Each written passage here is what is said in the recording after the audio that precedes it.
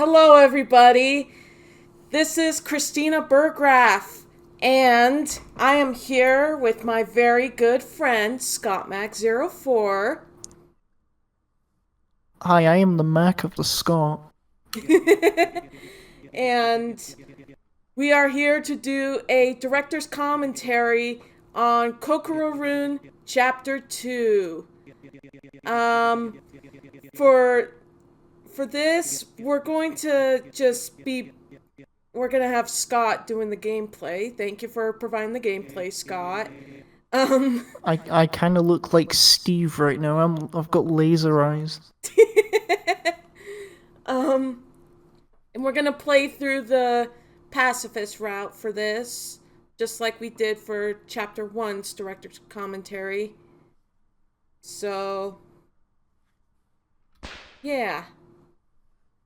Also, what Steve is carrying, is that just a knife on a plate? What is that? Yes, so in the original Deltarune, Steve, who is actually Toriel, they bake a butterscotch pie, and so that's meant to be a pie tray with a knife on it. It's not very clear. I mean, that's kind of what happens when you go into the realm of pixel art, but eh. Okay. I Um, was just wondering. Yeah, well, this episode is all about wondering and asking questions because, well, I'm the one with the answers. Yep.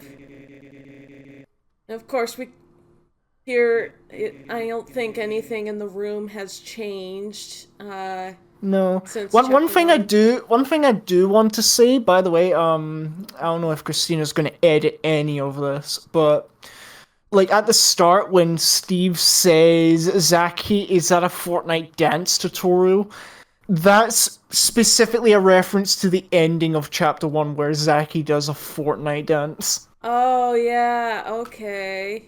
That's what that's referencing. Okay.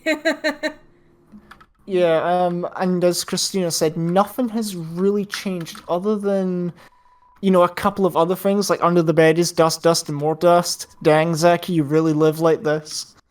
There's a Uh-huh. lot of meme things. I added a lot more meme content into this. And even some funny jokes like this one that there's like a folder called homework. Everyone knows what a homework folder is. And that's why I play into the joke of what did you expect it to be something nasty? Freak. Besides, this is a family friendly server. Yeah, that made me laugh. That was Yeah. great. And another one that you might like is Luigi. There's not much to say about it since we already made the joke. So a lot of the things in the house are actually reiterating past jokes. I Yeah. mean, another funny one is this one actually. The fact that you can no longer actually be thick. So it's when it says it seems you are no longer thick, it is because you can't actually position yourself in a way to be thick. Uh-huh. Um, I'm trying to think if there's anything else. I mean, I find it funny that I said it's R2D2 somehow someone vomited in him. I thought that was funny. Hmm. Also Although, saying it's Kokoro-san, but you already knew that. If you've already played chapter one. yeah. Although I don't find Um, vomit jokes funny. you weren't saying that when I go bleh. Well, that's different, I think. Yeah, it's the TD. That didn't change. But yeah, may as well just hurry up and get over here into the Okay. school. Because nothing really changes at all. The only thing that's changed in regards of the school is the fact that the character who was Birdley and the character who was now I can't remember the name, Snowy I think, has been replaced with Ika and Cupcake, two new members of the team Yep. who weren't there prior to the release of chapter 1. Mm-hmm.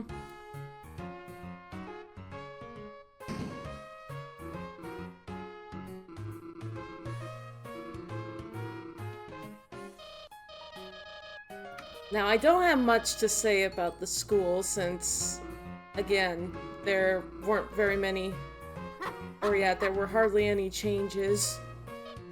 Yeah, and the only changes that were there were the ones that were technical errors that I left out by accident. Uh-huh.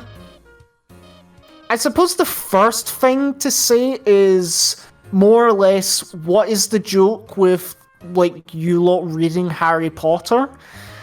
That's because Ika is a big fan of British culture for some reason, and so I thought the most British thing other than Doctor Who that everyone knows of is Harry Potter, so obviously I had to use Harry Potter. Mm-hmm.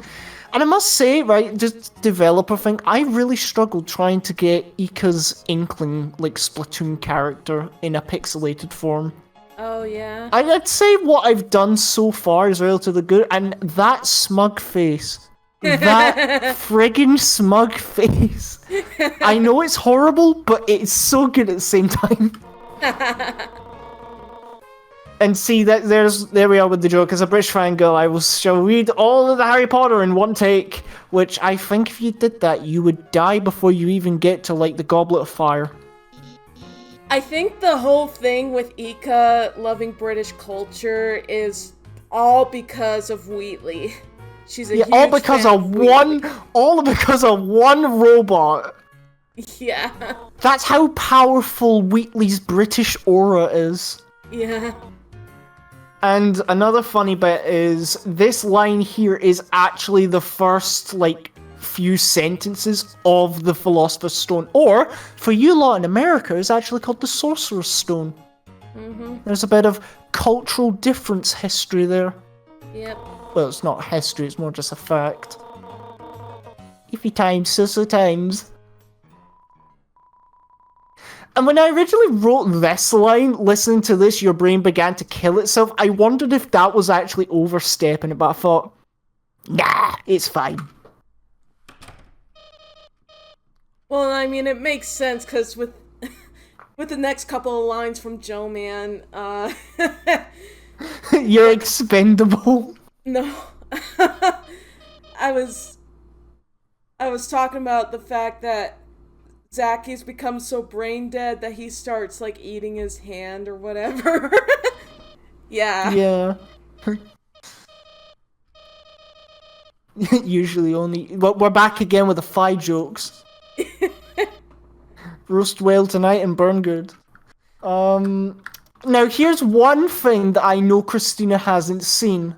This, if you interact with the computer wallpaper is updated. The buff ToeJam and Yaku are now edited to be 4 inches apart.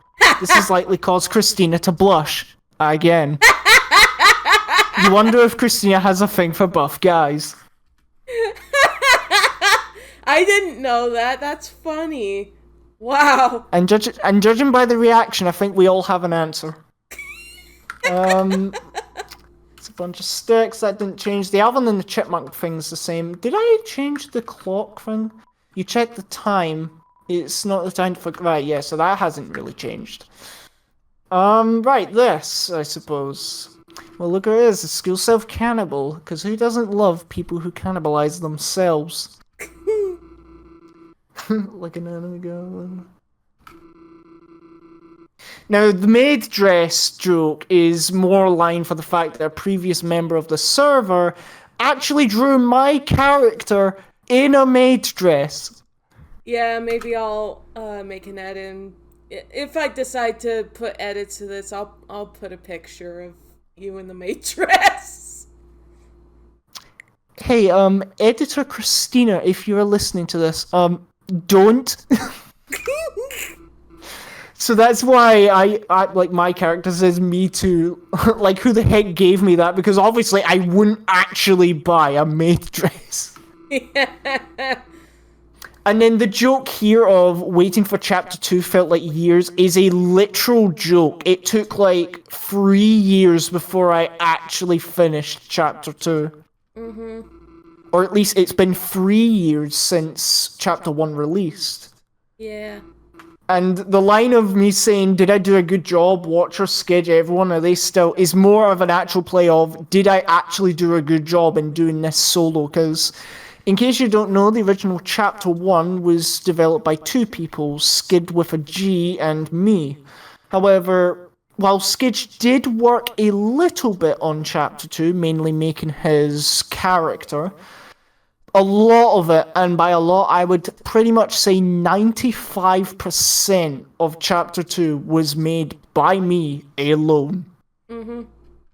So this line, because I knew I was going out solo, was more of a confirmation from others that so far has it actually been good. And I was so glad to hear that yes was the answer. Yes. Might as well say and then it saying, again, let's see what yes. has changed. That's just, obviously I've changed some things, so you'd be curious to know what's changed.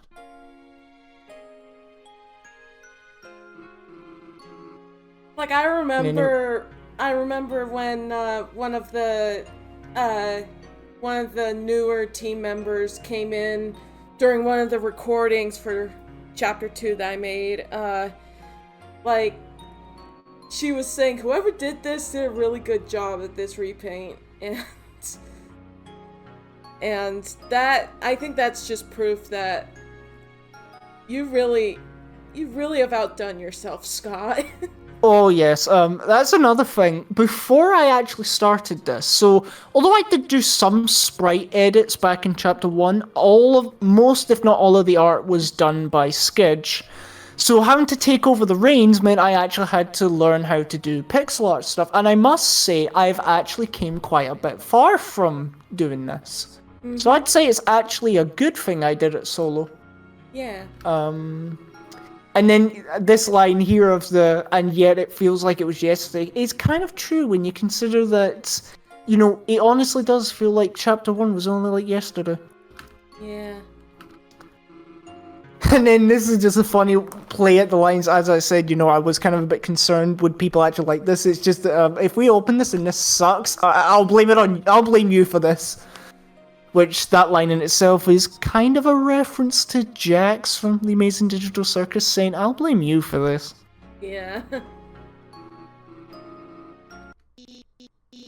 And funnily enough, one actual thing I had to do for Christina was actually give her a walk cycle. Oh, yeah. In Chapter 1, Skidge made it that Christina somehow learned telepathy and was able to float, but here I made it that she actually walks. Wow. There is an interesting thing. I don't think I actually added this one in, and I don't think it'll work since I made a new save file. But if you go back to Chapter 1 and you tell, Christina, that Spammac likes chalk or whatever I made the option there, in this scene, she would actually give Spammac something, but I don't know if I actually did the sprites for that. Because I kind of had the feeling Christina wouldn't do that. There's a lot of case-specific things in Chapter 2, may I add. I didn't realize that. Oh yeah, and the talking points again, that's reference to Chapter 1. Yeah. And I mean, you could even still see it still where the chalkboard is.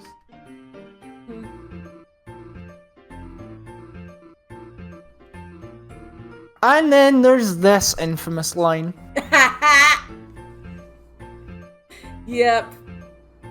And I did, originally I selected making out alone in the closet when I was playing this for the team, but I found out that when you select war crime, there's slightly different dialogue, but ultimately it comes out with the same result. Yeah, so just to appeal all the fan folk, we're making out alone in the closet. Just two friends making yaoi in the closet, like normal. Or yaoi, I never know how to pronounce that. It's yaoi. Yaoi, so getting stubbed, yaoi. I could do that in a Luigi voice. It's like, Luigi, what's your favorite genre? Yaoi.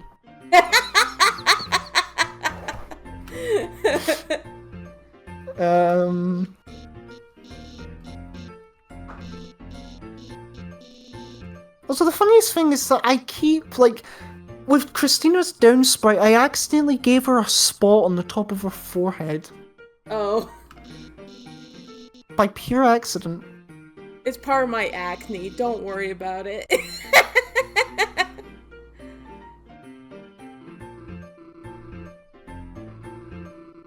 I just kind of like this whole, like, violently shaking Zaki. It's like, what are you doing?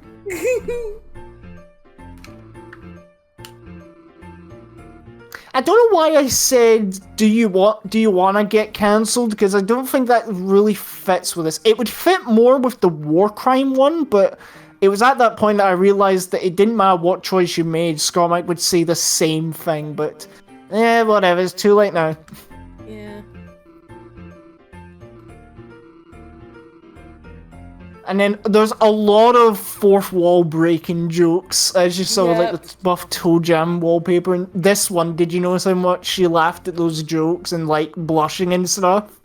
Zaki, you don't think she's onto our secret identities? And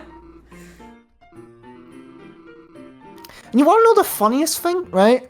I called the dark world the Dank world, but I never actually knew what the word dank meant, and I thought for the longest time, did I like subtly incorporate a swear or something in? And then I looked it up and realized it just meant that something was like wet or like cool.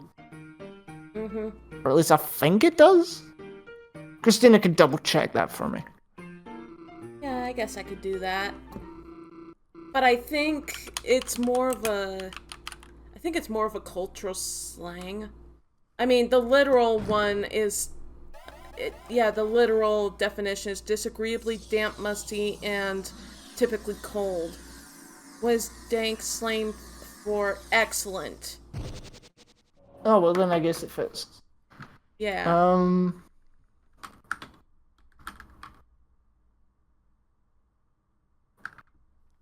And we're back to Minecraft Town. Yep.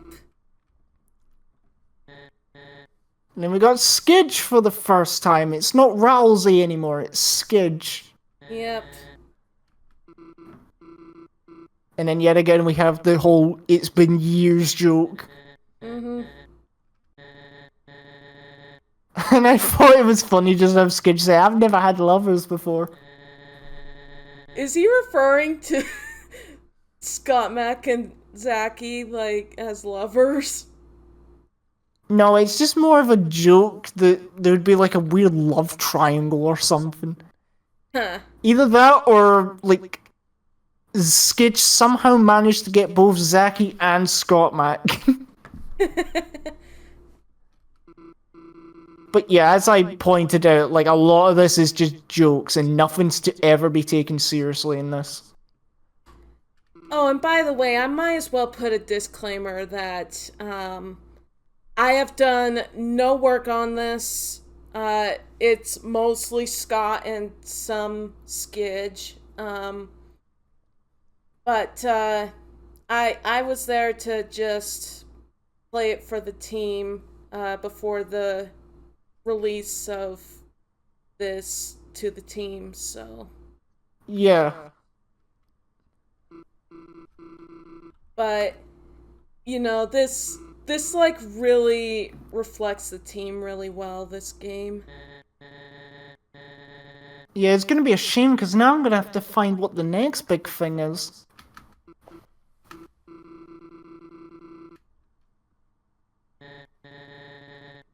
Like, what about the new, what is it, Tomodachi Life game? Ah, so you all want us to live like in a life simulator. Lovely. Anyway, this isn't a discussion about that, this is an interview. Now there is one other funny thing actually that you didn't do, which is if you try to go up to the castle, Spammac says, "What are you doing? Trying to sequence break?" You spelled sequence wrong. Bruh. There's something for you to fix. And of course you can talk to them like, "So Skidge, you're not gonna put your Rousey disguise back on. Why, do I look cuter before?" No, I just mean, you think I look cuter now? It was just nicer seeing less of you! You're making me blush. And then Skidge just tells you to bring everything back.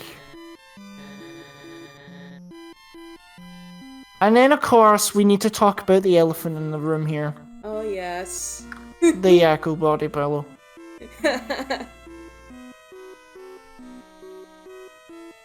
Yep.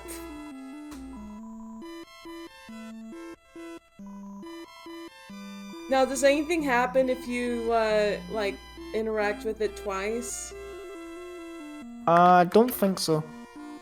You're all hugged out. And in this image is, like a teaser image that I made long ago for Chapter 2. But obviously at that time I thought it was going to be released. For context for how long Chapter 2 has been in development, the original Chapter 2 trailer used music from the Sonic 2 teaser trailer. Oh. So at the time, the second Sonic movie had been released. So that was like 2022. So that shows you how long it's actually been in the works for. It got put on hiatus for a long while, which is why it actually took so long. Because I kind of just lost, like, motivation for it. Me and Skidge both did, and we both canned it. And then with the release of Chapters 3 and 4, it kind of made me think, it'd be good if I was able to finish that, you know? Yeah. Although we're not going to have unfortunately not, no. Yeah, Kokororune Chapters 3 and 4. Yep, because you have to actually pay for it. And one could make an argument that if you could, like, pay for the game and just have it as, like, you know, a visual thing, but I wouldn't see that as really being worth it. I'll probably do, like, a couple of sketch-ups, like, a possible, like, what-if scenario. And, of course, I had to make a joke of TikTok being a huge waste of time, which is kind of my opinion on TikTok as a whole. Yeah, I Like, agree. no offense to anyone who actually uses TikTok, but just, I never found the appeal of it. I don't know why I made the chalkboards in the back here be the, well, what do we do now, Mr. Big Time Gambler? And then I made a joke of, like, the iPhone. You managed to cram everything into the iPhone, even the phone itself. Now, funnily enough, one thing that I know Christina hasn't seen is this. If you go down... Oh! And how is Zaki doing? They're great, Steve! One of my favourite idiots, a real muppet. Oh, how wonderful. They have not been up to anything strange. What's strange about him? They're unique. Well, that is relieving. I've just been a little concerned lately. Just lately? You take it easy too, Joe, man. I'm always cheering you on, alright?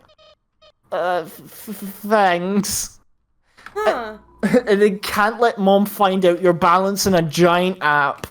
But it gets even funnier if you actually call Steve. Oh, excuse me, I seem to be receiving a phone call. Zaki, what is it, honey? What? You're normal? Could you explain what you mean by that?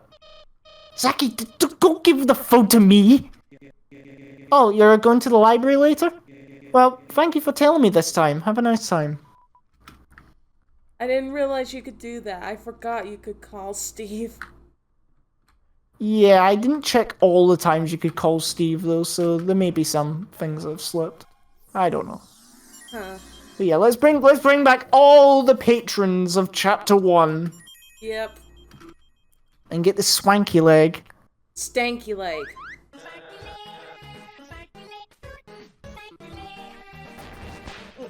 I thought it was kind of cursed trying to make Watchers Me actually laugh. And then the joke here of saying everyone's here, but where's the Smash Bros logo, is literally the joke of, like, the trailer saying everyone's here. Yeah, of Smash Brothers. And then, of course, we got the classic Thanos, all gone, reduced to atoms line. Huh. Yeah, I'll probably also reveal some references in this, but for the most part, I'm just waiting for Christina to ask me an actual, like, question. Mm-hmm. And I just made the joke that, like, I didn't know any other fighting games when I was writing that, so I just thought Sonic the Fighter, which is funny because it's subtle foreshadowing as well. Yeah.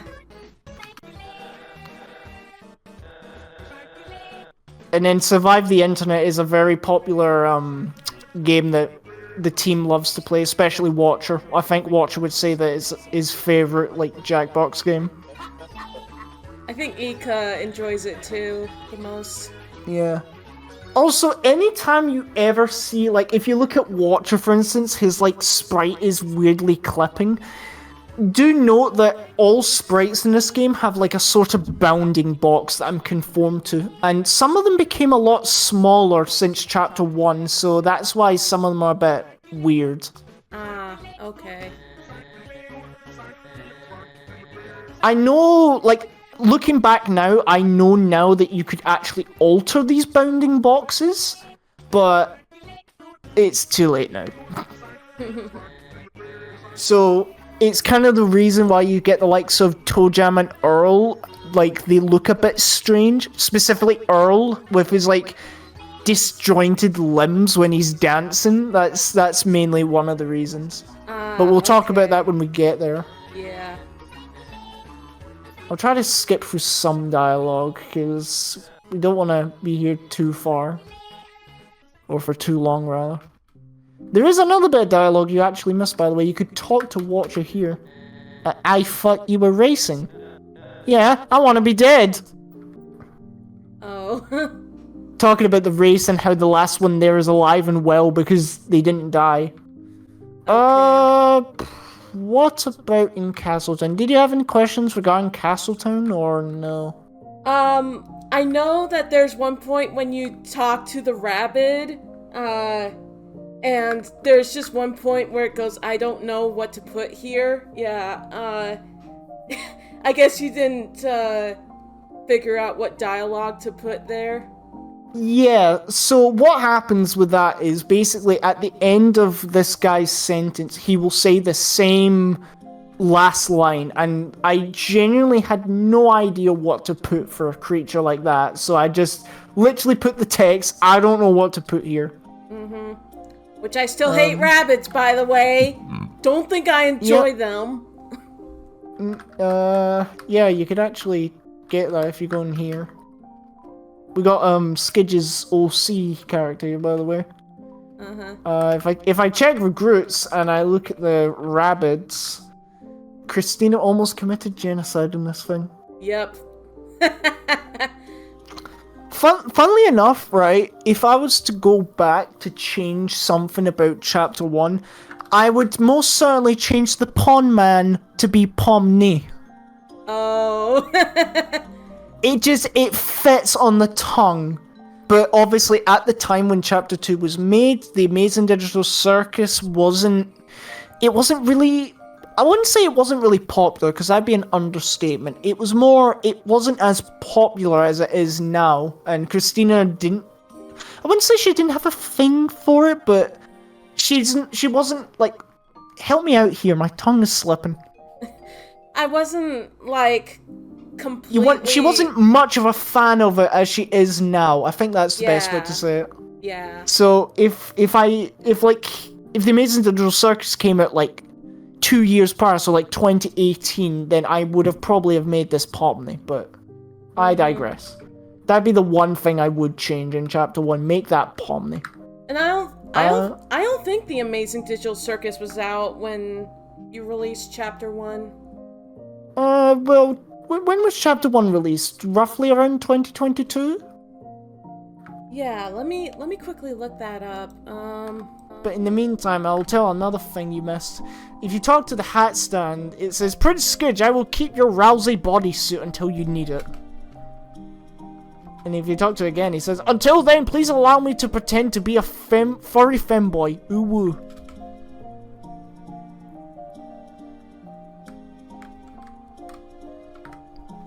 Oh, okay, so the Amazing Digital Circus pilot, only released on October 13th, 2023. Right. Right. Trying to think if there's anything in here. I still find it funny. I had to like actually do sprites of Spammac eating a bag of cement, which they actually get reused later on in the game when he's in the teacup ride.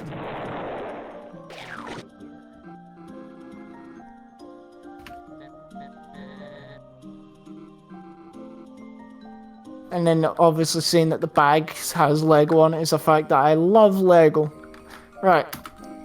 And then there's a couple of things here. Okay, now make me a giant dairy milk bar. Oh. Why don't we go upstairs first? If you don't know, dairy milk is a very popular brand of chocolate. It's one of my favorite brands of chocolate, actually. Oh. I don't think we have that in America. Well, I know it's primarily in Europe, so it's probably that. I'm trying to think what to say here. I think it's creative, the rooms The doors, that you yeah. made. I mean, the funny thing is, the door on Zaki's door is literally just a JPEG of, the Blue's Clues door. Oh, Obviously, I didn't realize that. This is obviously a Team Fortress 2 door, and this is literally just a door frame in the shape of Watcher.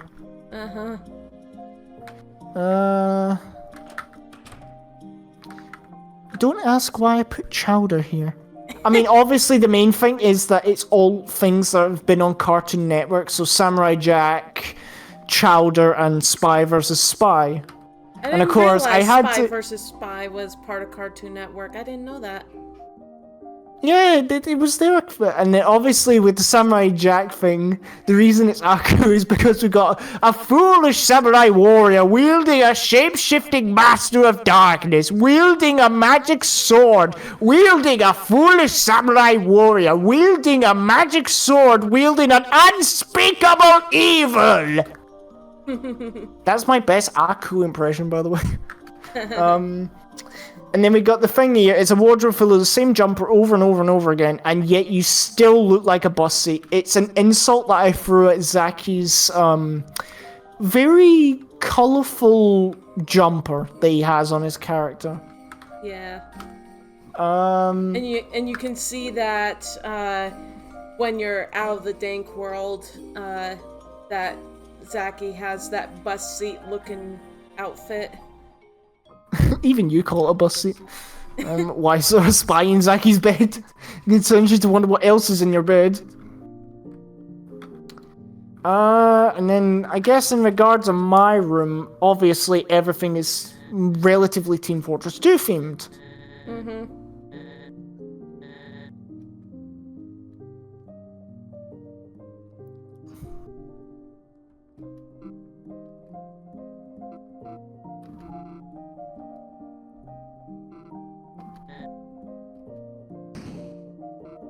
And I love this one, man. I think I broke your arm, you know. I'm in so much pain, Zaki. One interesting thing to say is, if you go into here, it says a clothes store full of hats and long coats. Hats and long coats being my preferred outfit. But the way that it says all the hats look back at you with malicious intent is a reference to a project I did where I made a mechanical hat, which I called the Hat Crab. So the joke here is that all the hats are actually just robot hats. And that's why I say, arise, my mechanical spawn. Yeah, I know that reference. And then obviously this is me reacting to a Team Fortress 2 supply closet. And it basically contains everything you'd find in Team Fortress 2. Ammo packs, sandwiches, bonk, jars of Jurati, Mad Milk, which we do not question what is in the Mad Milk. A pumpkin with a bomb in it, pumpkin bombs, and an apple. The apple is literally just a cosmetic. And then, like, actual food as well. There's Mr. Trying to think if Bite there's... as well. Yeah. Oh yeah, if you're wondering what Christina means by Mr. Bite, see this tiny thing in the corner? I named this Mr. Bite. Mm-hmm.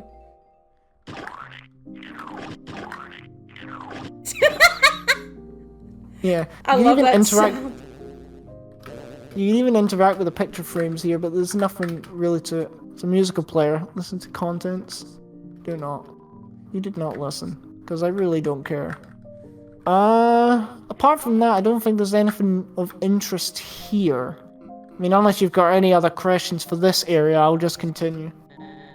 I don't think so. Well, that's great. Not. How are we supposed to extend the runtime? How are we supposed to make this interesting? Where's the suspense, the drama, the action, the thrills? Well, I think you're doing a good job at it. Well, here's Wheatley. Perfect for a little someone we know. Yep. Oh yeah, and I guess you could have talked to him, but with Wheatley Crab, he mentions the giant ceiling fan, which obviously refers to GLaDOS. Oh yes.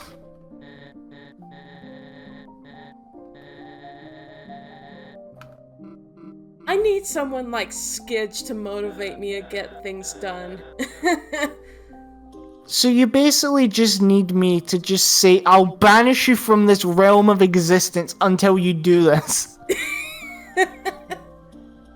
So you're wanting me to basically threaten your life. Not like that. And then I just randomly decided to do Suction Cup Man from the Pymation animation.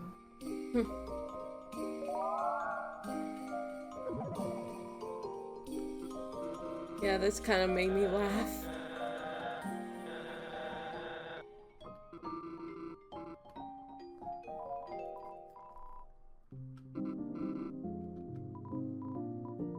And the funniest thing is that a lot of Wheatley Crab's dialogue hasn't actually changed from Rule's card.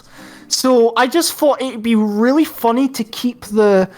Now, I don't know if it's a French accent or if it's a heavy British accent or a heavy medieval accent, but I just thought it'd be funny if Wheatley would speak in a, medieval, art thou good type voice, because that would be something Wheatley would do to make himself seem intelligent. He'd be like, you call yourself the thing of aperture? Well, I speak in medieval, and quite frankly, I think your English sucks, madam.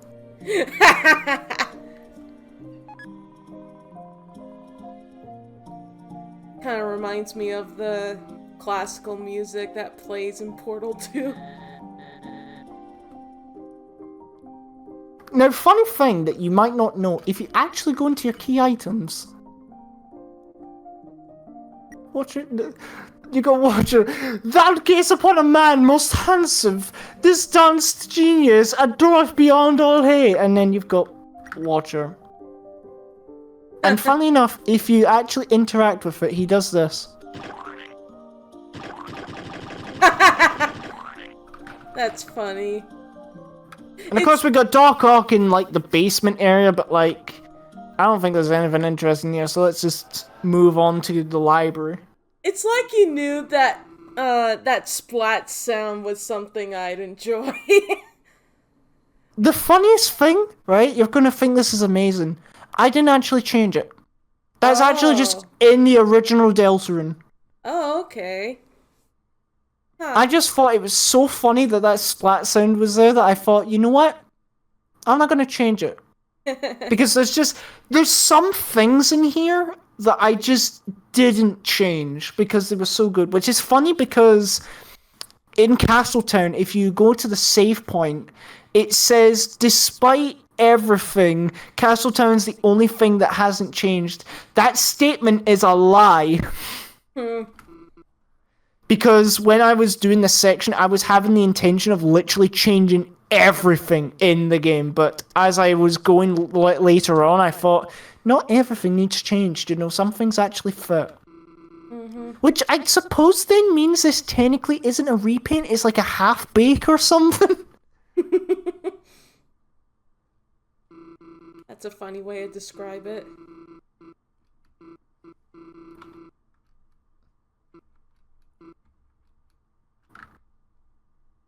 I don't recall if there's anything else here, so may as well go and listen to this.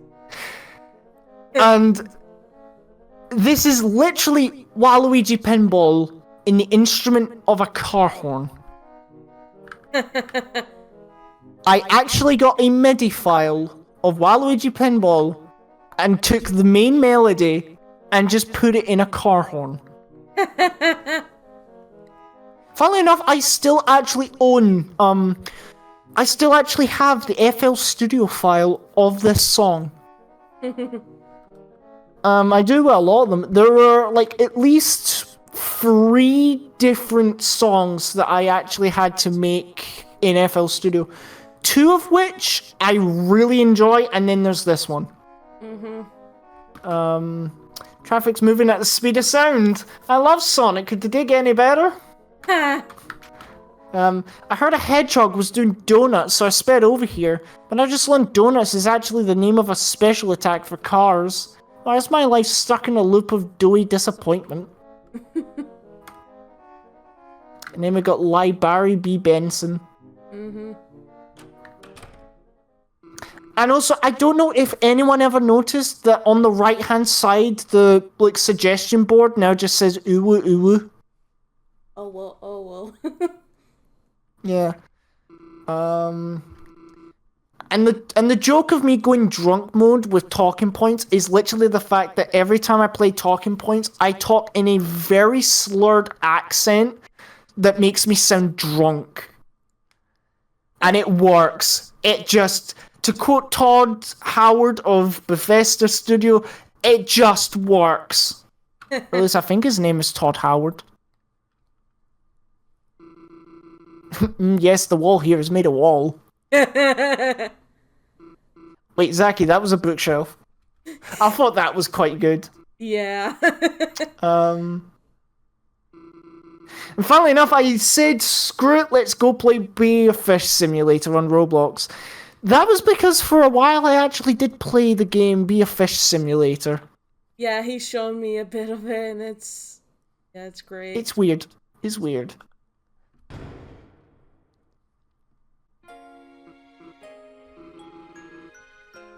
And then continuing the joke, just saying, oh, this looks like a crap update for Be a Fish Simulator.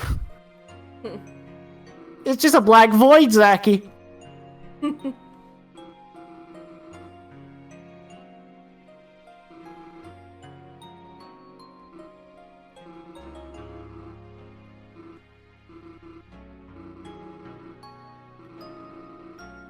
I don't know why I put this in. I think you're hot. Christina. We're in an interview.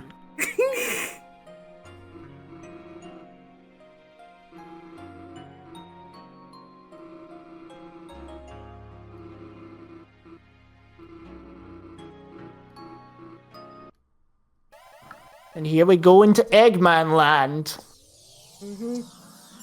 Which hopefully is the part where Christina starts having questions. Yeah, I do have some questions. But it's not until later though.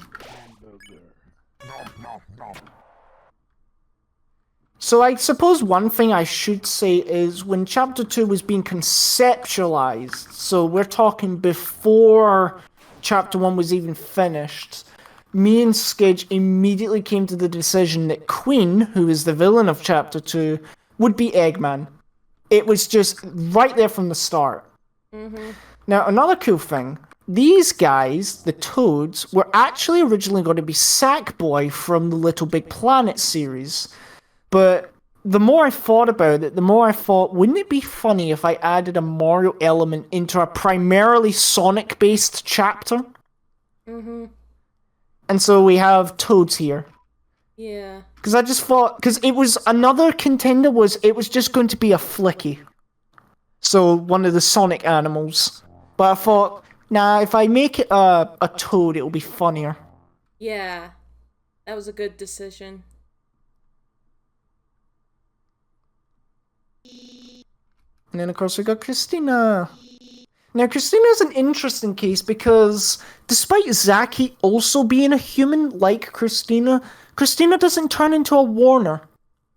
Every other human turns into a Warner, even Ika, who, despite being a Splatoon character, which is primarily human, I guess, she also turns into a Warner. So, I thought it was very interesting. I mean, I don't have an answer. To be honest, I don't have an answer as to why I kept Christina human. But I suppose the only other thing I could say is Christina was very easy to implement in because the design of Noelle very much looks a lot like Christina. So whether or not I'm saying that Christina is a deer is up for interpretation.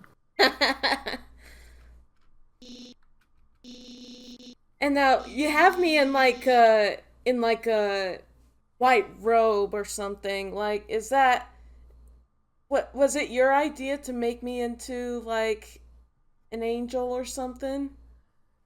Well, as I said, Noelle's sprite in Chapter 2 pretty much has the exact same dress that you have on, and I thought, seeing as the fact that some characters refer to you as angel, I thought, seeing as you're of Christian faith, I feel that would be very fitting. Yeah. So I just decided to keep it in there, because I thought, it fits. Okay. And then, of course, here comes the man himself, Jim Carrey.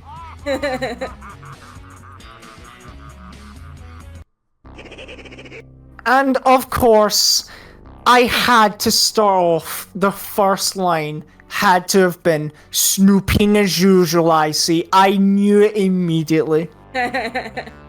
Originally, I need to take a drink, actually. My throat's catching, if you can't hear that.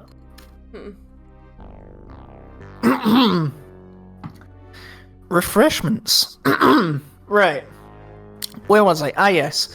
So originally he would just be going, heck of a study session, but I thought, nah, it'd be funnier to make him say the iconic "Snooping as usual, I see," because, let's be real, everyone wants Jim Carrey to say that. Yeah. And then, of course, I had to actually keep his full name here. Now, like the talking, like the voice thing that you have on him, like where'd you get that from? What do you mean? Just the low gravelly voice that I do? Oh, or no, I'm talking about like when you play Eggman's text, like the voice that goes along with it. Oh, that! That's literally just a chopped up line of him laughing. Oh, okay. So it's him basically going hee. So you just shorten it down and you get hee, which you hear every time he talks. Oh, okay. And I kept the Sonic joke of Robotnik, because I thought that would be really funny for a mispronunciation of his word. Yeah. That is, if mispronunciation is even a word. I think it is. We love to make up words here.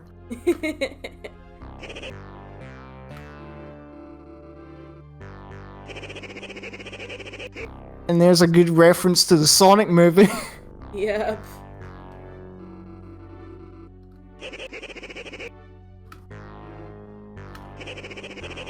And then we've got a reference to Sonic Adventure here.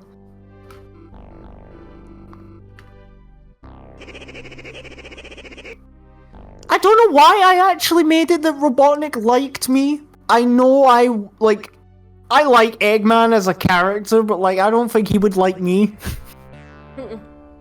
I just thought it would be funny if he just was like, you know what? I like your rashness. I like you.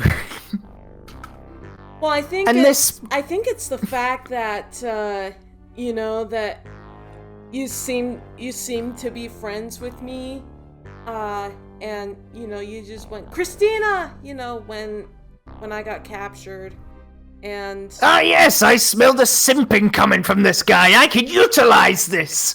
Join my army, or else I will make your damsel in distress die.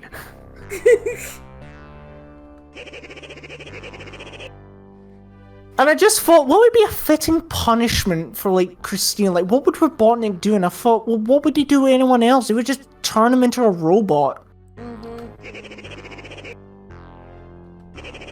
And then I funnily made the robot face be Metal Sonic, because I thought, why not?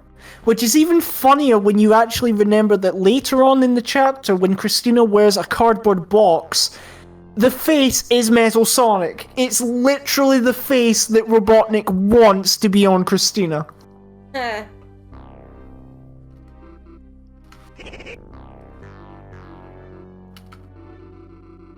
Got another fourth wall break here. My boy Spammac loves fourth wall breaks. I mean, I know I've got the number 4 in my username, but like, come on. And I just love the fact that I made Robotnik say, could that be a statement of simping I smell? Like, it's just kind of obvious. I did that more as a joke against myself, because I thought there'd be some people that'd look at this and be like, this Spammac guy is a real simp for this Christina fellow.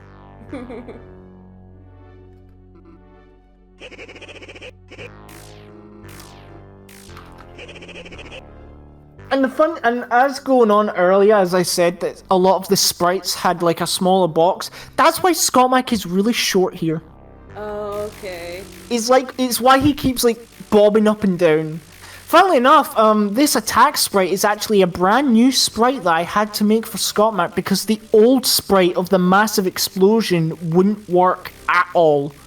So I thought I'll compromise and make a new one that's a bit more gunny. Huh.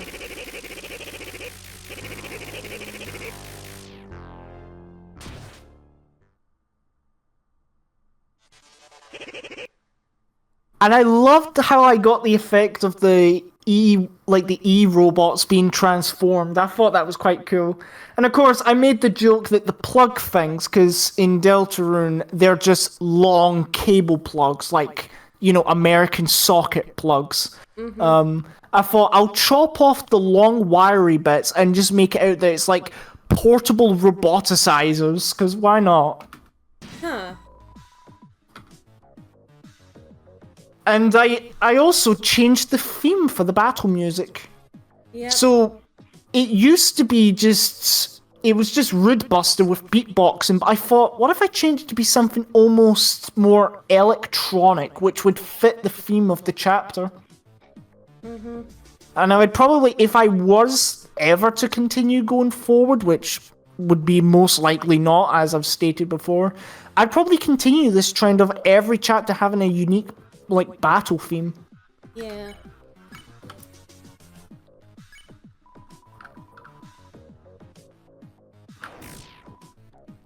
I missed.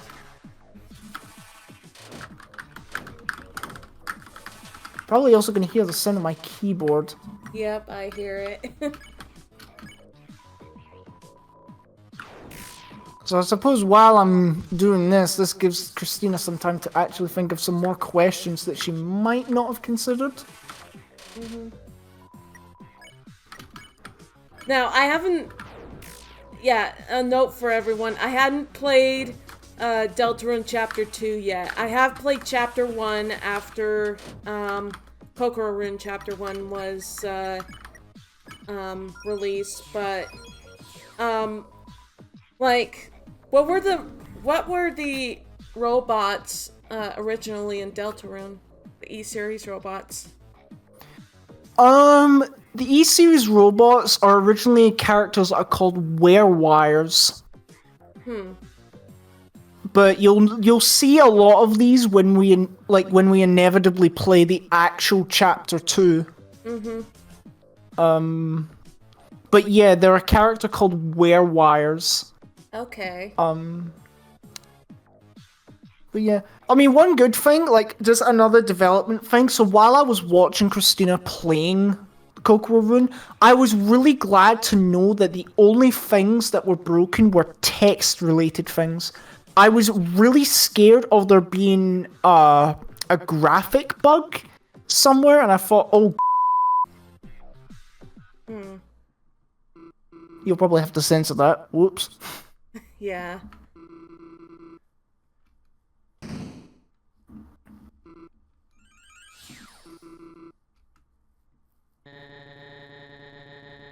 And I find it funny that I changed it to say that the spell was just an Alt F4, a common way of closing down programs. I actually had to look that up because I forgot what Alt F4 did. Yeah, so when Skidge said, I felt a YouTube poop reference, that's literally referencing how Robotnik said snooping as usual. Oh, okay.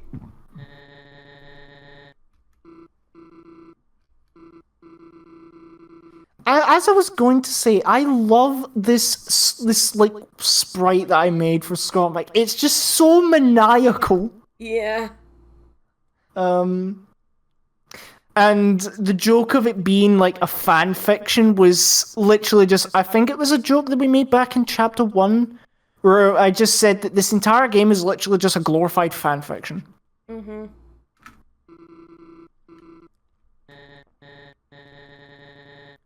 then we referenced the line of Soup the Fountain.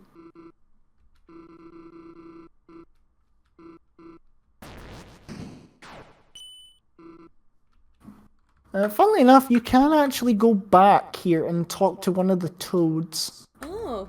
Where they'll say, I saw you stand up to Eggman, that was amazing. I'll definitely become a robot if you could just free me. Zach, he's only been here for like 5 minutes and already people are simping for him. And then, of course, the big thing that I really was hoping Christina got when she first saw it is Latisha.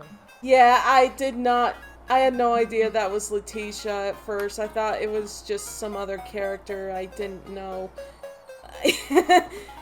But I'm not sure how well you could improve that sprite, so... Yeah, Latisha was quite hard to do. ToeJam was the easiest, Latisha was the hardest, Earl was in the middle. I mean, Earl, you just basically draw Patrick Star with a beanie and shorts.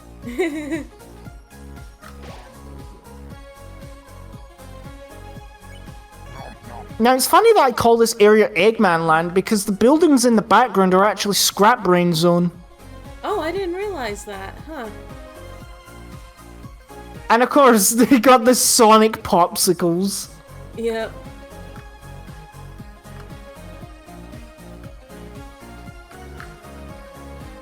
Although I find it interesting that some of the frames in that Sonic popsicle spinning were purple.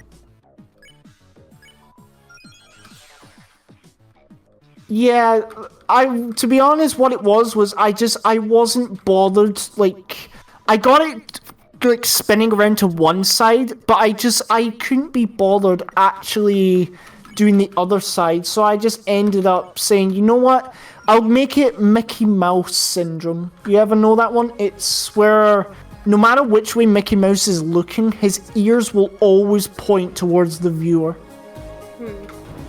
So he's got rotating ears. Huh.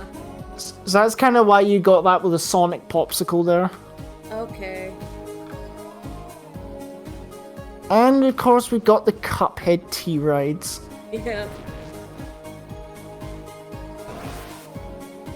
Now funnily enough, I was actually going to change that DJ booth that Latisha is riding to look more like the colours of the Rapmaster rocket, but I never really got around to it because I thought, do I really need to change it? I mean, it's a DJ set. I mean, it would have been neat if I changed the colours, but I don't think it was necessary. Right.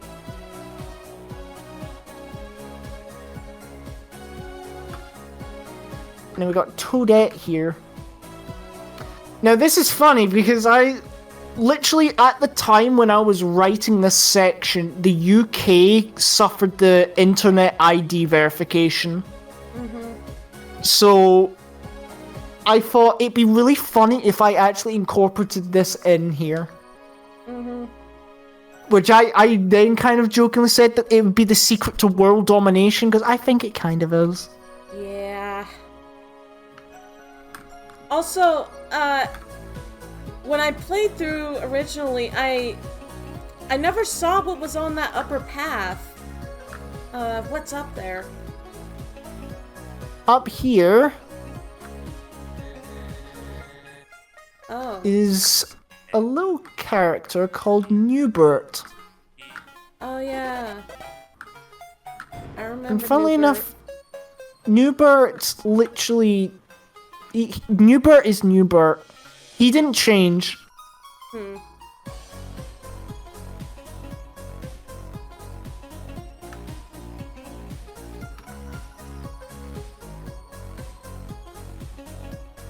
Huh. Fiber scarf, wow. Yeah, weapons are kind of useless in a pacifist playthrough. Yeah. And I suppose you have a question about this funny little thing. Oh, I never wrote anything for it, but might as well give an explanation. There is no explanation. I just thought, because the character that Neko Arc replaces is literally just called Task, which is just a cat. So I thought, what if I just make it like Neko Arc for like no reason other than funny?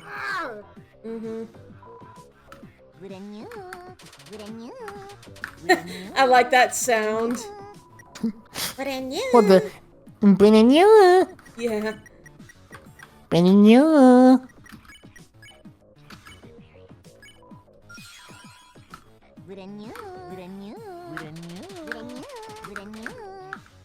I like the fact that it changes pitch as well.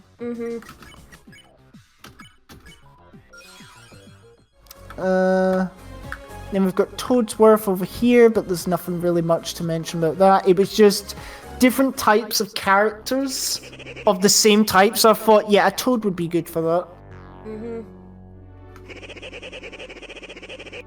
I just thought it'd be really funny for Robotnik to just say, all you have to do is hit the subscribe button down below.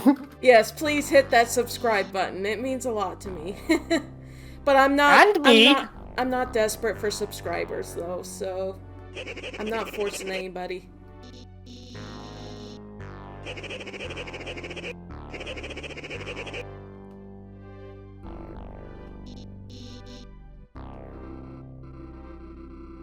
There's nothing too much here. I added the roboticized thing because, you know, why not?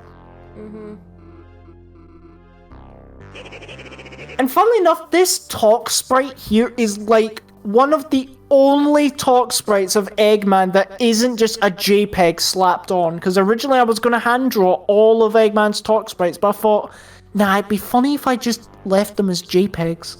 Oh, so this one you drew? Yeah, that one I actually drew. This one is just a sprite taken from Sonic Mania. But most, if not all of them, are just JPEG images. Okay.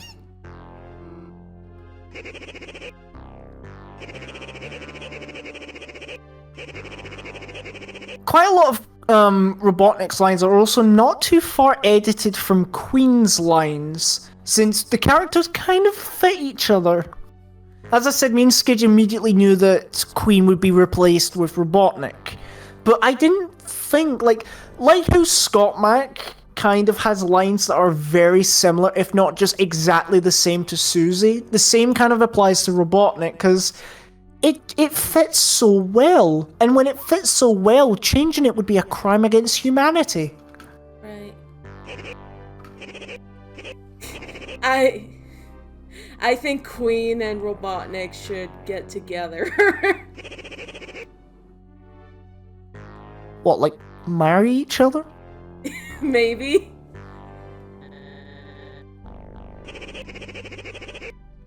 And I suppose this is another thing. Early on, I decided that the servants of Queen, which are called Swatchlings, would be the SWAT bots. Not just because of the fact that their statures are very similar, but I just thought the names even sound very similar as well. So I thought, fits. And besides, I can make a reference to SATM, which, you know, if you're listening to the audio or if it's loud enough, you could hear that the audio is the SATM Robotniks theme. Mm-hmm. And funnily enough, I made that in like 5 minutes, and it is not changed ever since. Quite a lot of Robotniks music in this was made by me. Primarily Robotniks Death Egg, which is called Pandora Botnik, and Attack of the Killer Queen, which is called Attack of the Killer Botnik. But yeah, I mean, I'm not too good with music or arrangements, but I must say I was quite fond of those pieces of music. They were chef's kiss. And here we are with the foreshadowing of Sonic the Fighter. So I was literally foreshadowing, hey, you're going to be playing like a crude Sonic the Fighters.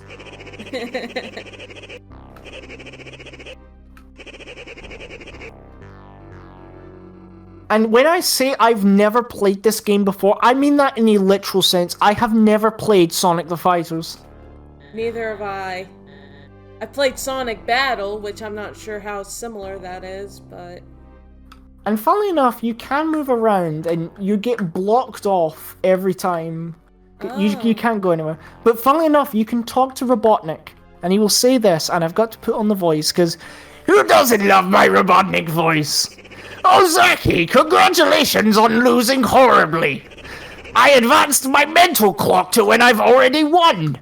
Also, happy birthday, Spammac. Happy birthday. Unless it's July, it's not my birthday. What? Right, for reference for that, right, when I started work on Chapter 2, this was roughly around May, June. So, I didn't know how long it would take. So, I kind of anticipated that it would be funny if we played the game roughly around the time of my birthday, and this would be what the joke would be. So that's why Scott Mike here says, unless it's July, it's not my birthday, because July is my birthday. Mm-hmm. Well, birth month, rather. And you can also talk to Scott Mike and Skidge. We got this, Zaki. We're the stupid guys, right? All we have to do is figure out some way to cheat death. Got it. While he's distracted, I'll reach in the bomb and try to steal a circuit board. If you try that, I'll cut your arms off. But you don't even have a weapon! And Skidge says, Zaki, I bet you're very cute at games, aren't you? Take a pic for me. Gaming is my life. Wow, Zaki, your passion is amazing. That was the most monotone response I've ever heard in my life. Coming from the king of monotone, that is. Tried to use the arcade machine. Now, originally it says, but you're not strong enough, but I just thought it'd be funny to say that Zaki's just a little guy. Yeah. He's just an itty bitty guy. You know, he's like pocket sized. You could just keep him in like your shirt pocket. Poor guy. And he gets mocked by like a middle-aged man with a mustache. I just said that Skidge is submissive, because why not? He would be.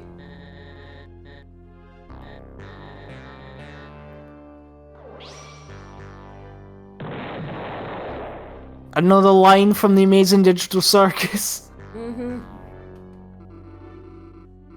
And Scott Mike is literal when he says this, in that Skidge is literally just copying Watcher's move from the end part of Chapter 1. I say relatively the end part. Yeah.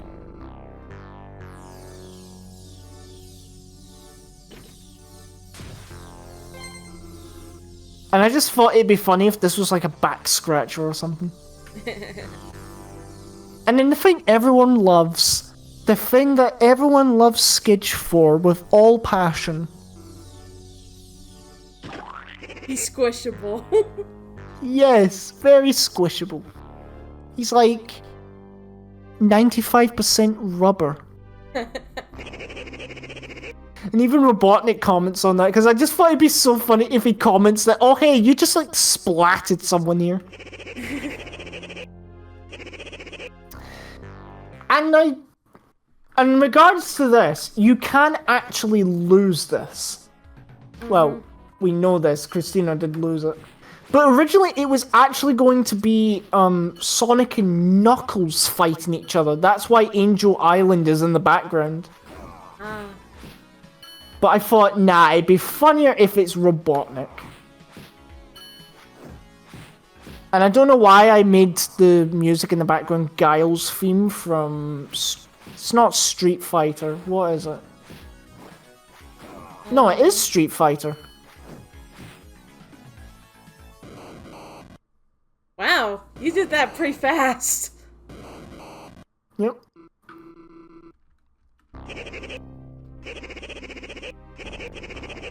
Yeah, Scammac's got skills. I've got like almost none.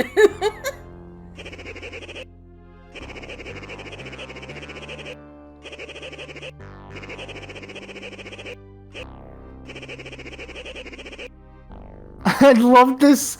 So I don't know whether this would be censored or not, but originally what is said here is flourish under the warm grasp of my bosom. Or, well, no, it's blossom under my hellish rain or something. I think that's how it is. And when you type in, like, blossom, like, Rousey just goes, but blossom, and then Queen just says, it means Oh. She actually says that. Okay. Or for censorship purposes, we'll say breast. So I'll say perish this time, because we already know what happens when you say Titanic rear, so we'll say perish. The heck did you say that so enthusiastically? Eggman, aren't there any other options?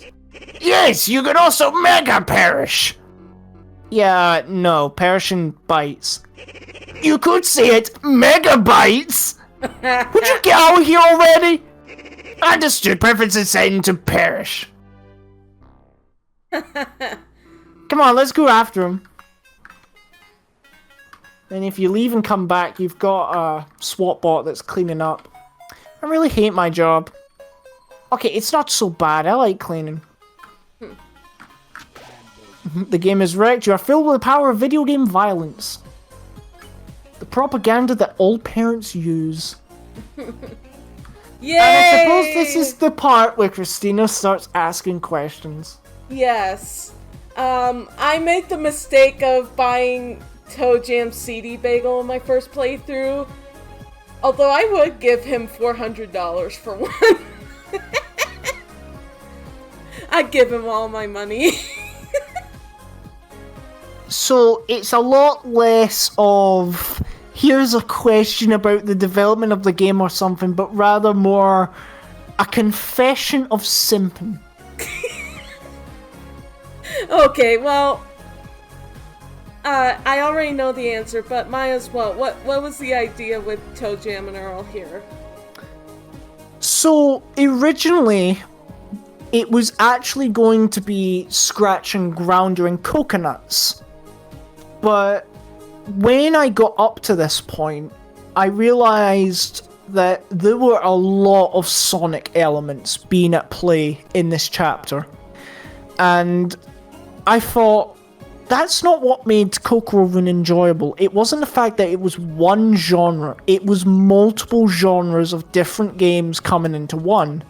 Although Sonic is the main theme of the chapter, I didn't want it to be all Sonic. So I thought, what's another thing I could do? And at the time, I had learned that Christina was a big fan of ToeJam and Earl. And so I figured I will silently incorporate ToeJam and Earl into the game.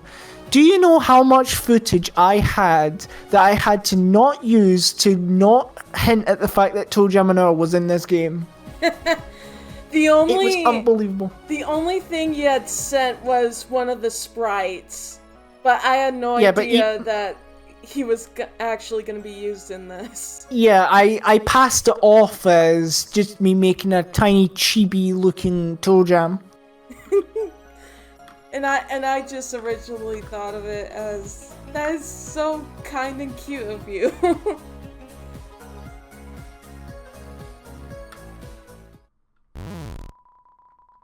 Oh, what? I didn't know this would happen. Okay. Not really. You just can't carry that many. Okay, that's funny. There's a lot of stuff I haven't discovered in here, so... Yeah, there was a lot of things in this game that were pretty much, you have to select one option and you can't select them. Like, for instance, the scene where you have to give a prize to either Christina, Spammac, Ika, or Skidge. There is different dialogue depending on who you give it to. Mm-hmm. And I had so many playthroughs where I had to redo the scene over and over and over again. So for context, I would have to fight. So I would have to do the driving minigame, fight Spammac, watch a long cutscene, watch another cutscene, and then and only then did I get up to the section to see if something changed. And if there was something wrong, I had to do it all over again. Mm-hmm. Playtesting this was a nightmare. But I had to be thorough. One interesting thing you might not actually notice, the outfit that I decided to make Spammac look like, he's meant to look more like the medic. Oh. Huh. Specifically the version seen in Meet the Medic, but it's Spammac. So I don't know if you noticed, but on the hat there, he's got the little mirror thing. Yeah. Also, I think, Zaki being in the doctor's outfit's quite cute. Yeah. Yeah, you did a good job with those doctor outfits. I'm really impressed. I mean, a lot of them are, as I said, just reusing. I used as much as I could, and altered as much as I could from the original Deltarune. But, yeah.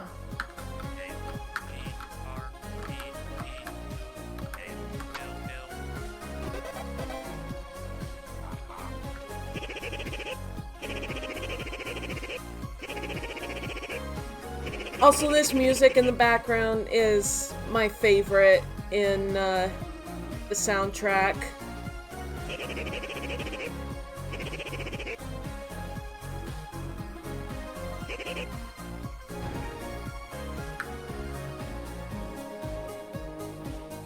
It's just so cheerful, I think. Well, the music is actually, it's a mashup of 3 different remixes of Cyberworld. Oh, really? I didn't realize that. Yeah, it's like a mashup of 3 of them. I unfortunately can't find who. I thought you just used the original Cyberworld song. Oh no! This is a mashup. Huh. It's a mashup of I think it's 2 people's remixes and the original. Okay.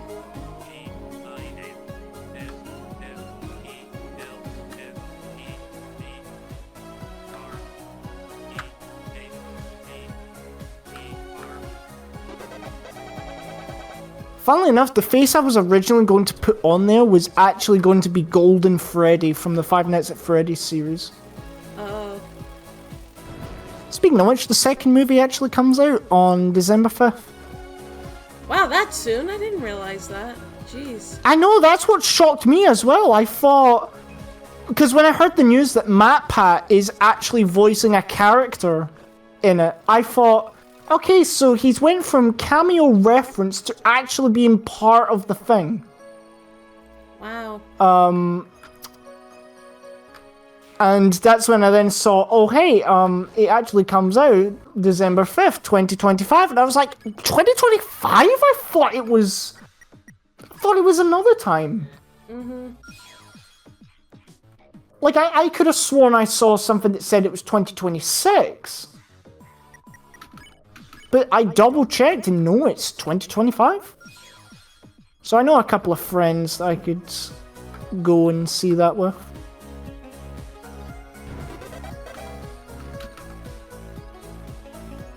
I'll have to see if I'll be able to find the time to see it myself. Because I quite enjoyed the first FNAF movie. And yeah, I just randomly decided that this guy who's called the Hacker, he looks like a cursor, would just be Clippy. Mm-hmm. I was originally going to make it Hacker from the animated show Cyberspace. Yeah. But I thought, nah, making it Clippy is funnier. Yeah.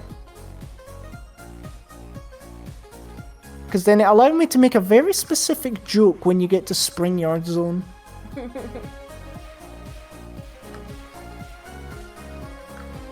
I'm trying not to dawdle too much. Because I think we're already behind quite a bit. Yeah, Try not to... this recording has been an hour and 21 minutes so far. What?! Also, this is when I realized that that character was Latisha. Well, I think it was after you saw ToeJam and Earl, you then realized, wait, they're in here, that means Latisha has to be here as well. Yeah. Now, funnily enough, the music that's played during ToeJam and Earl and Latisha's boss, it's actually the original song in Deltarune. Okay, because, yeah, I figured.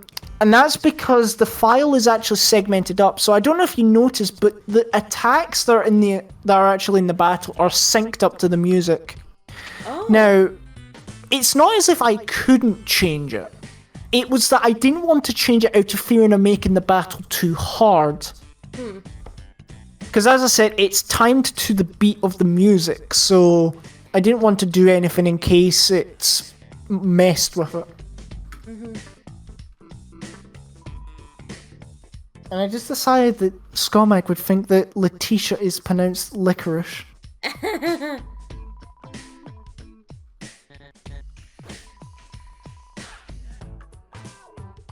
Interestingly enough, Greg Johnson has kind of teased at, and Greg Johnson is the co-creator of the ToeJam and Earl series. He recently teased that, the new ToeJam and Earl game is in the planning stages. I doubt it'll be working with Sega, but yeah. Also, when ToeJam says this, was he referring to me as the Mademoiselle? Yep. That's why he says we won't let anyone touch the Mademoiselle except me. I thought that was funny. And then saying ToeJam, you're stupid. I just thought it'd be funny if he said that he was dumb and not stupid. It's like, they're the same thing. And I just thought that's... And it obviously had to reference the Playboy life. Uh-huh.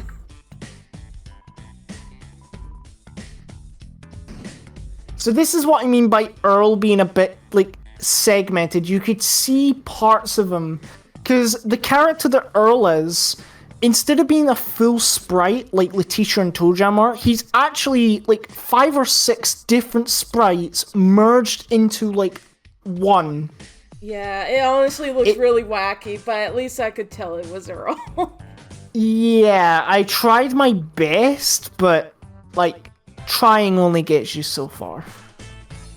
But still, I think you made such an amazing decision to add them instead of Scratch Grounder and Coconuts. Yeah. I mean, I could also make the joke that they are technically Sega properties, so I'm keeping with a sort of Sega theme. Yeah. Also, you can see what I mean by Earl's disjointed arms. Yeah. ToeJam, the funk is so good, I'm able to dislodge my arms. Look at me go. I can now reach Big Macs that are like 50 feet away from me. Oh gosh. Latisha, I am in such pain. Help me. Oh man. And then obviously another funny thing I had to add was literally Patrick starred JPEG. Yeah. And I suppose this is another thing to point out. The dances each one of the characters are doing are unique. So Zacky's doing the Kazotsky kick from Team Fortress 2. I thought so. Spammac is doing the torture dance from JoJo's Bizarre Adventure, and Skidge is doing a Fortnite dance.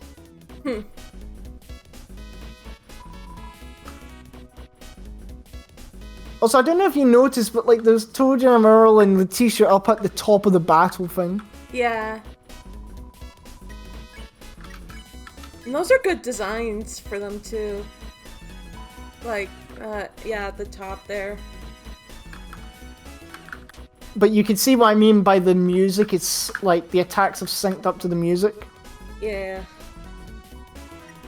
Because I was originally going to actually make the boss theme, the actual boss theme from ToeJam and 03 Mission to Earth. But for that, I would have needed it to be... Now, what's the word? It's like...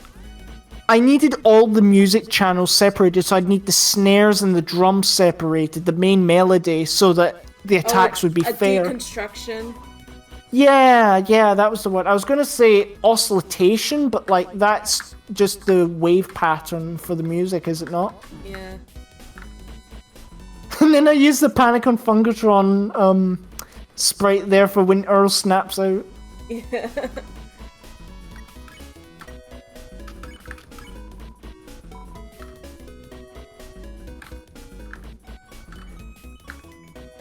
I also found out, funnily enough, if you turn off the music of the game or even edit the sound files to have no music at all, no attacks will actually come up.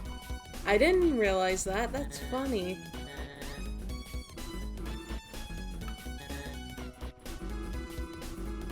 Also, I find it funny that, like, Skidge says, the only reason that Scott and Skidge can't act is because the game says so. And me saying, you think I'm too stupid to reprogram myself, is kind of just a joke at the fact that I'm literally making the game. Well, not that I make the game, but you get what I mean. Right. Because I'm technically controlling how the game looks and to an extent works, you know, I'm technically reprogramming myself. Uh-huh.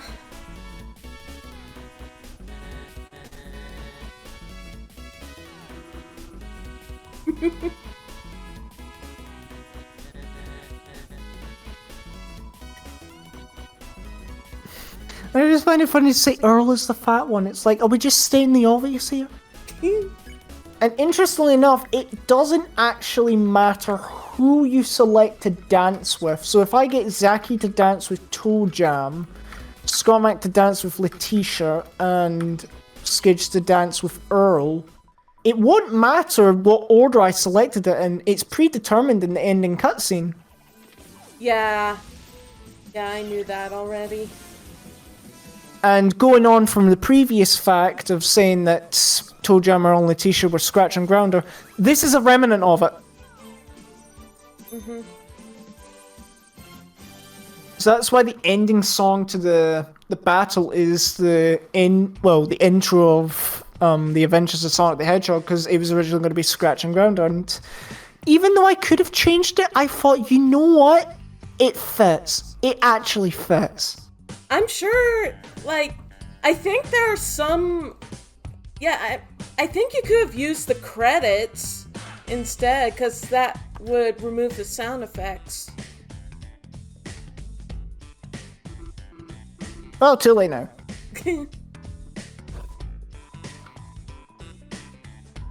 Also, I love how Latisha just face plants.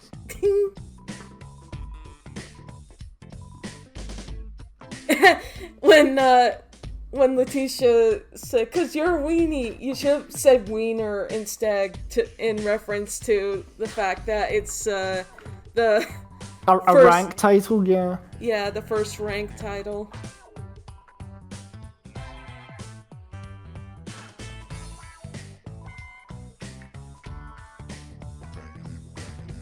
Earl is standing on top of them. I feel like he'd be too heavy for them. Earl, my guy, you're gonna break my eye stalk.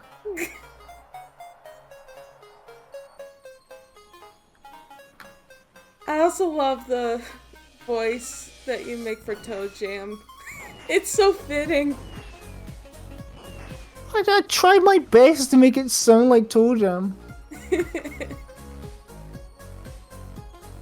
And then, of course, like, this took a while to actually get set up, but I thought, yeah, you'd like the fact that you could actually buy things from ToeJam and Earl. And, ToeJam has 5 fingers on each hand instead of 3, but I've come to the conclusion that this Dank world changed his form so that he has 5 fingers. Yeah, also, I don't know if he secretly noticed, but, like, he also doesn't have a third leg here. Oh.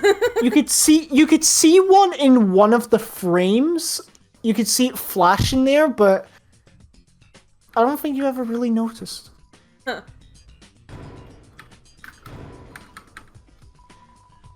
And interestingly enough, when, I can't remember which one it is. Also, I've got a very cursed number for money.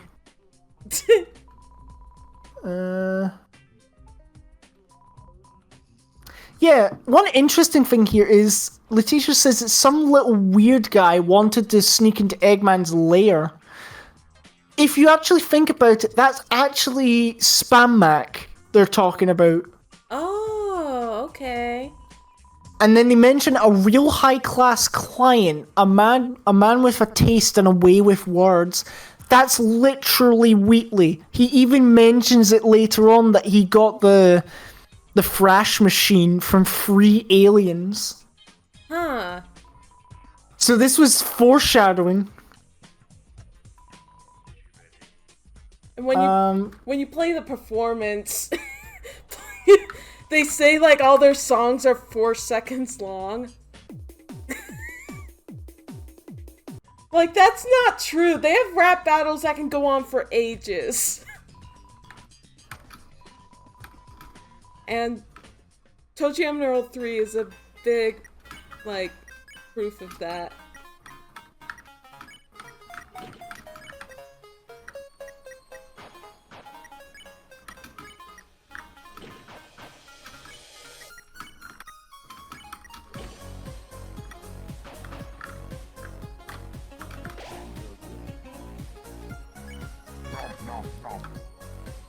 No other questions so far? Not until the next scene. Right, so if I Smorgasbord. do... Yeah, that name hasn't changed. That's also in the original game.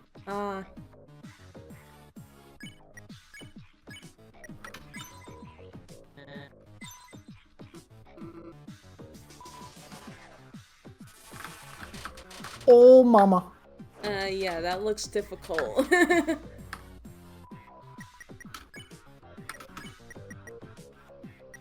Oh wait, yeah, so I spare you, and I use magic on you. I didn't use magic, did I? You used the wrong one. Curses.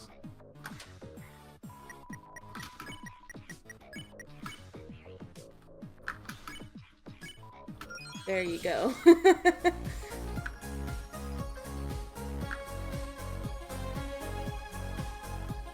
And there's just casually one here as well.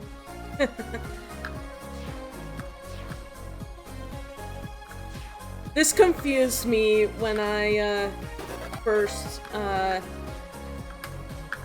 played this. I didn't realize the arrows, like when they hit the boxes, they do something.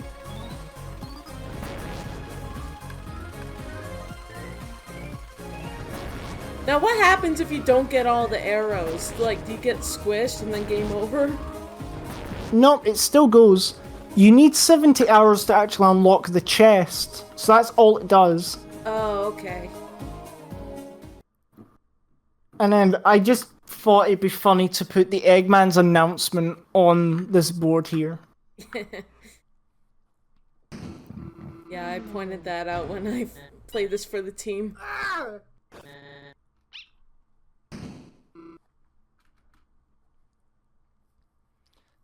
So I suppose one funny thing about the carts is that they all kind of themed around each other. So Zacky's got like the neon like 70s 80s style there.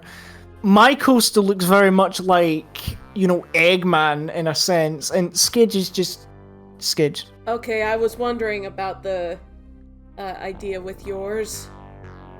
Yeah, it's meant to kind of look like a type of Eggman style, but it wasn't too good.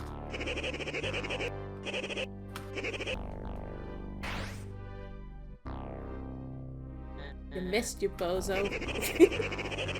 That was not a miss, it was a tactical calibration. If you say anything otherwise, I will turn you into a robot.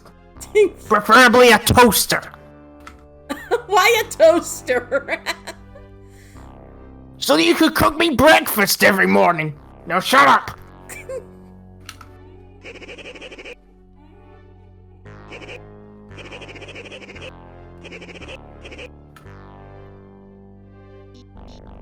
And I decided to make Christina's coaster based off of her Jack Russell Terrier, Jax. Mm-hmm. Although I don't think I really captured a Jack Russell Terrier there, it just looks like a generic dog. Yeah, I didn't catch at first that it was Jax, but I can see now how it kind of looks like him. I'd use a lighter brown maybe for the spots.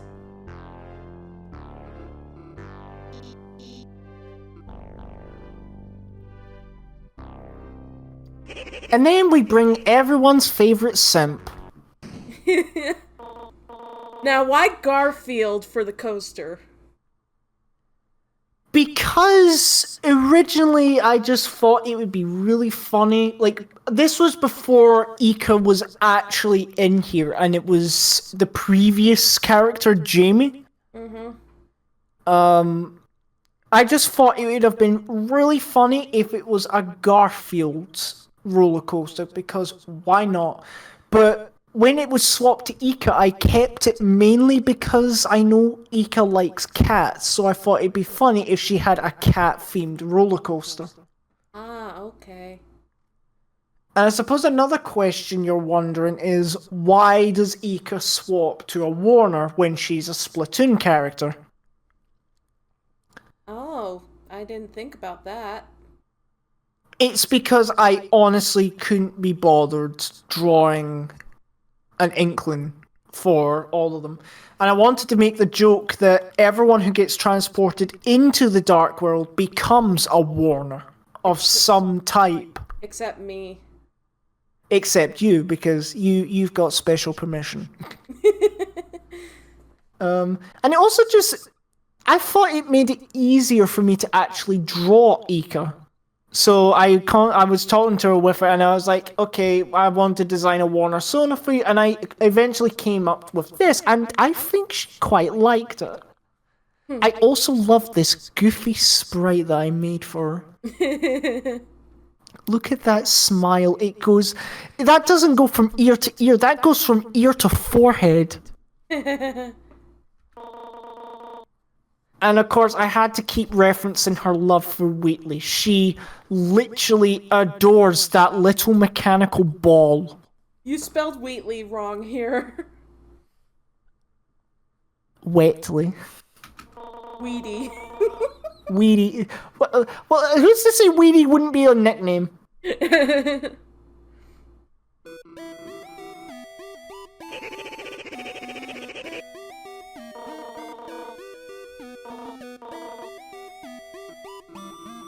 And I also made it funny that Ika's theme is literally the theme to Harry Potter. I thought that was what it was. It is. It's the theme of Harry Potter.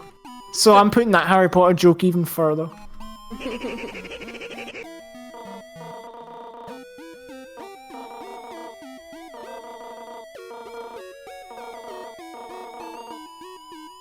She would say that. Land of Wheatley where autism rules the day. Although the autism part, I think, is more your joke. Kinda.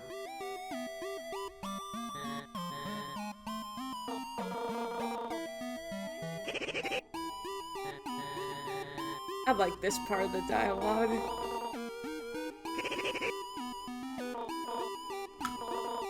To be honest, like, Ika would, like, join anything if it meant that she had a land of Wheatley. Mm-hmm. And since we already know what it says when you say, don't join, I'll show you what it says when you say join. What? Don't say so incredulously. Well, if you're dead set on proving your inferiority, allow me to assist you. Oh, okay. That's like a shortcut through the dialogue. Kinda. And this originally wasn't the theme that was going to be for Ika, or rather Jamie. It was originally going to be a remix that someone had made, which was Big Shot but in a different style. But Skidge was concerned for copyright and it kind of didn't fit now that I look back at it. Mm-hmm. The other option was it was going to be a Sega Genesis remix of the original Deltarune song Smart Race, which is what would play here. But afterwards I just thought, what if I was listening to The Great Cat Village from Melty Bloods, and I thought, this sounds really good, and for some reason I imagined this boss fight, and I thought, what if I put that here? And so I put it in, and then I was like, oh, this is good!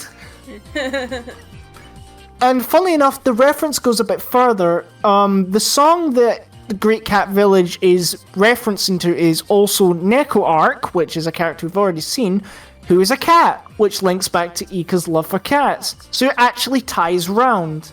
Wow. In fact, if you listen closely, you could actually hear meows in the song. Take a listen.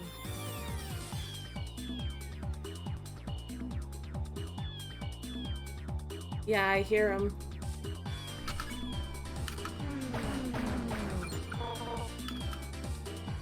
And Ika is really good at kicking my butt in this.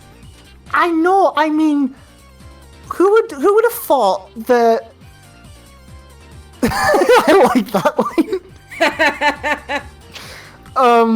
Who would have thought that the two characters who would kick your backside in the most would be your two friends? Well, besides Spammac. Well, Spammac is just a glorified version of me, so in a way, yes.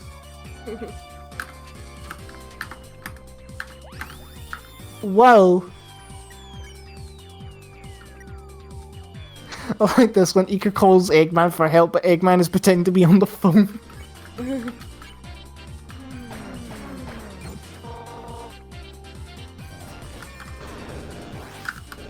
Yeah, in fact, wasn't it this battle that it took me several tries?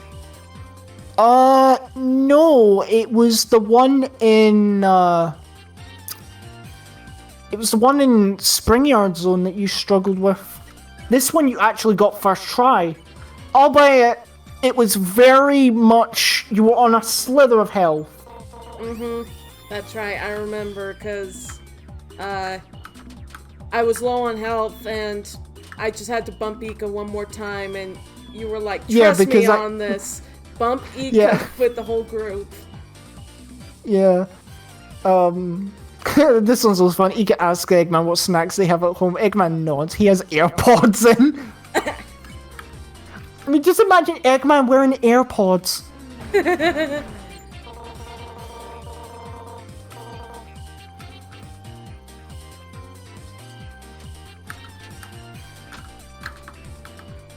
Your weekly fanfics won't get me this time, Miko.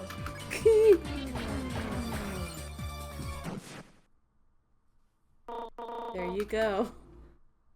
And I didn't even get hit once. Wow. Again, demonstration of skill. And then I had to just make him say, I've come to make an announcement! I had to. I legally had to. I had a gun against my head. I had to make that happen. I was also half expecting Christina to go, oh no, he's gonna say the whole thing. Also, I don't know if you realize this, but the background city that's scrolling in the background, that's actually Chemical Plant. It's the background to Chemical Plant. Okay.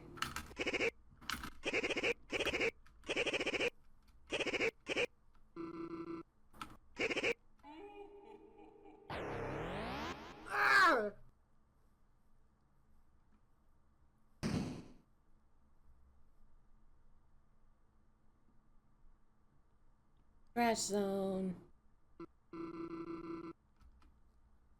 I was eventually going to change the trash pile to be something, and it would be something that would be collectively called trash, as in, like, you know, stupid stuff on the internet, but I thought, nah, I'll just leave it as trash.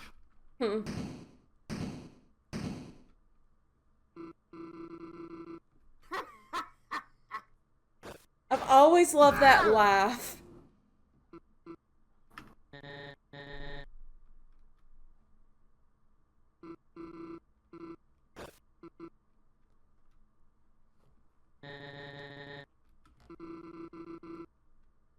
Here comes a yaoi moment.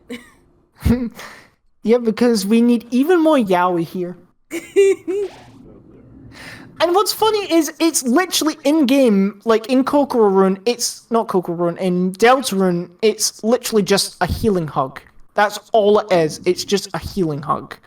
But I thought, seeing the fact that, like, Skidge's head and Spammac like, snout line up, it almost actually looks like they're kissing. So I just pulled off the joke. I just thought, yeah, whatever. Let's just make it that, like, everyone likes Spammac for just some random reason. You got charming humor. Well, and that's enough for people to, like, want to do yaoi and stuff. Man, we're really fueling the fanfiction territory here, aren't we?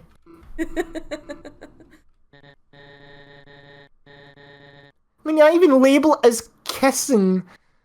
I mean, it, like, the original text is, oh, healing magic. I literally just add kissing in front of it just to be funny.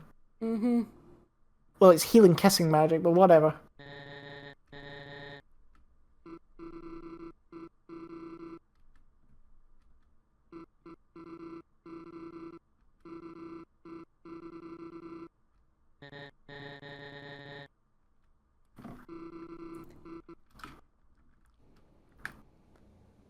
And there's nothing really around there from what I remember. And then I love this joke. So you go here, it's a trash bag that looks like an eggplant. It's a trash bag that looks like an eggplant. It's a trash bag that looks like an eggplant. It's an eggplant that looks like a trash bag. And we got Oscar the Grouch here. Because originally the character is literally just a trash can with like feet and eyes. And I thought, yeah, let's just make it Oscar the Grouch.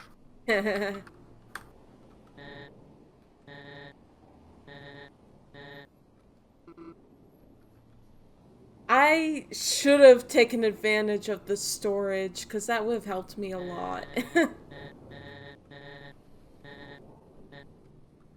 And this is one where it ultimately doesn't matter who you go with. Right.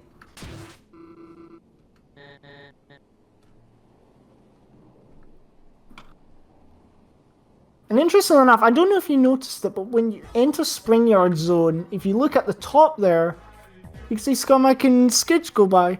Yeah, I saw that. And no, I will not explain why. Those Goombas are cars, by the way. Oh. I changed all the cars to be Goombas. For no reason other than funny. And later, And we got Gamma here as well. and Because later I on, thought, you'll see the Goombas have, like, lanky, tall legs. oh, you don't have to look far, you just have to go here. Oh, there's me! And if you're quick enough, yeah, if you're quick enough, you actually see yourself go by. Or will we clean up for you? Yes, we don't know a parade, perhaps. But what's interesting is this one here that says that there's a large event that's going to happen in the streets later. That's actually referencing the boss fight with the Death Egg robot.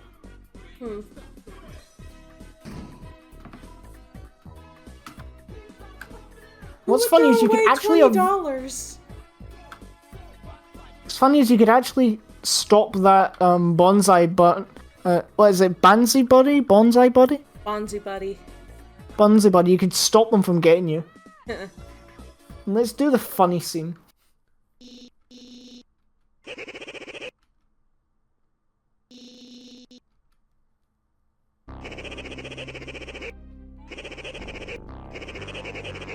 Now I remember when I was first, so in order of process for how I do Kokororune, what I did was originally I was doing random bits here and there. And eventually I said, when I really went back to this project, I then said, right, start from the very beginning of the game and work your way to the end. Stop doing like, oh, a bit at the start and then a bit at the end and a bit at the middle. Just start from the beginning, do everything from the beginning and work your way to the end so that you know that when you get to the end, that's it, finished and over. So the first thing I usually do is I actually edit the text first. The text edits always come first before the actual graphic edits. And this was one of the scenes actually. This was one where the text came first and then it was the actual sprites and whatnot. And so I had the funny scene of watching Eggman scream out, literally, oh no, don't let him find me! When I saw the Jim Carrey talk sprite there with like the text, it was like, oh, that is perfect. And then just seeing you, it's like, oh no, he's right above me. Although I must admit, I am quite proud of the talk sprites that I made for Ica. I quite enjoy them. Initially, I didn't think I did a good job of them, but looking back, I think they're actually not bad. Yeah. Provided they could be better, yes, but that's just perfectionism at that point. I mean, who doesn't love that face? Look at that face and tell me that's not a lovable face. That crooked, like, Sharpie drawn-on smile. I'd like to add that that sprite was purposely designed to be goofy-looking. But funnily enough, that sprite ended up actually becoming a template for all the other talk sprites for Ica. Okay. Slightly modified, mind you, but more or less it was the same. And I just thought it'd be funny. Well, I just thought it'd be funny because it's like a long joke that like, oh, Eggman actually likes Sonic and that's why they do the whole rivalry thing. And then I just learned that Ica liked Mater from Cars. And then I thought, you know what, that's a perfect opportunity for me to incorporate that in there.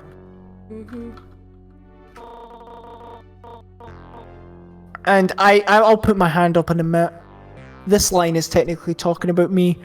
I would watch a 3-hour lore video. Probably Nav Mater or Wheatley. I'm pretty sure if someone did that, Ica would watch that like it's cinema. Uh-huh.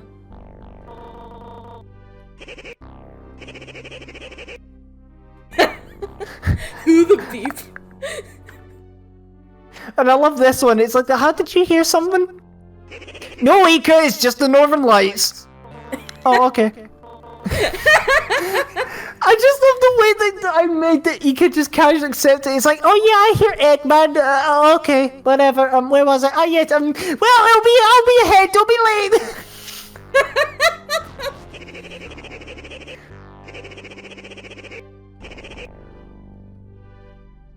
And I added this line in where Robotnik says that there is nothing wrong with Ika, but she's just silly.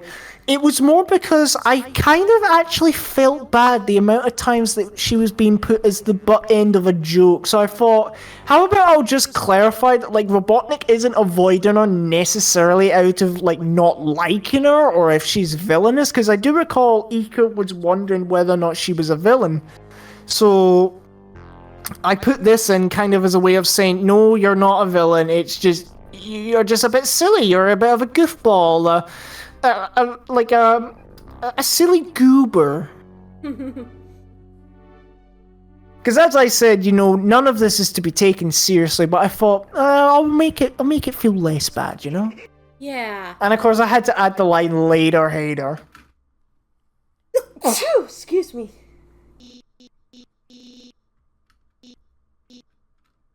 And funnily enough, if you say no triple truces, you get this.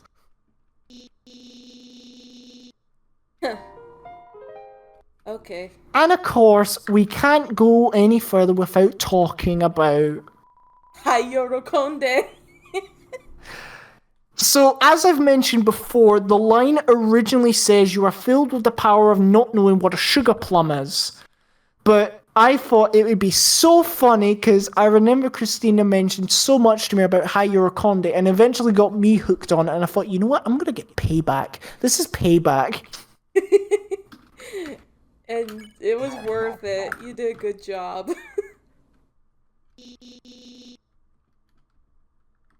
I'm blushing about Spammac. Yeah, characters randomly blush for some strange reason. Like, there's times where Spammac will say something and he's blushing. It's like, I do not blush that much. Now, this is another one to talk about. Oh no. The crows. So, I know that Christina has a fear of birds. And I thought it would be really fitting if I actually made... Because originally the crows are actually mice. Noelle is afraid of mice. So I thought it would have actually been fitting that instead of a mouse, it would be a crow. I specifically chose crows mainly because I like crows, and I thought they're kind of scary in a certain sense. I mean, crows in media are typically depicted as being the bringers of, like, death and whatnot. Or at least are associated with death, so I thought they must be creepy, so I'll make it that. And you could, funnily enough, troll Christina by just keep doing this. And that yelp that Christina does was a line that I actually got her to do. I told her, I need you to do a yelp like watching a tiny bug scuttling across your floor. Yeah, I remember doing that.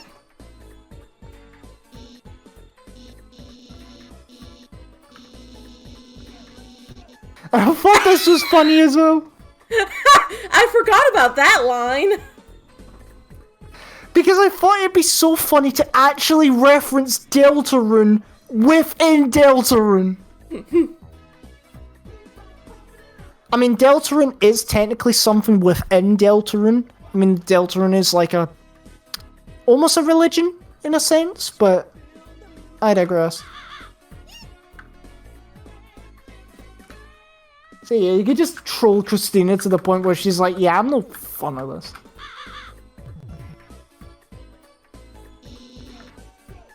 Funnily enough, I do recall there's actually like a 5-minute long video, which is just Deltarune Chapter 2, but trolling Noelle. And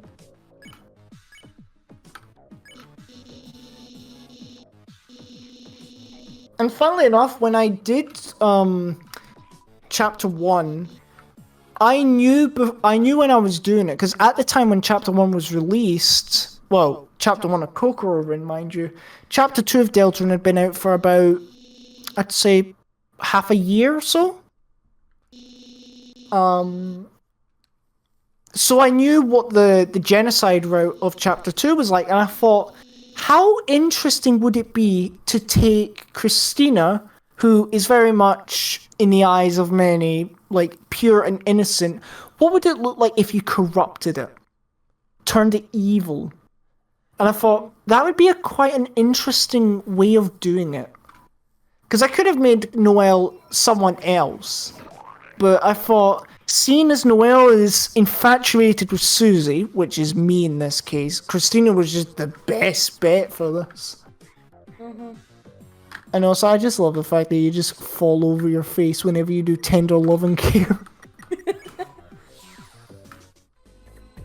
That crap is funny. And of course, we got Dr. Mario. I mean, have you had any other questions so far, or...? Not really, just, you know, wanting to know, like, the inspiration for some of these characters. Well, Dr. Mario is a character that's called Ambulance. Oh. Well, I think it's pronounced Ambulance, as in a lance, like a knight lance. But I thought, we've already got the virus from Dr. Mario. Why don't we just add Dr. Mario?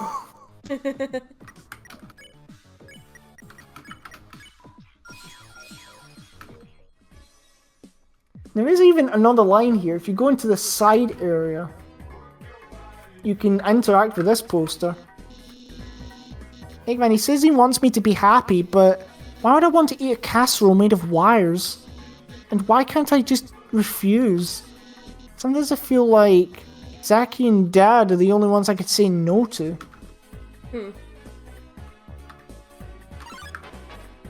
And yeah, we may as well, like, jump a bit. How do you find your father being Anime Yaku? I mean, it's something I certainly didn't expect. Because in Chapter 1, like, he wasn't even my dad.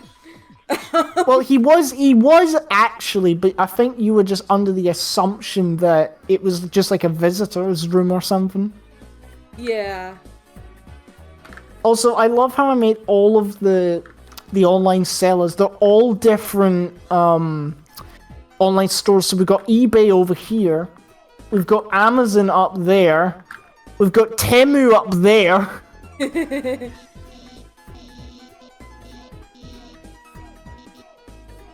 Also, look at those meat chompers on Spammac.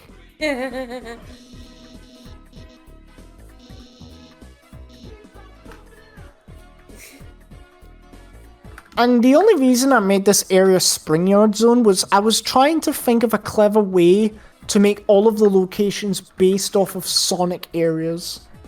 And I thought, what's a city-looking area that isn't Metallic Madness? Or Metropolis. In fact, actually, this area was originally going to be Metropolis Zone. But I couldn't think of a good, like, song to do. And I found this remix that someone had made of Springyard Zone, and I thought, this is the upbeat vibe I need. So I just made it Springyard Zone. Yeah. I know it doesn't really look like Springyard Zone, and I don't blame you for saying it doesn't. It's just got elements of it. And I'd say you're right. Also, here's Jax. A very sad-looking Jax. Is that a sprite you made? Yep. And in Pomni's just JPEG. Yep. And of course I had to make her say, I mean, it's possible! And I don't know if you noticed, but the door's actually the exit door. Yeah. One other thing I think you didn't notice, all the shoes in the shoe shop are different Sonic character shoes. You've got Eggman's boots, Sonic's shoes, Blaze's shoes, Knuckles' shoes, Tails' shoes, and I think I just added a pink slipper in as well. Huh. Dr. Mario's And also, chasing the virus. Yep. When you look at the advertisement for the wheel, when you when you say it looks like the one at Lagoon, that was because right at the time I was writing this, you told me that you had went to a trip to Lagoon, and I thought, what if I referenced that? Yeah. Well, and interestingly, at Lagoon, over by that Ferris wheel, there is actually a miniature version of it by the entrance. Ah!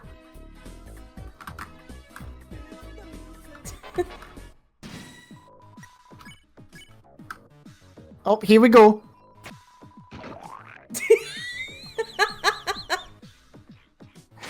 I love the fact that I put dead on the last frame.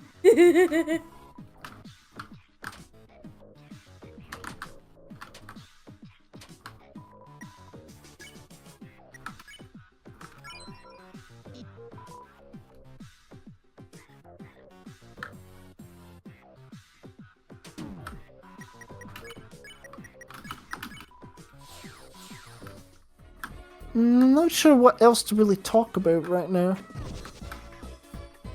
Although there is one thing you might like. Oh!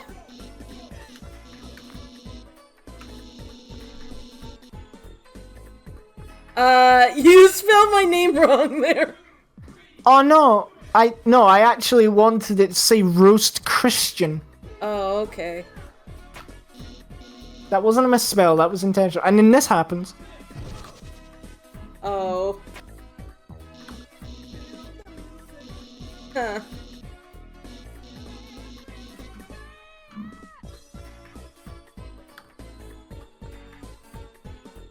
That's something that should have been in the genocide route. What, Christina absolutely frying Zaki? Yeah.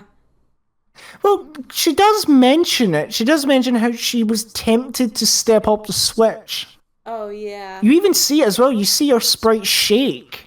Uh-huh. And then who doesn't love, like, mushroom-spiked Eggman? I don't know if you noticed, but he's actually slightly blushing as well. Oh.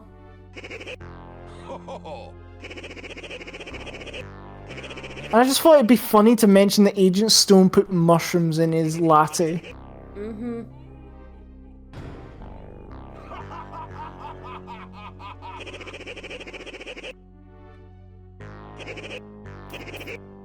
And I just thought it'd be funny if Eggman said Zacky Wacky.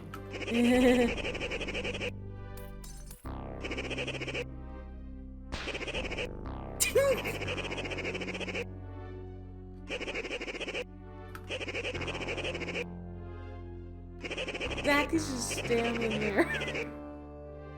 Menacingly! I love this. Holy crap, that would have a bomb in it for Sonic!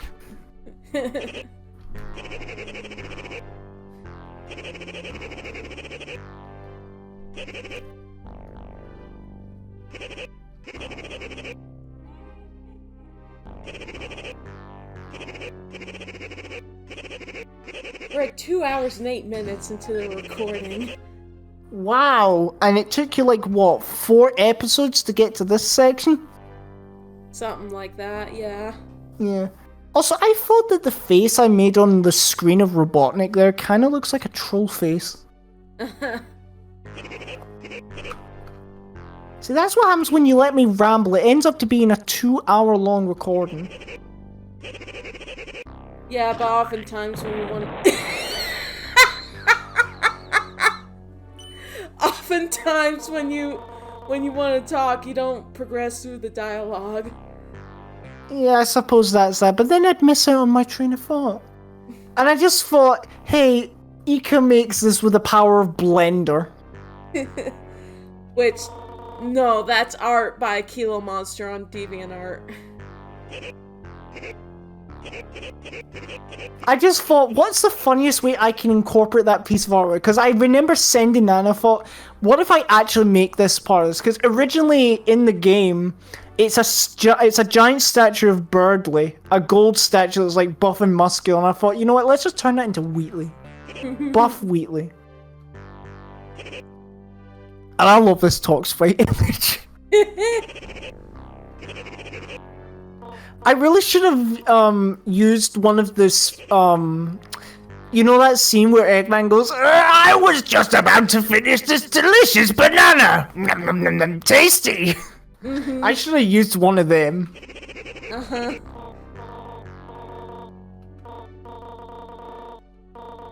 And what's the idea with the Robotnik face there? Like next to the Buff Wheatley.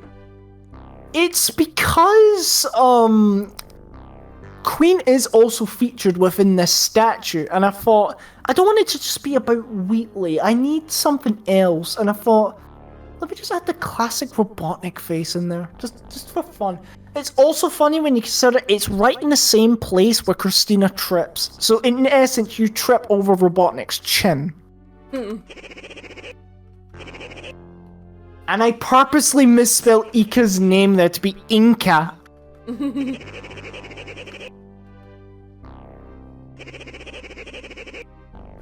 And there we are with Christina wearing the Metal Sonic cardboard hat. Yeah. Going about the thing I said earlier.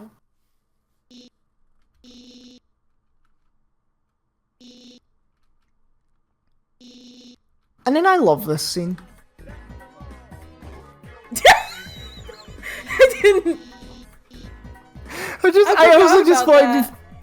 I thought it'd be funny for me to just make you say, I just realized I can't see crap.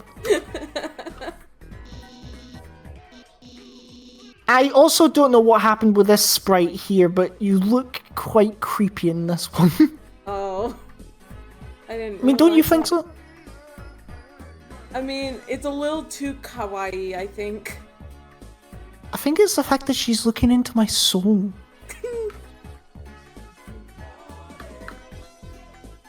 Farewell. Well, that's not the last we'll see of them. Yay! No. They're back! You also used a lower pitch version of the ToeJam theme. Well, it's more actually the, it's more that the game actually lowers it itself. Oh, huh.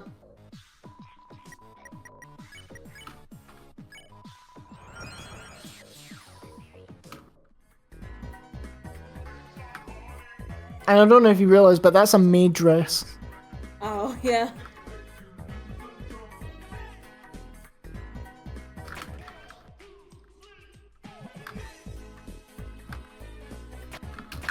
Whoa, that was close. Yep. Now, I can't remember if you actually went down here. Oh,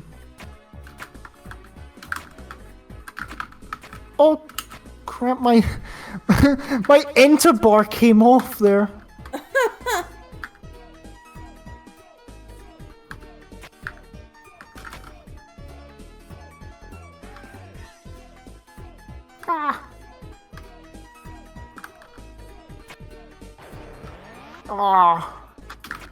I want to try to get my way all the way down to the area that, in the genocide route, you go to talk to Spampton there, but I want to just navigate down there to...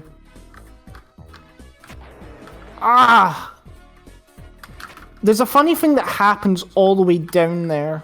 Oh wait, I know what I'm doing wrong. I'm being stupid, that's what it is. I'm going the wrong way, I should be going this way. There we go. And there's a warning sign of a particular hedgehog. Huh. Oh wow. Yeah, I haven't seen this. Oh! Oh.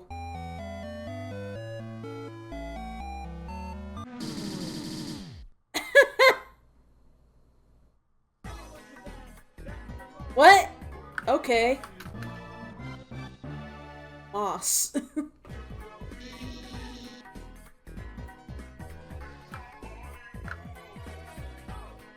Yeah, that was all there was to that. Huh. I spent all that time just for you to watch me get run over by Sonic in a Fisher-Price car. I hope you're happy. I am. I always appreciate you showing off little secrets and tidbits.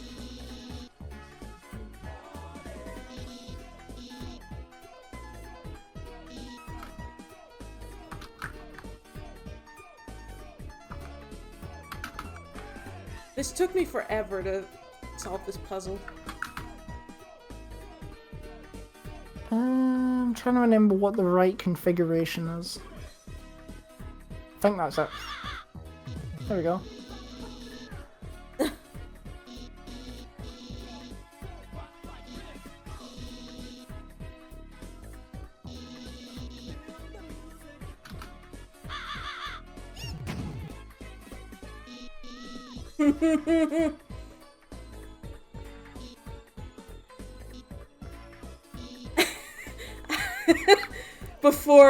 Before like Zachy would shoot out the birds for the last time, like I was like, Scott, you evil thing. Yep. The only regret I have for the crows is not giving it an outline. It's really hard to see against the black background. Yeah.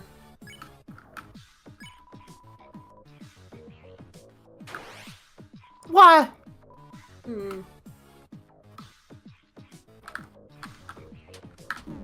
Oops. And if you want to know what the deal with this is, the crow was originally a mouse. Yeah.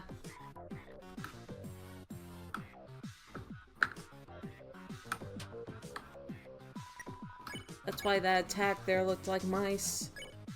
Yep. There we go.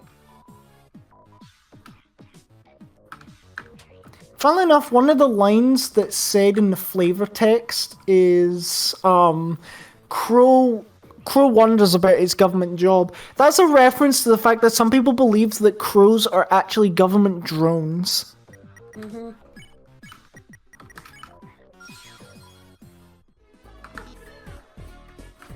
I love this part. I never want to see eggs again.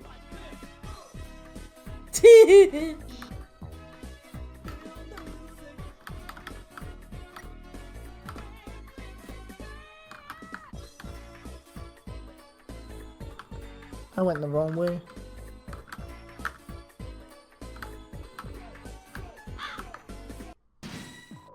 Yeah, that's hard to navigate through.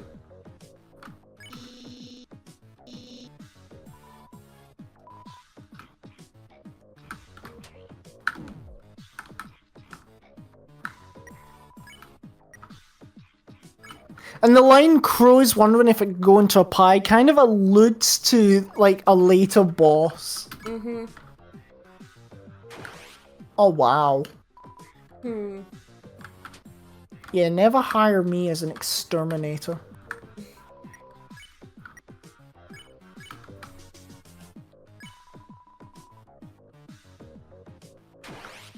Bruh.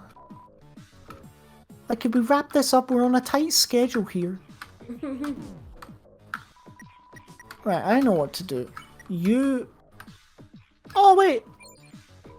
I'm being stupid. But you deal with one and you get all of the things here. I don't think that was the case when I did it. No, you were able to navigate your way around. I thought I recalled bumping into some eggs.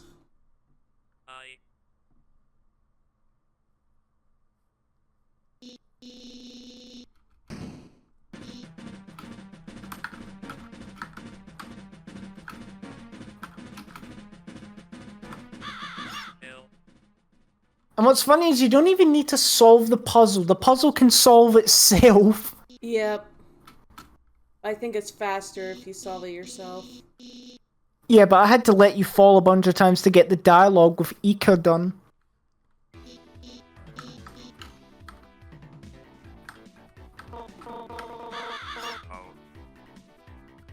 Suppose this also gives you a chance to actually see what that dialogue looks like. Yeah.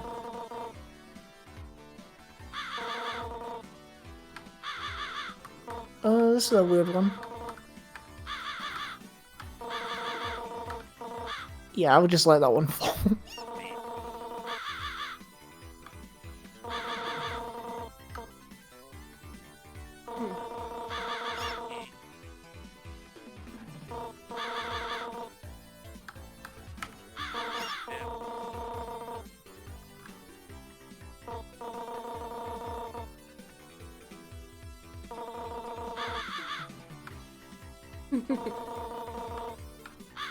Be Portal with your eyes closed. Yeah, it makes sense. You never done that.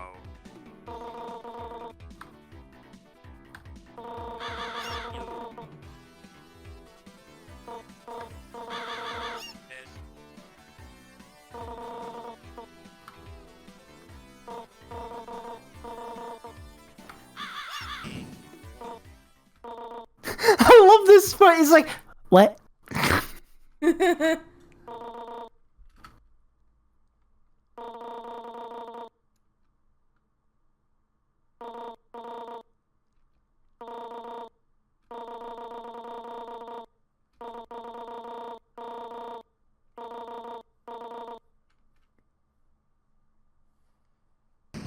And I don't think there was anything you could do to change the password. No, I don't think there would have been. Even if I did change the letters, I wouldn't be able to make it spell crow. It would have to be I love crows instead. I think I've understood a bit of the Undertale mod tool now, so I could potentially do it, but I didn't want to tinker with the game in case it had repercussions. I'd rather work with the limitations that I had and I'd be fine. Funnily enough, if you avoid the bonsai buddies, they change. Oh, wow. And their attacks become a lot slower.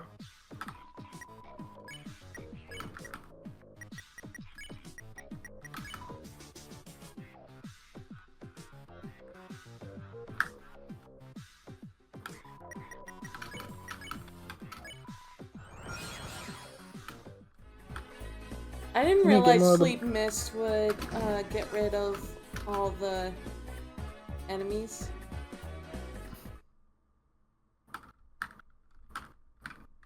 Alright, here's the boss fight that you struggled with. Oh, yes.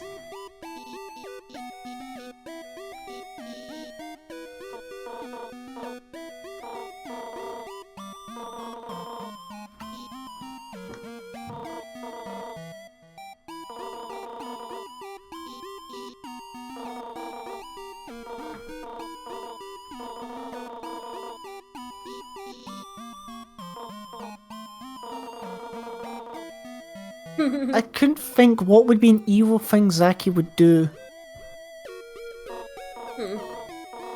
Funnily enough, the reason Ika says fool is more to be like Aku than anything. So instead of it just being Zaki Artrus is over, it's fool! Zaki Artrus is over!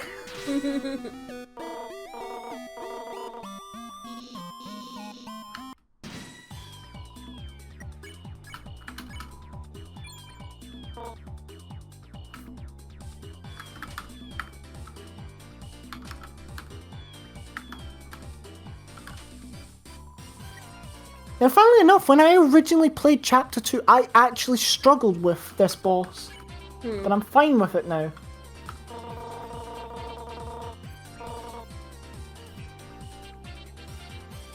Aw, Ika would think of me as precious.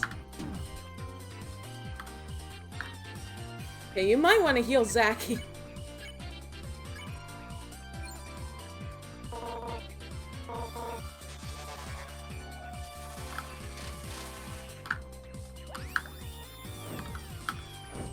I hate the paper attack.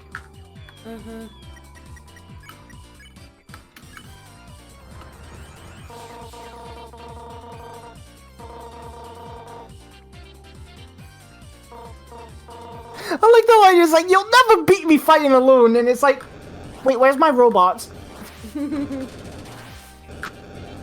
Where's my Wheatley?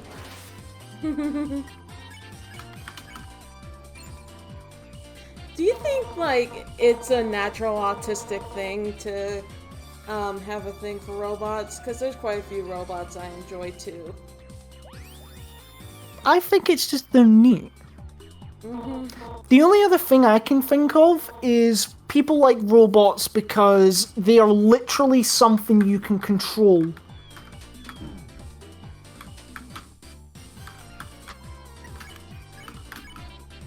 Zaki, what are you doing? I'm taking a risk. I'm beginning to believe I'm dead. It's okay. I have a bagel.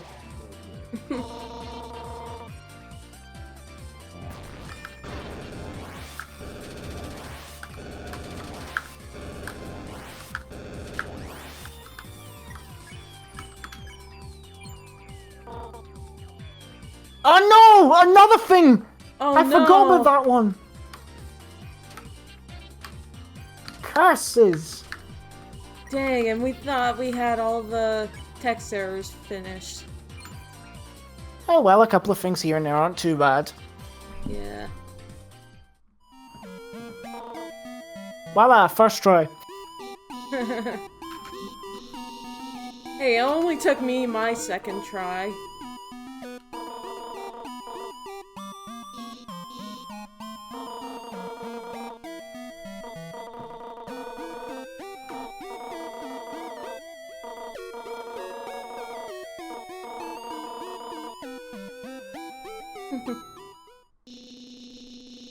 I like that one. She hit me in the face with a tornado!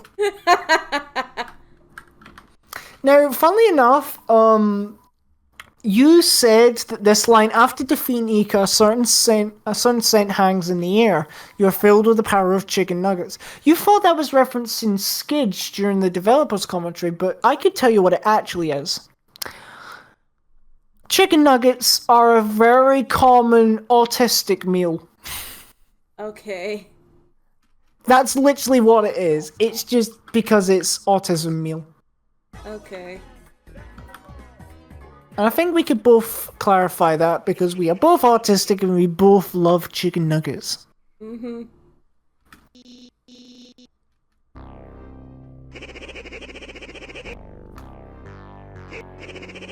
Who would eat battery acid pie? Wheatley?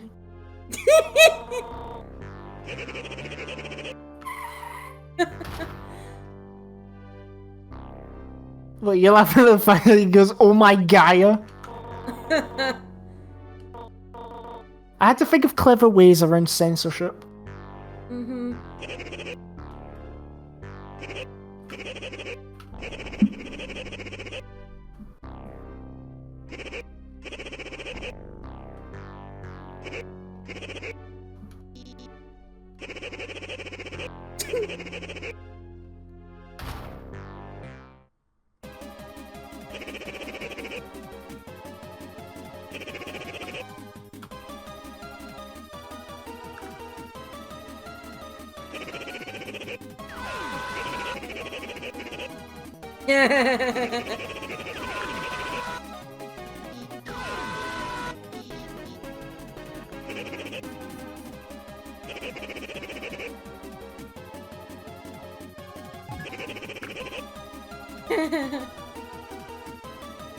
I had to add that in.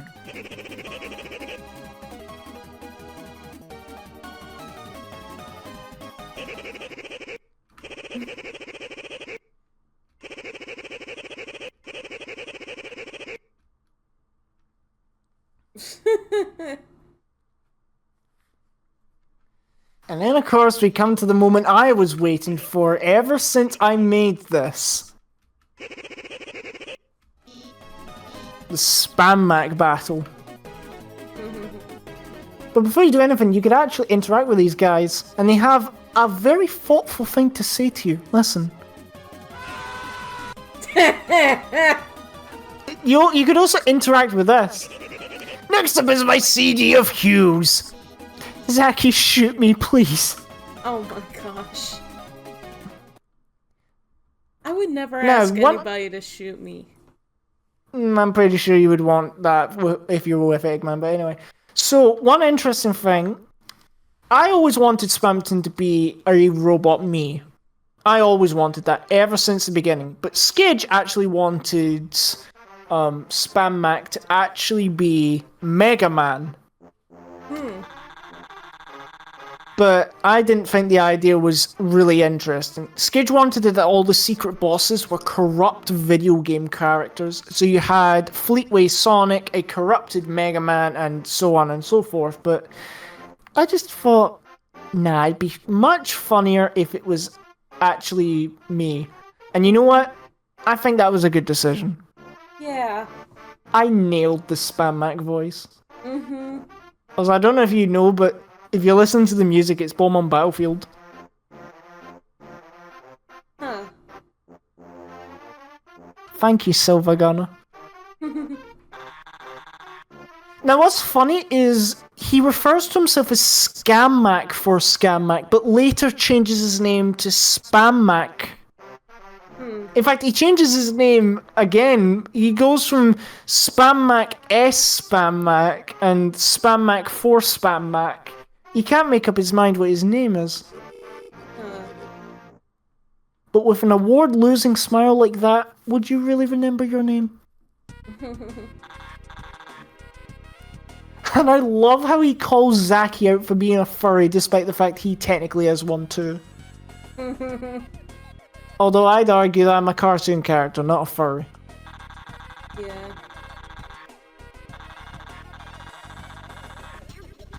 Now what's interesting is a lot of Spammac's dialogue isn't talking necessarily to Zachy, sometimes he's actually talking about himself. So that's an interesting lens you could look at with some of the lines of dialogue. Wow.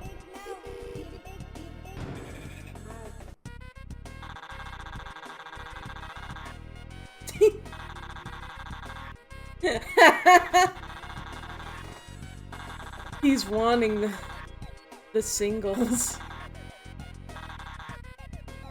Zachy, I am a single Pringle, and I need to mingle. It's a shame that I didn't have the voice thing on there. Funnily enough, I remember telling some of my friends that I had changed it to, instead of Big Shot, it's Big Mac. But some people said, nah, don't do it that, because it sounds too much like McDonald's, and I thought, no, it doesn't. But some people did see it as McDonald's, and you know what? I don't even eat Big Macs, but I just think it'd be funny that people wouldn't even associate Spammac with himself. He'd just say, yeah, you're just McDonald's. That's how much of a failure he is. He isn't even associated for what he is. He's associated with McDonald's. Funnily enough, right, I was originally going to change the Spammac design, but I was actually able to find the original sprite sheet that I used for the original Kokororune trailer. And I was able to reuse it. So the Spammac scene in the Kokororune Chapter 1 trailer is the same Spammac here. Wow. I was so happy I was able to reuse it. Yeah.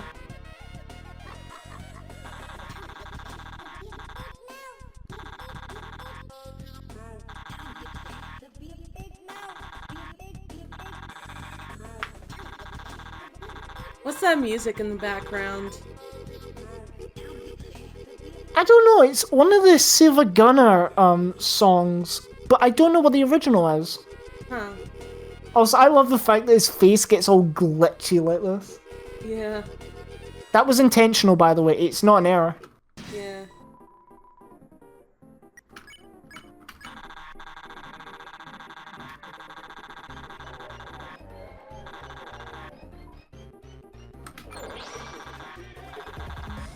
Also,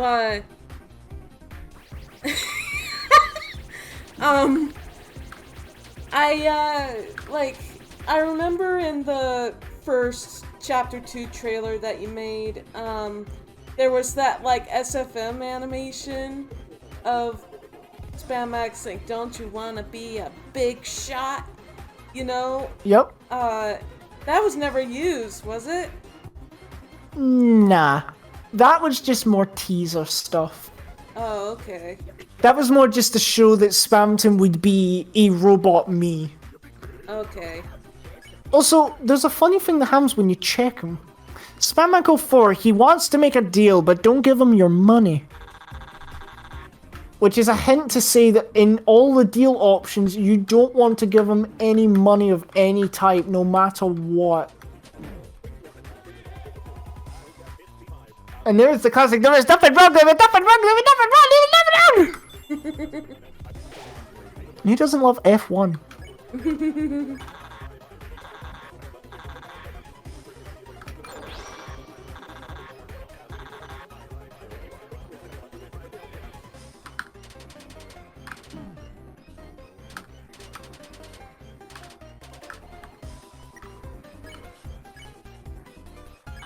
Spammac Matters 2004. Yep, he references that instead of the year 1997, it's the year 2004, which, if you can guess, is the birth year of me. Mm-hmm.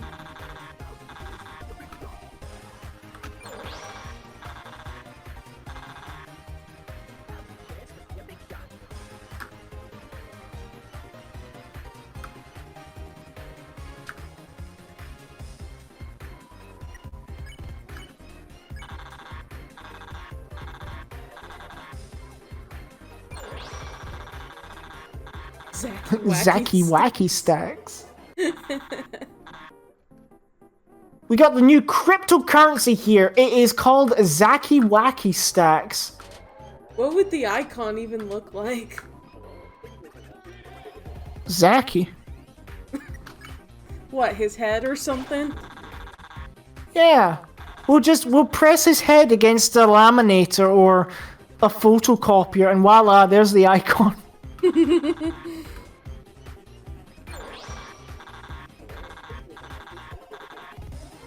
And then we got Hot GLaDOS. I just thought that would have been really funny to put in there. Yeah. And I love how he takes negative money away from you. He actually takes your money. Hmm.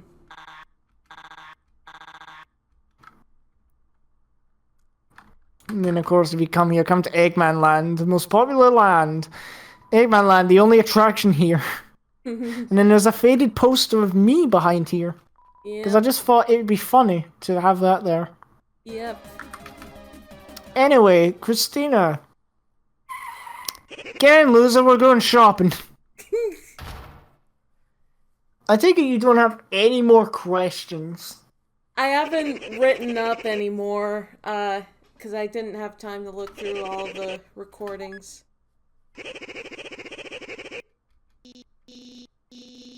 I think I've answered like a big majority of them anyway. Yeah. And then we got no clipping into a wall. And wasting away from brain rot on TikTok. You know, I wouldn't mind no clipping. It'd help me get to places faster. Yeah, but you'd fall through the floor. Well, if I can control the no clip, then... then I wouldn't have to fall through the floor. Oh yeah, because you would fall halfway through the floor, stop yourself, and voila, you're stuck in the floor now. Again, not if I can control it.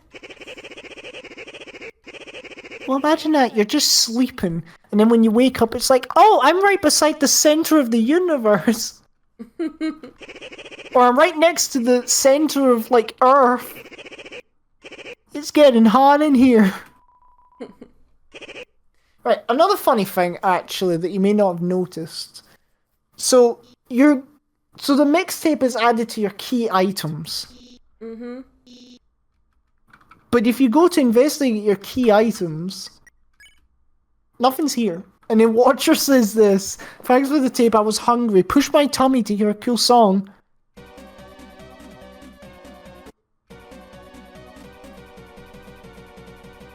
What? He ate the mixtape. My gosh. Watcher would find that so strange. He's a hungry boy.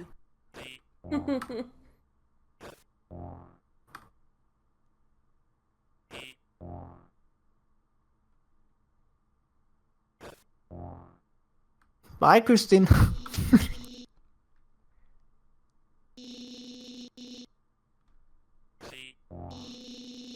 Unfortunately, I couldn't change the text that said December.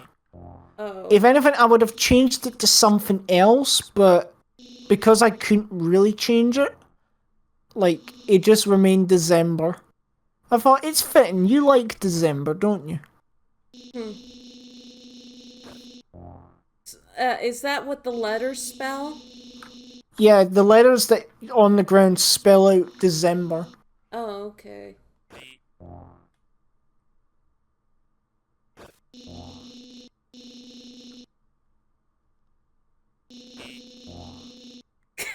We get a mention of John, which is the real name of my dad, my real dad. But yet, like, we get Anime Yakko as my dad in this universe.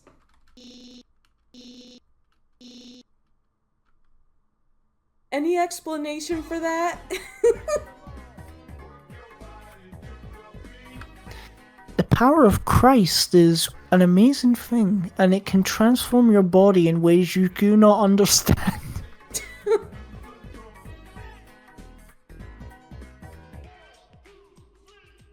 In all seriousness, I just needed a name that would fit for a family member for Christina in this universe.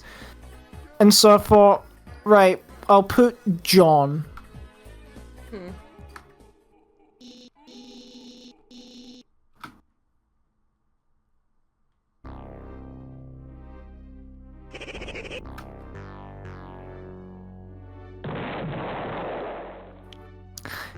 Yeet.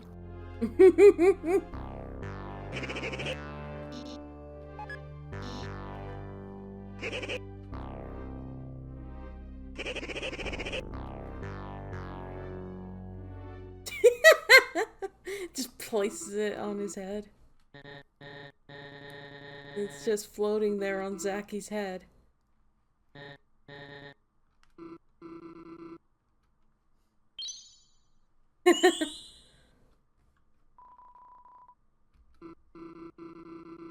And then, of course, I had to reference Meet the Medic, but it's Spammac.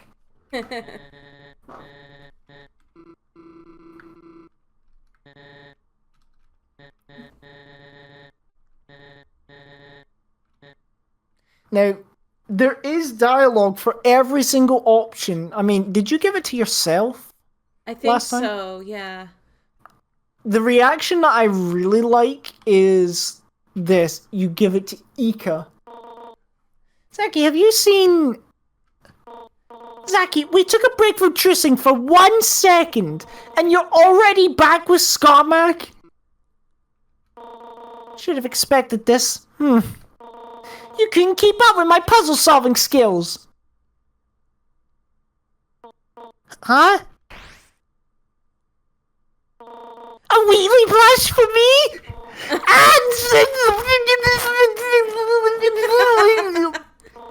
Thank you so much, Zaki.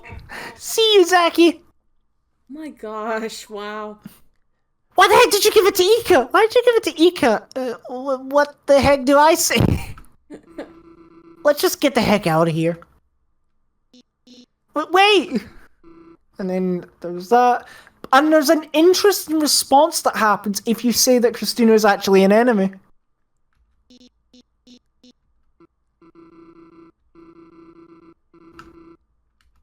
And then you like this, don't you?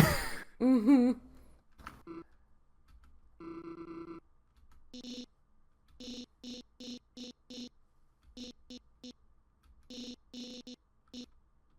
So this is what happens when you do this.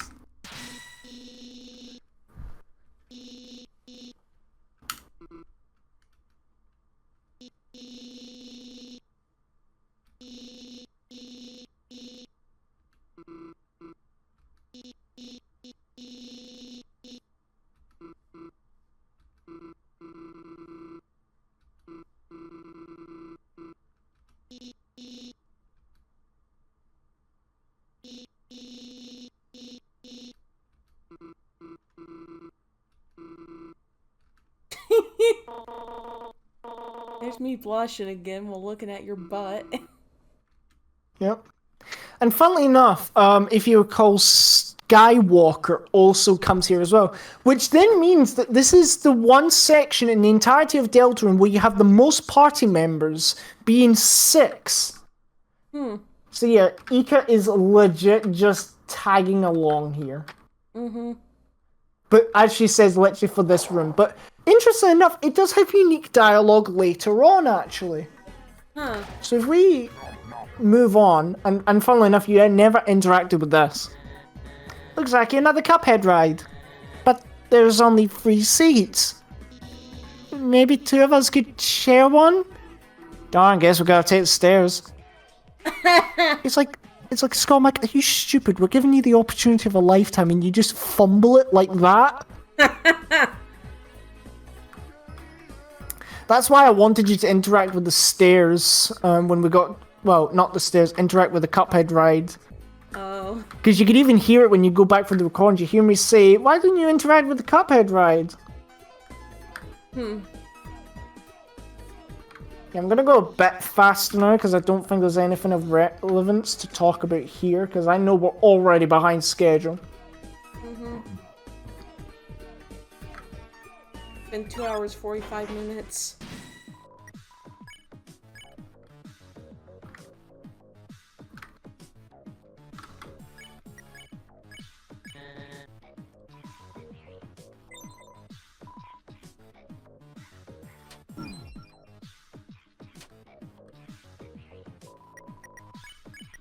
I didn't realize that would happen. You were spending time trying to get the ultimate heal, which actually sucks.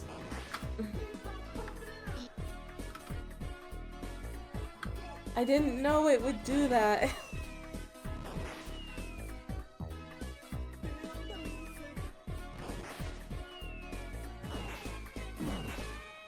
Fireworks are too close.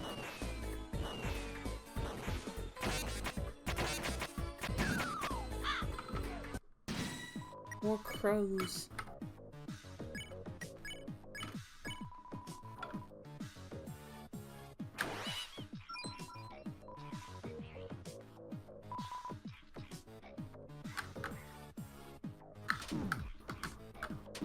Ooh, you might want to heal Skidge.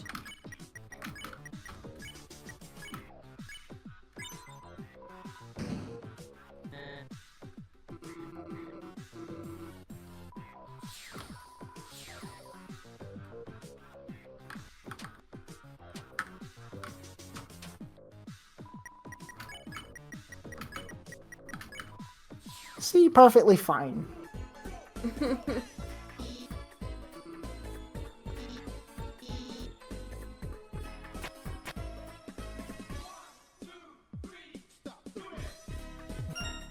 This one.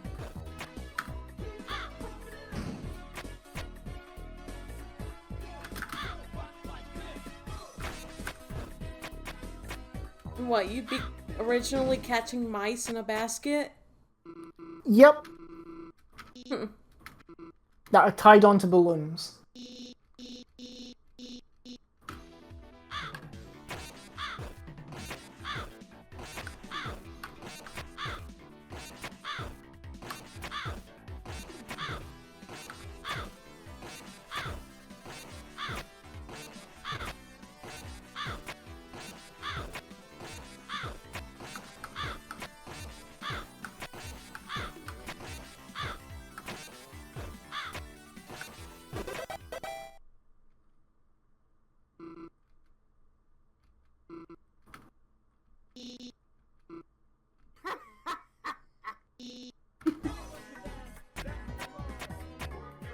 Is that about that laugh you like so much?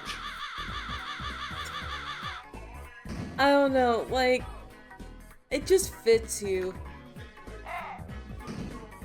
Right, so interestingly enough, by choosing the option to give Ika the present, there's actually altered dialogue here. Just for this one section.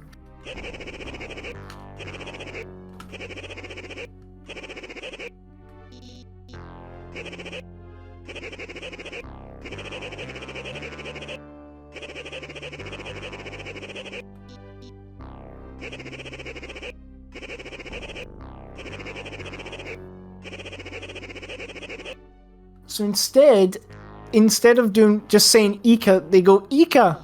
That's right, she was just with us. Eggman must have captured her when we weren't looking. Interesting. Everyone else plays it the same way. Well, actually, except for Ika. Ika's response is slightly different as well. So my splendorous Eggman, there you are.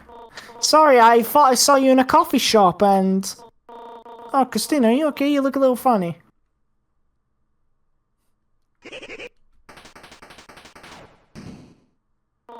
Also, I was originally going to make the palace in the background, which is now the Death Egg. I was originally going to make it the egg carrier, actually. But I decided against it when I realized the Death Egg would be much better. Yeah. And it also made much more sense with the likes of the Death Egg robot. Mm-hmm.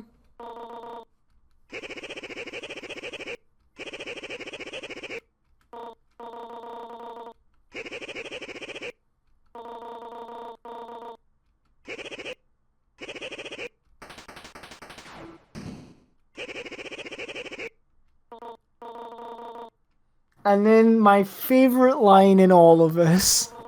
You said you made fanfics! Ika! I only make GLaDOS X Wheatley fanfics! No!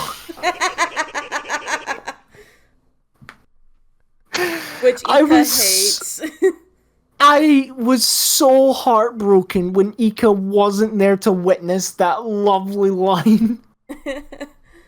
I knew she would have loved that.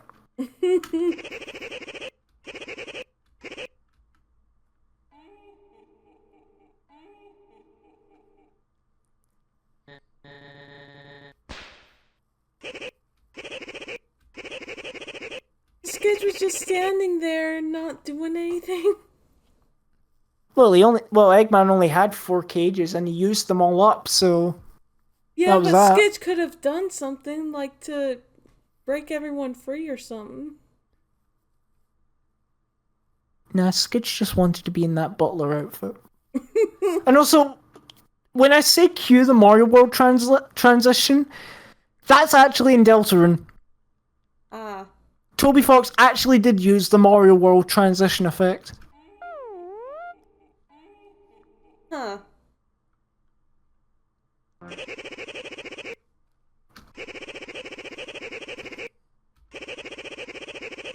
I mean, unless you could think of some things to talk about, there's not much to really say other than justifying some things that were changed. Yeah, I don't know.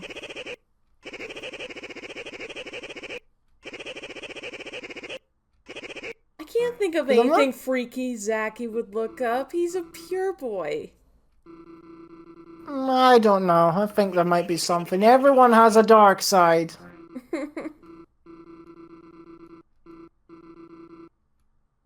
I mean, obviously for these rooms, it's all things that we all like. And as I pointed out before, the sprite of Wacko there is actually Zachy's artwork. I went onto his Twitter and I got one of his sprites and just decided to use that. Also that, you know that, where did that come from? Well, that sound effect. Yeah. That's also in Deltarune. Oh.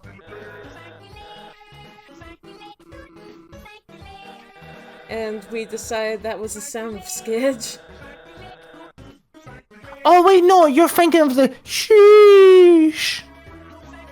Oh. That sound effect, it's not necessarily the sound of Skidge, it's more actually the sound of the SWAT bots. Because sheesh is a sound effect that's commonly used, it's like a whoa type thing, so instead of going whoa, you go sheesh. Huh. So they're basically reacting to how good Skidge looks in the butler outfit. Oh, okay. Well, I say butler, it's more a barista outfit.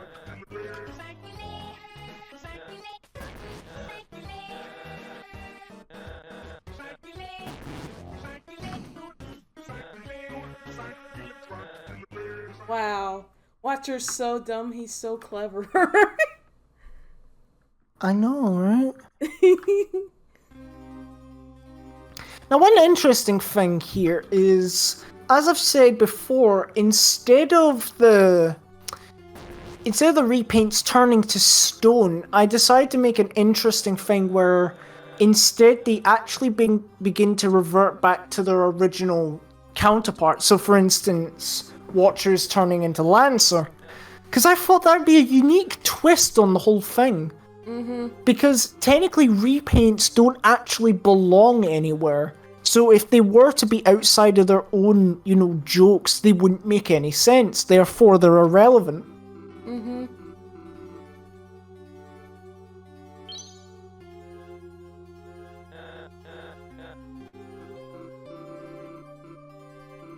Also, I purposely made those little floating things that kind of look like Eggman's drones from the Sonic movie. Although, looking at it, it kind of looks more like HAL 9000 or Otto from WALL-E. I was thinking they were Portal related. How? I don't know, they'd be like GLaDOS' security cameras or something. That's a lot of security cameras for one hallway.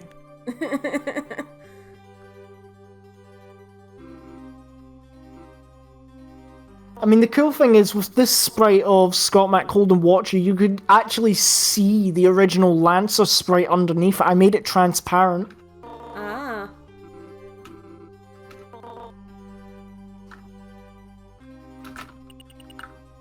And then I don't think you could change this. It's the Queen's face, right? Yeah. I knew I wouldn't be able to really change the shadow puzzle without making it inadvertently harder. Huh. Also, I love how I made Ika say that she'd be standing away from Zaki's Metopia aura, which is really funny when you consider that his entire character design is based off of Metopia. Yep.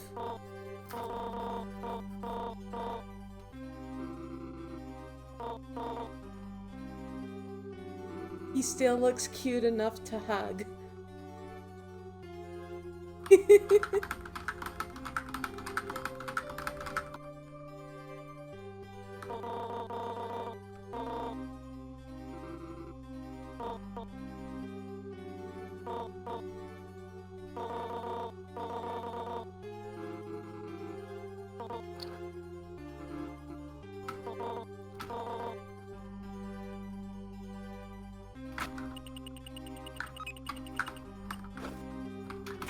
This took forever for me to solve.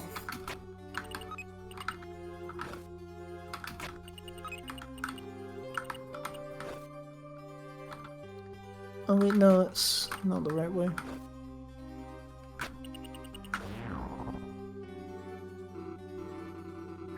And then, of course, this line.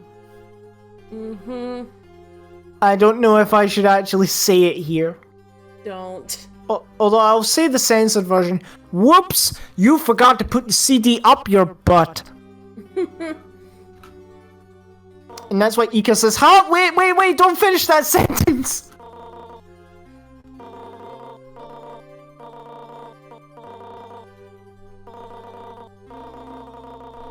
And then here we go again with the Zaki wearing a bus seat for fashion. Although it's interesting she says that, and yet it's covered by the armor. Maybe she just knows what Zaki wears all the time. Yeah, I guess. Or maybe he's secretly wearing the sweater underneath. Or maybe, how about a plot twist? What if his jumper is actually his armor? So when it gets transported into the Dank world, his jumper turns into a piece of armor. Huh. But hey, that's just a theory! A game theory! I'm in Five Nights at Freddy's 2 now! Thanks for watching!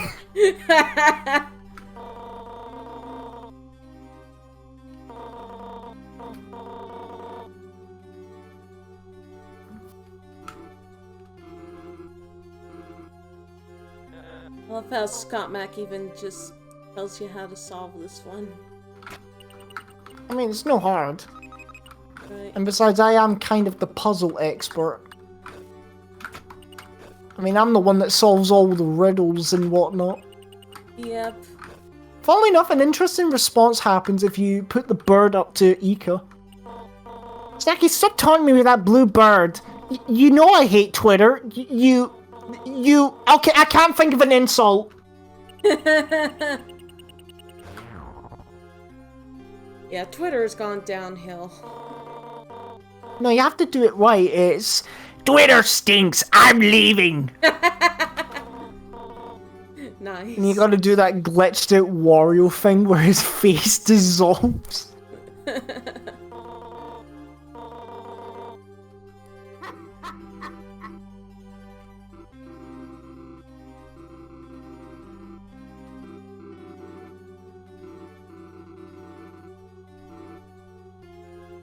I mean, if you think of any questions to ask, just feel free, because I'm honestly kind of struggling to think of talking points, because there's not much really left, to be honest. It's fine. Because, I mean, I'm just trying to think, you know, for time-wise, I could cut it a bit short, if you like. Nah. Nah, we gotta see the whole thing.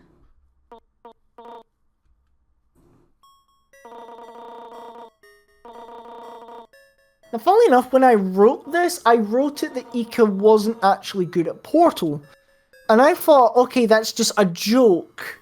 Because it'd be funny to think that someone who loves Portal so much that Ika would actually be bad at it. And then she then told me, hey, you're actually right, you know. That's not an insult. You're actually being correct. I'm like, oh, I was just trying to make suspense. And it's interesting that I also decided to reference literally the fact how we met Ika, which was on my channel. We did a dub of The Murder of Sonic the Hedgehog. And Ika voices Tails, and I think she has the best voice of Tails I have ever heard. Almost like professional quality to it. Mm-hmm. And I thought, it'd be cool to reference that. Yeah.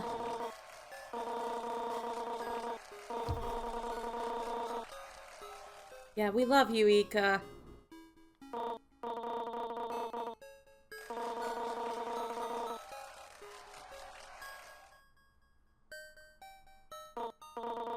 In fact, I was actually kind of concerned that me saying that she was bad at Portal would actually, like, hurt her.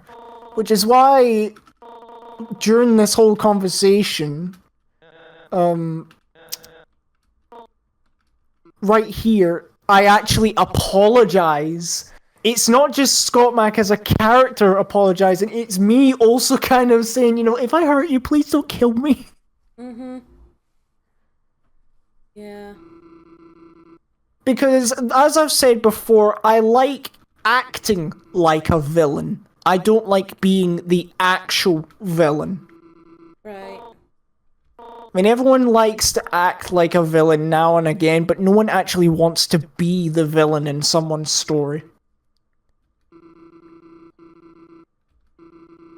I mean, heck, look at this. Like, in Chapter 1, Spammac briefly turns to the villain side, but then he's like, you know what? No, I think I'll just stick to the hero side.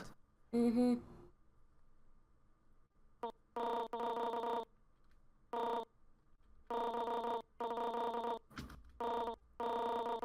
So I love that sprite I made.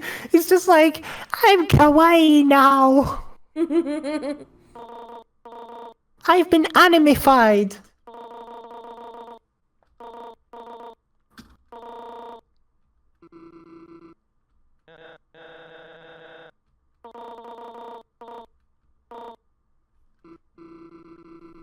And then this is another that's another fourth wall break.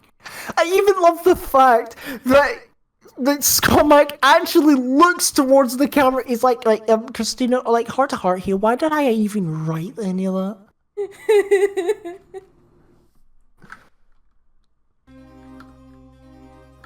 You did it to make us laugh, and you did a great job.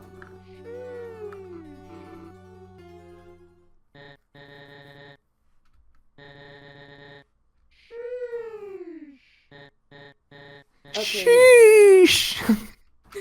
you're right. It is a swap bots.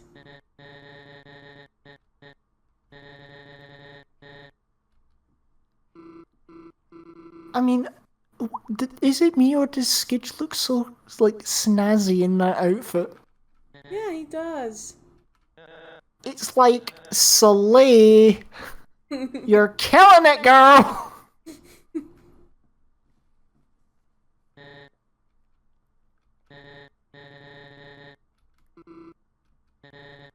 And then here we see Watcher turn to stone. Or rather, he goes from Watcher to friggin' Lancer now. Mm-hmm.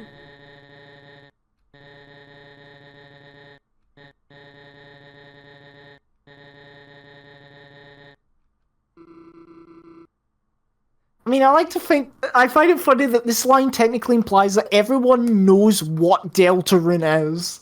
Hmm.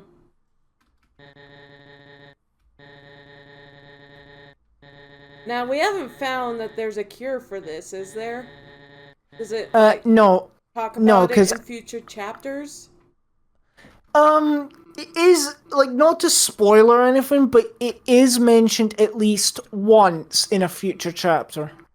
Okay. But, I mean, as Skidge, aka Rousey, says here, the only way to cure this is to bring all the people back to the Grand Fountain in Castletown. Mm-hmm.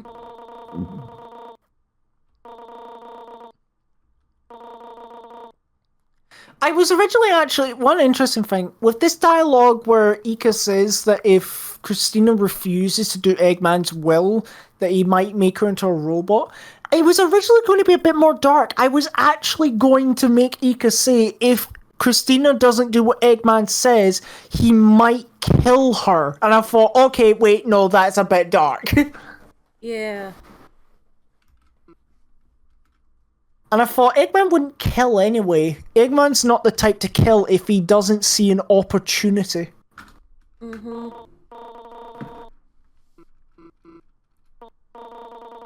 I mean, as much as it would be...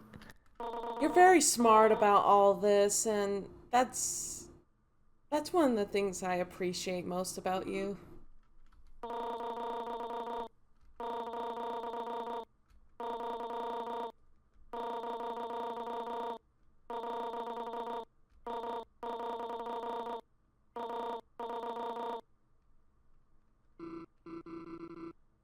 Because I was trying to think, how do I make this, like, suspenseful? Because I needed to make the stakes. Also, I just thought it'd be funny that everyone is referred to as the Kokoro Heroes. Like, Sonic Heroes, but, like, worse. I'm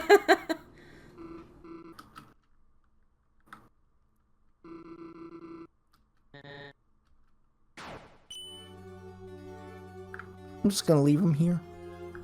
You're not gonna scoot him to the dinner table. No. Say he's well taken care of. Yeah. Also, the reason I say looking at these legs remind you of something is because they are literally the legs of the Death Egg robot. So it's kind of subtle foreshadowing in a way. Huh. And this is one of the music tracks I had actually made. This is Pandora Botnik, as I mentioned earlier. Yep. I remember you, like, trying to, Perfect it, yep. Yep. Also, I don't know if you noticed, but when the song laughs, you could see the paintings laugh as well. Oh, really?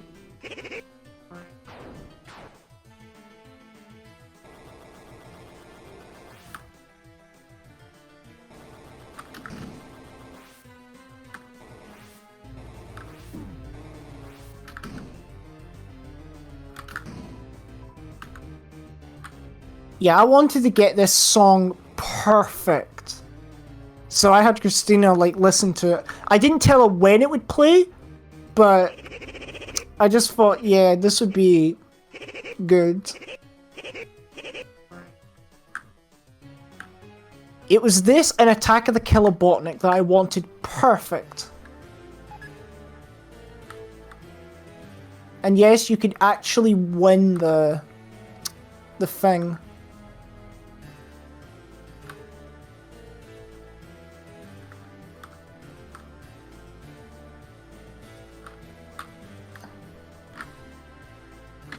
Oh.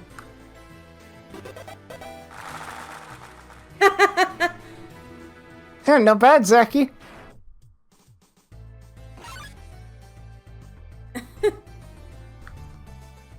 Okay then.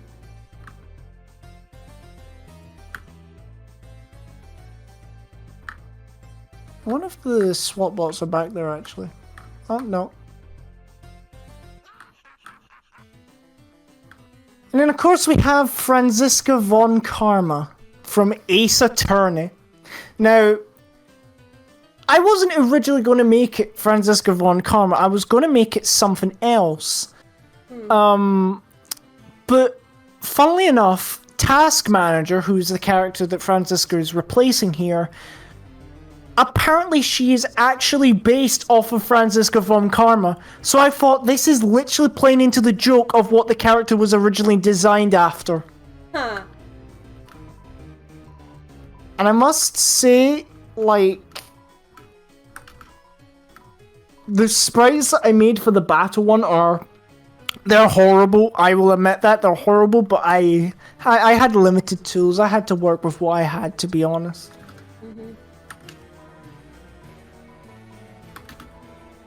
And funnily enough, if you answer them correctly, Franziska immediately becomes spareable. So you could skip the entire fight just by answering the questions correctly. Oh, okay. Yeah, I messed up on the which painting is fourth.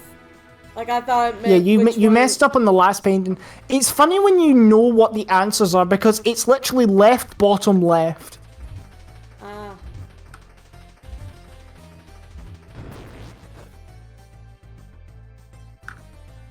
And then we got Clippy wearing a wig. This circle is actually Microsoft Cortana.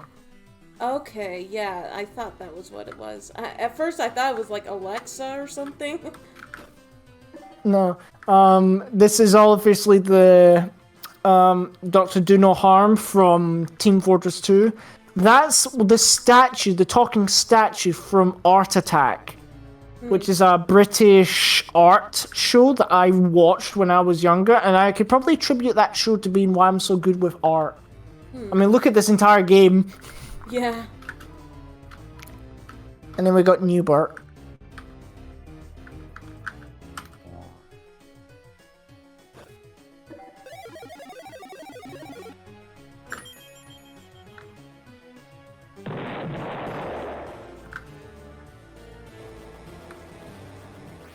I am going the wrong way.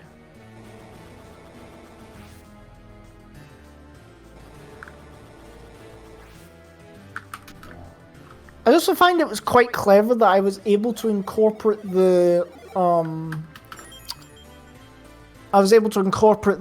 movie Sonic Robotnik's theme into Pandora Robotnik. I thought that was quite clever. Because it wasn't easy, because no one has actually made sheet music for Robotnik's theme. So I actually had to I put it into a software which analyzed the song and gave me the rough MIDI notes that I needed to actually, you know, make the song. And I must admit, I'm quite proud of it. It actually worked. Yeah.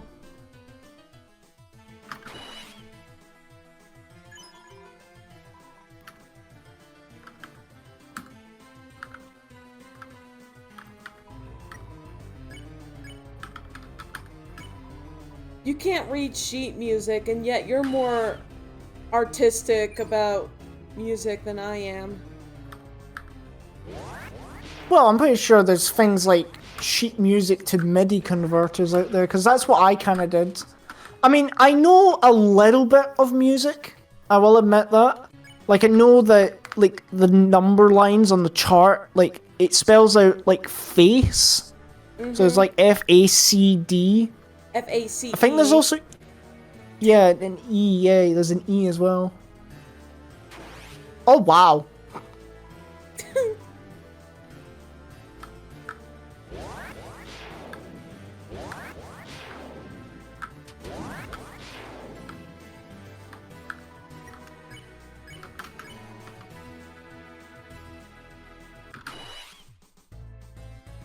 There we go. Also, I love how the animation gets so fast. It's like, what?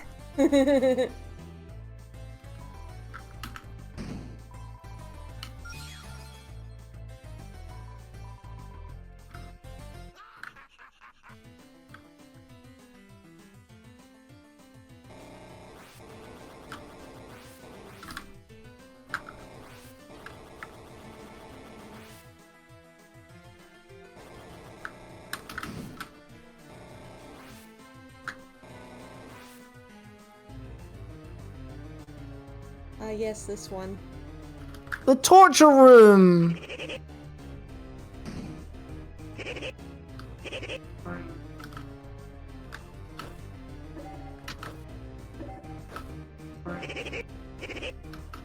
I love how he says, "Try again, bozo."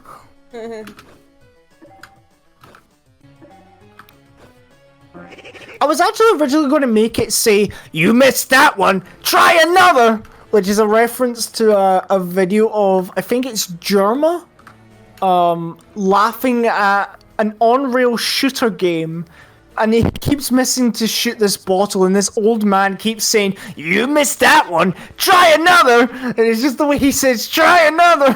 It's so hilarious. And yes, we've just got Sonic under the table. Funnily enough, he isn't even running, he's just tapping his foot. But it looks convincing enough that it looks like a run. Uh-huh.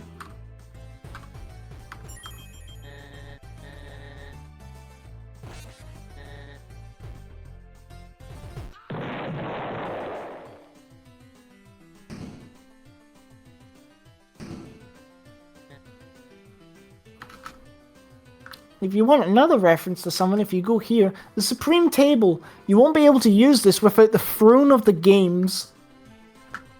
Huh. Reference to Game of Thrones. Yeah.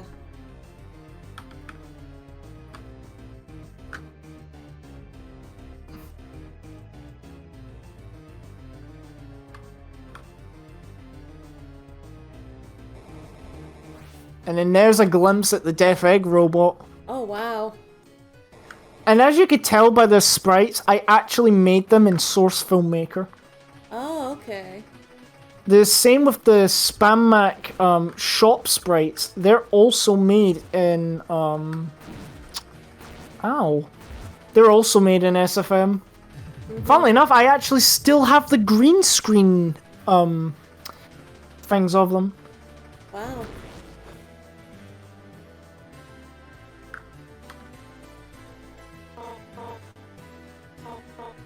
She still calls Scott Scoot.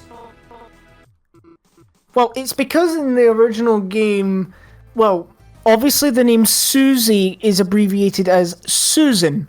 So that's what Ika's character says instead of Susie, it's Susan. So I thought, you can't abbreviate Scott to be anything, so I just thought Scoot would be funnier. Huh.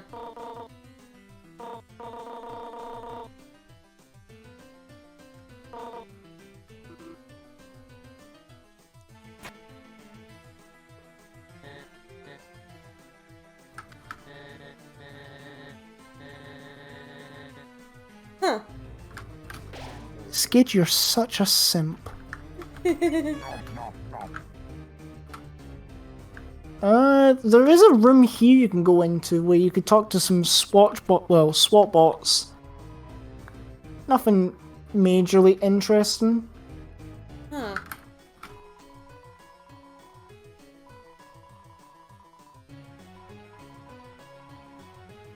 I like this one.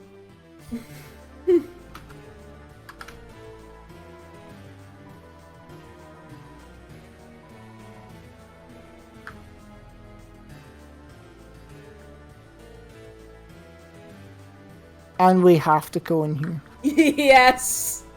I told you Legend that of wouldn't Toilet. be the last to see him. Yep, you stare back at the bathroom door sign. The sign has a silhouette of a skibbity toilet. You suddenly want to die. And then Jax is here. Yeah.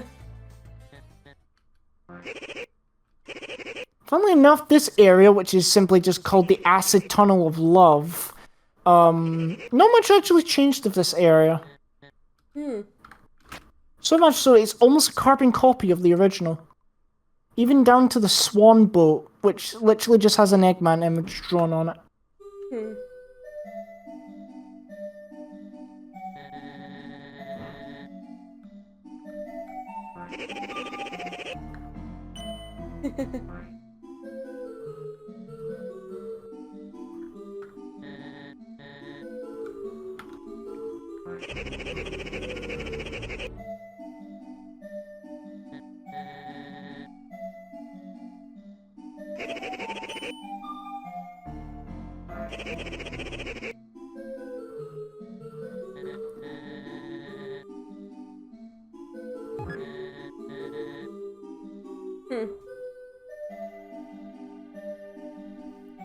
I feel like half of this is more just Spammac revealing secret things that Christina didn't notice in Chapter 2.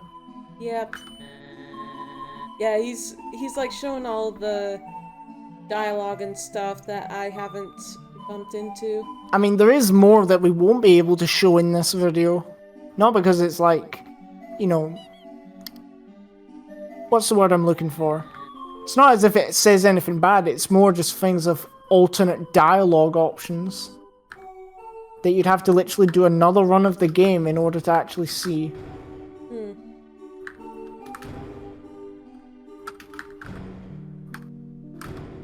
I'm just trying to go as fast as I can now, because I know we're kind of late for time and whatnot, so I'm just thinking, you know, probably be wrapping this up of some type. But you know, I'm speedy! I mean, the thing is that there's not much, really to say. Like, most of the things have already been said now.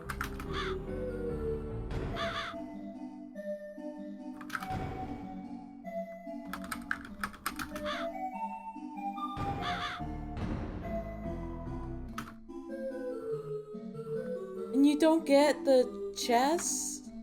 Nope, you can't get them at all. Okay.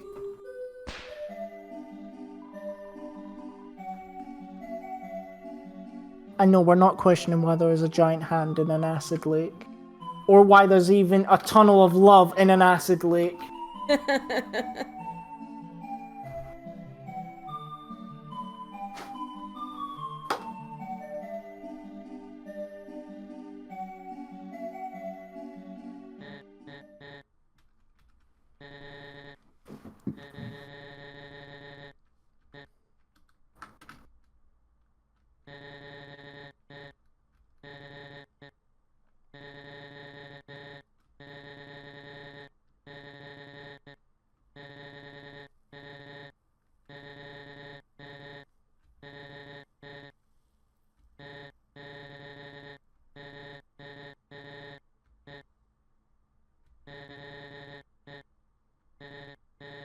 Yes, it is wonderful that you're you, Scott.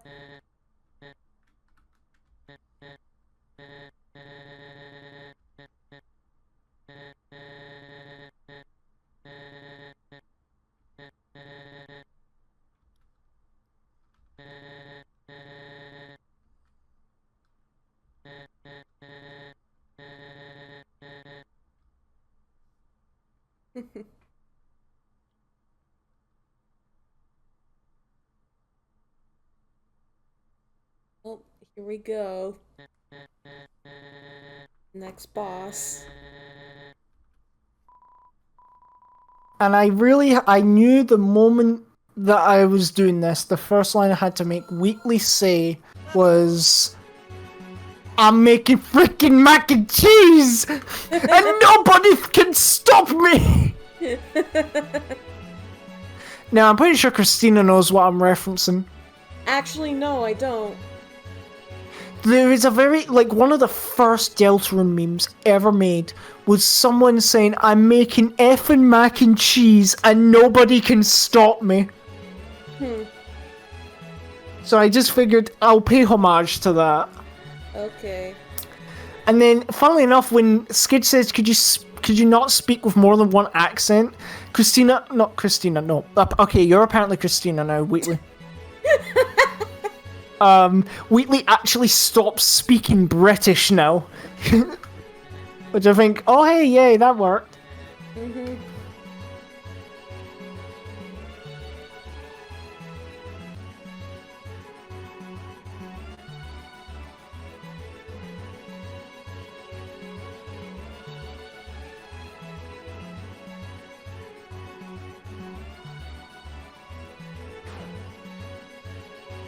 Oh, and it's different based on like what you did in chapter 1?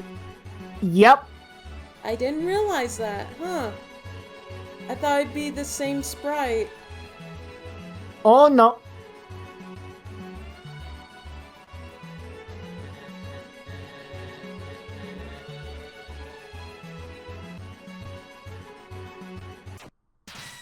Yeah, you'll see in the highlight video, if you haven't seen it already, by the time we upload this, yeah, you'll see that my thrash machine was different than this one.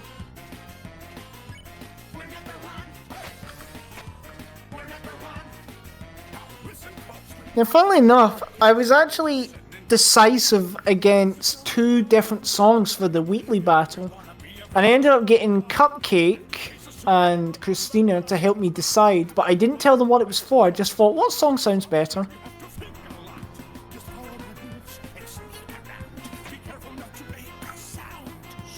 Funnily enough,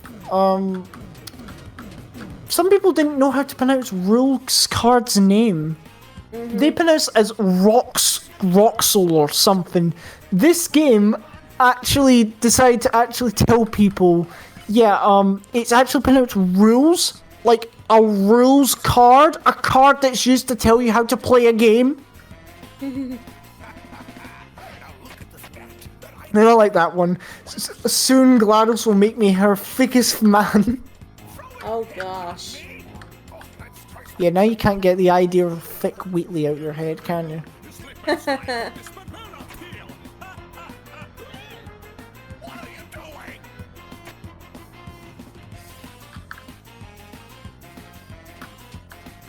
And the interesting thing is the different combinations of the thrash machine actually make it that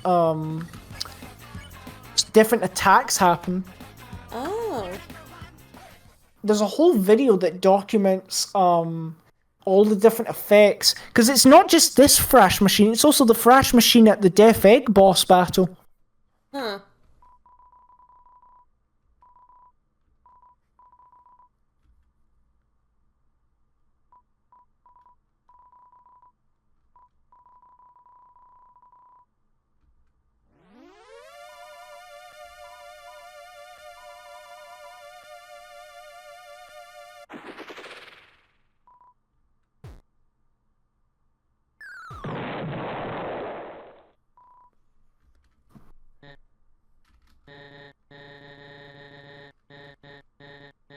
Well, at least he has arms now.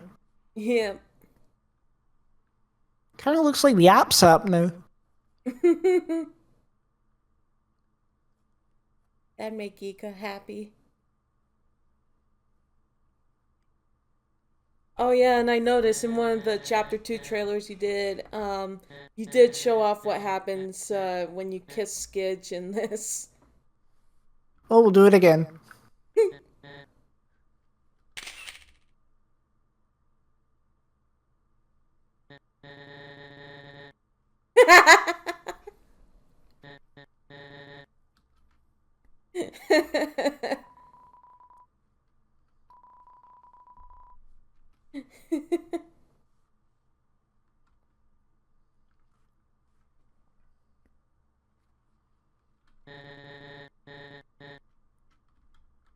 Wow. Now, interestingly enough, you don't have to watch the cutscene that plays here.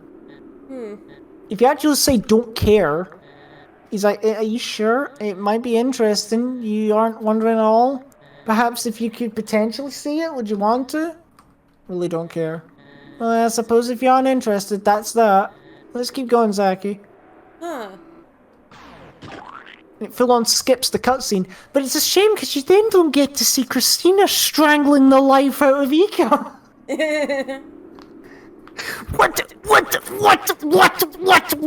What? Christina, you're joking me. Yeah, that's the point!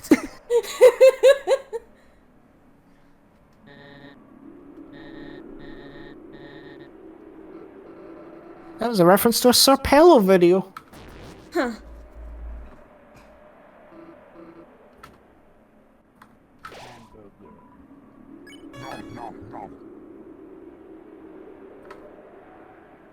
Oh yeah, and Oscar comes here, by the way.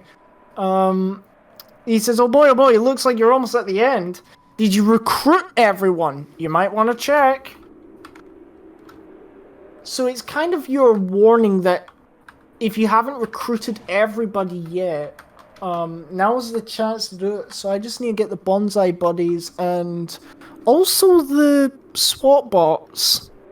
But you know what? It doesn't really bother me. Okay.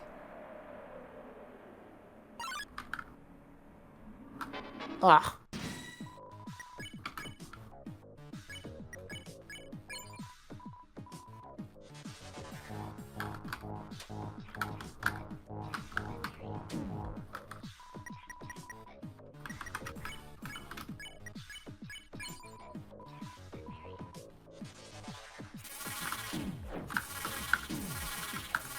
You killed Skidge, how dare you?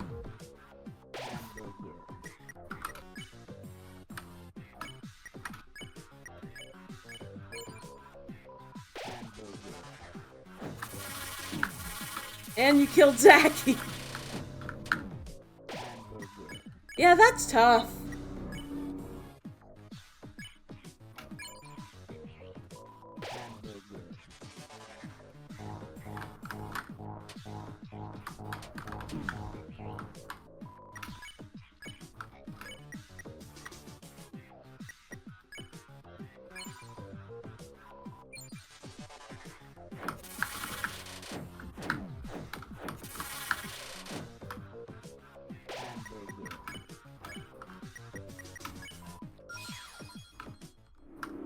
Okay, Skidge is back.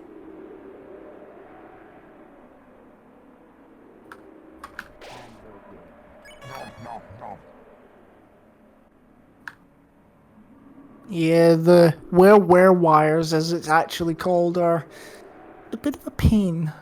Mm-hmm.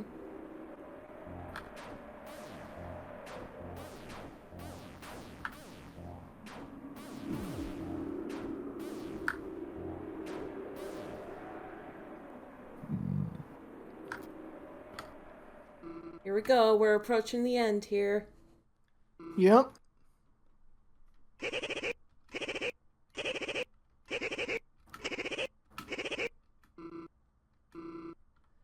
And I would have thought that this scene here would have had a bit more of a dramatic suspense to it. Seeing that Ika has been roboticized. Mm-hmm. And of course I had to add the Sonic 06 Eggman theme there. I mean, in fairness, when I made this, I remember I was just thinking back to the scene in Sonic 3 and I was like, yeah, I need to add this in.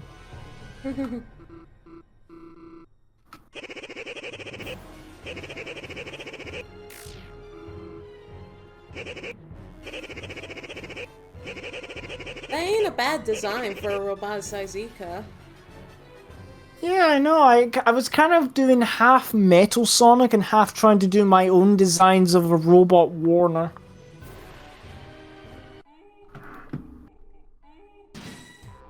And then here comes my favorite track in the game.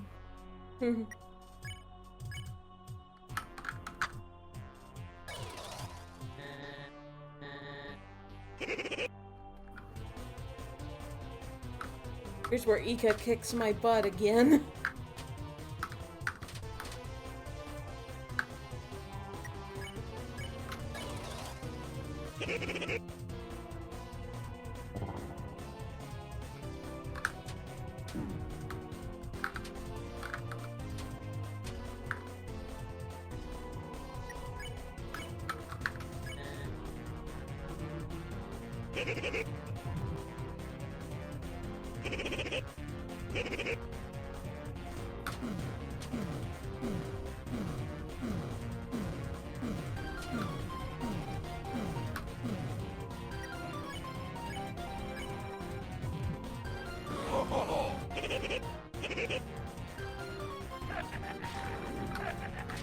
And this attack isn't too bad.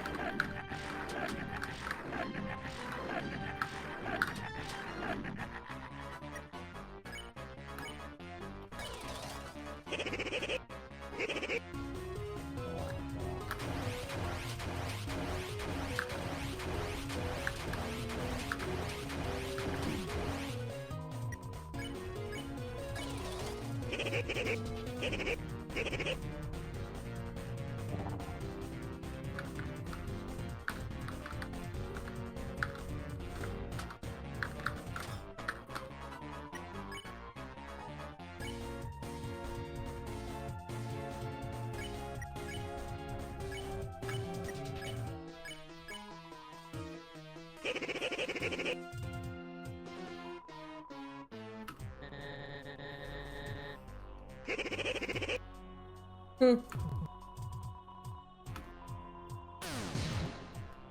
Oh, I didn't realize Root Buster would do that.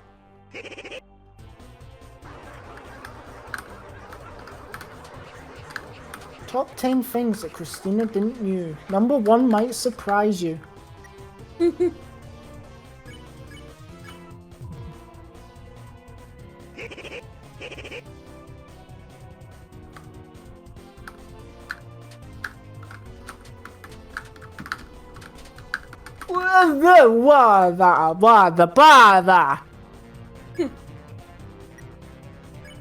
Right.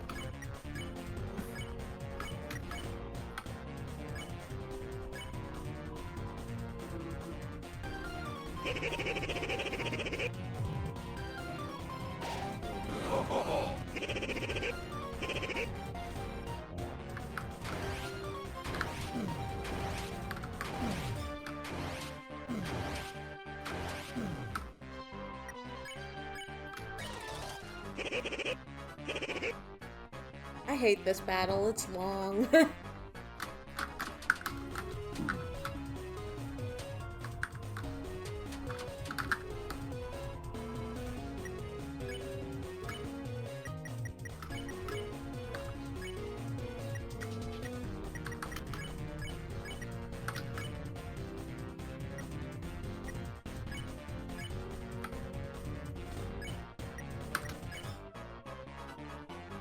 All right.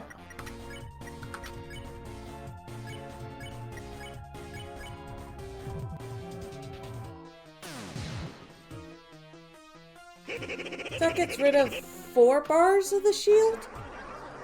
I think.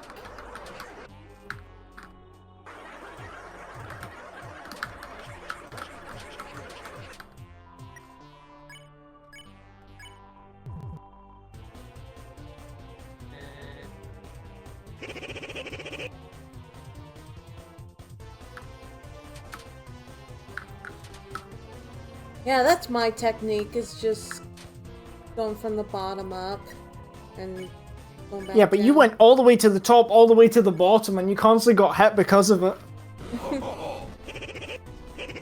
I'm talking about like when I last did this.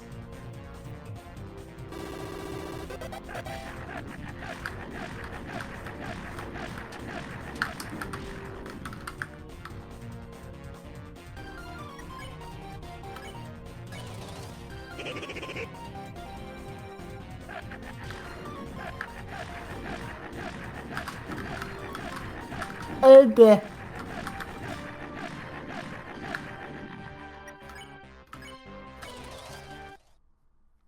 There we go. Good job. Now, interestingly enough, there is an alternative way of winning this battle. If you actually win through violence, you also win. However, what ends up happening is Ika forces a self-destruct upon herself, causing her robot form to disappear, but at the cost of severely injuring her arm. Oh. So much so that when you go back to the light world, she comments how she can't actually move her arm.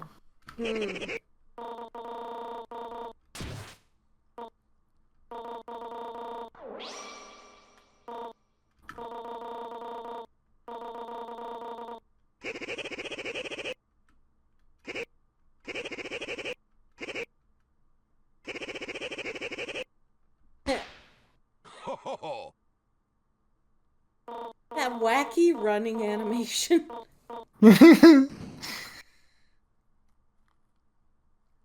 We should just have that downloaded as a GIF.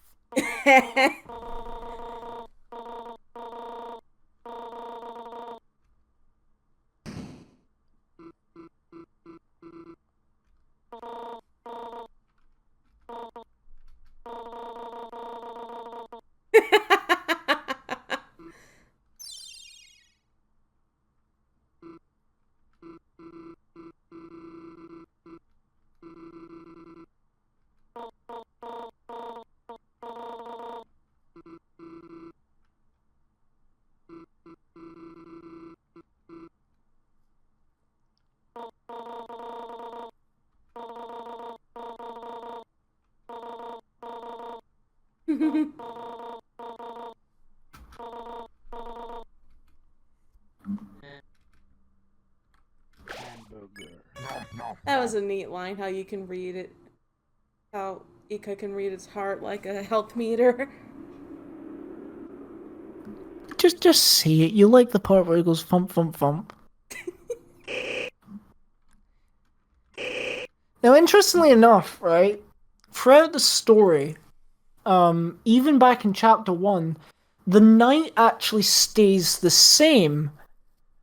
And I've actually made it a almost weird fact that the night in Kokororune is the same night that's in Deltarune. In other words, the idea I have is that the night is sort of a cosmic, well, not a cosmic being, but like, it's sort of something that cannot be changed across the multiverse. The night is the night.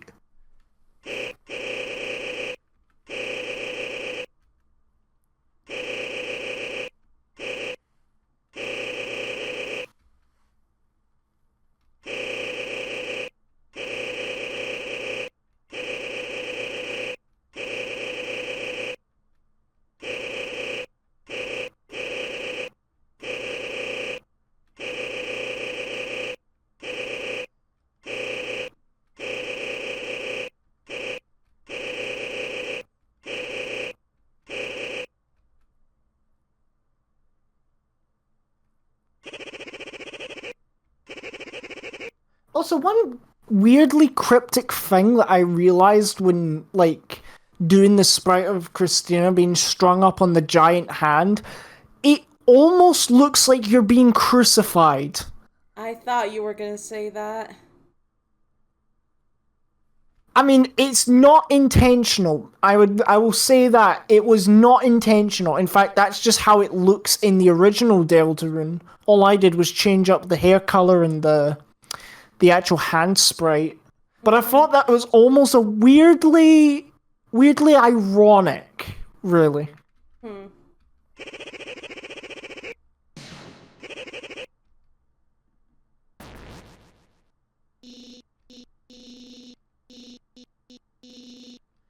Now, an interesting fact about the Death Egg Robot sprites, specifically the ones that are going to appear here. Originally, the Death Egg Robot was going to be hand-drawn. And he was going to be drawn to look more like the Sonic 2 movie version, but I figured an SFM render would do a job right.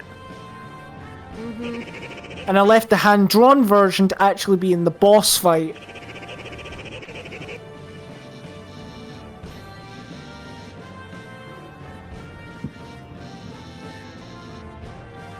Also, I bet you lot had a feeling you were going to fight the Death Egg Robot at some point.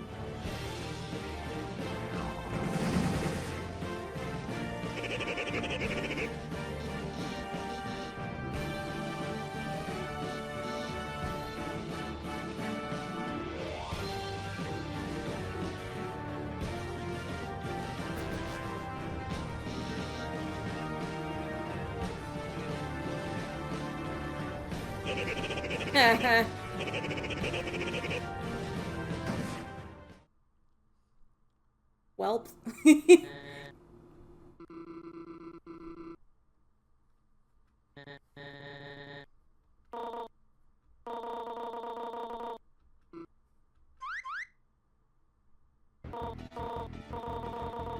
Also, the funny thing is, the music in the background here is actually Doom. it's the same instruments as the original song in Deltarune, but it's made to sound like the first theme of the Doom games. So Doom's first theme in the Deltarune sound font. Yes. In fairness, if you listen to the original song, you could understand why Silvergunner made it, why he made it sound like this, because it sounds really close to a Doom song. So much so I wouldn't be surprised if that's what Toby Fox was inspired by. So nothing actually happens if you don't collect everyone. Okay.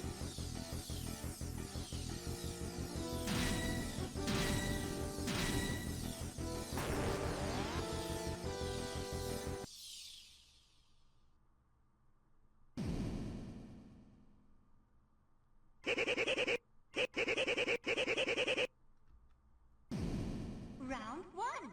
Fight.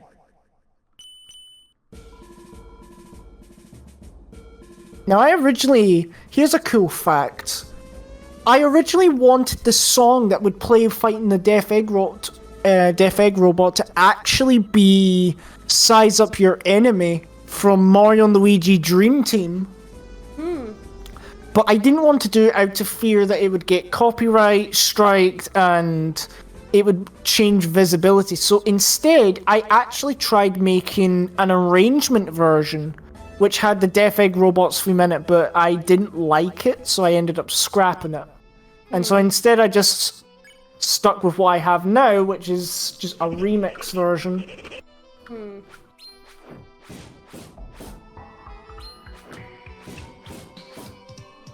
Also, there's a funny thing that happens if you actually let Eggman beat you here. And I'm wondering if I should just let that happen. I mean, if it doesn't take long to get back here, then... I mean, I've seen what happens when you die.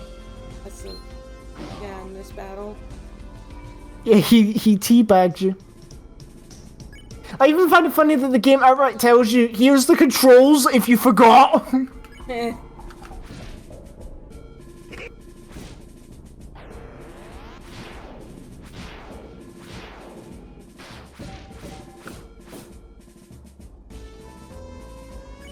Power punch! Boom. Round 2. Fight. Round 3. Fight.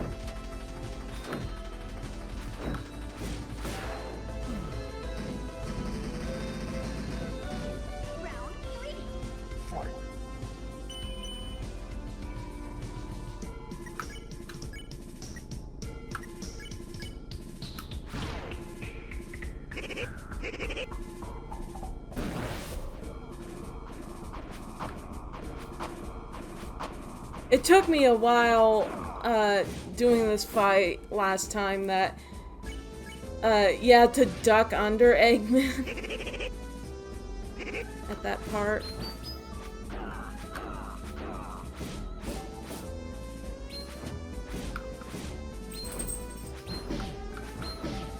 Ow.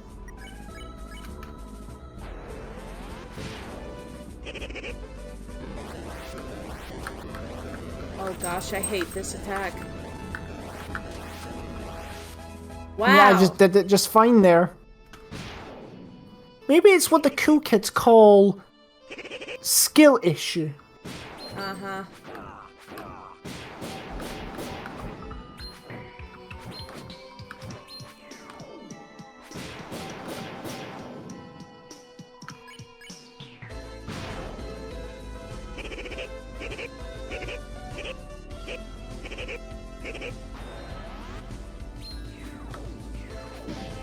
I hate this attack.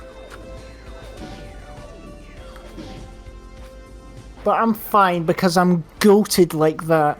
I'm goated with the sauce.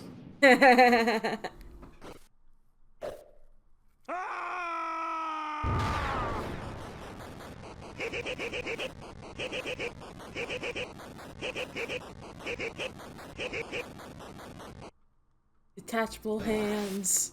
Detachable hands! In fairness, that's actually something that's in the original Deltarune. I just thought that would fit so well with the Death Egg robot. That was another argument I made to Skidge of why Queen had to be Eggman. Mm-hmm. There were just so many things that made Queen just Eggman. Yeah. Although, funnily enough, people attribute Queen to be more like Princess Shroob from Mario Partners in Time than Eggman. And you know what? I could see the resemblance. I can actually see the resemblance. But on another note, it's also Eggman.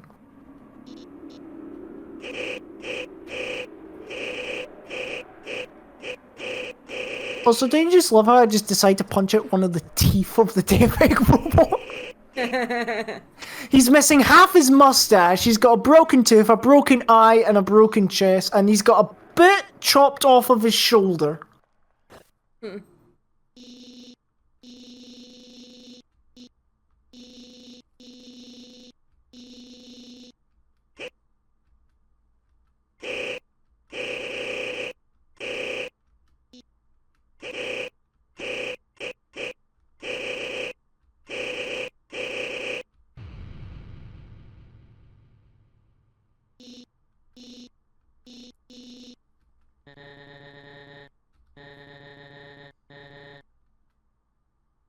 The fountain.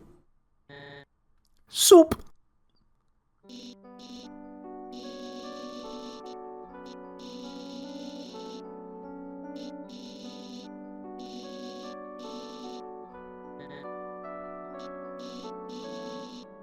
This music's so mellow. Well, it is a mellow scene.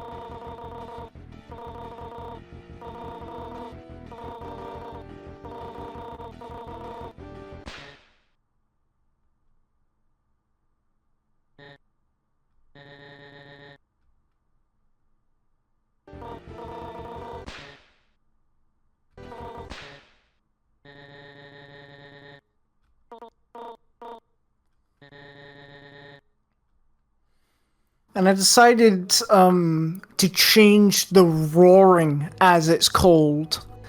I mean, it kind of is the same. I had to figure out what on earth am I going to make the Roaring Titans? And I just thought, you know what, just slap, like, famous people who copyright strike all the time, and it'll work fine. So we got YouTube demonetization, Nintendo, and of course EA. Because I thought that'd be funny. It'd be like, what would be the end of repaints? Oh, I know, if everything got copyright striked for copyright infringement. Mm-hmm.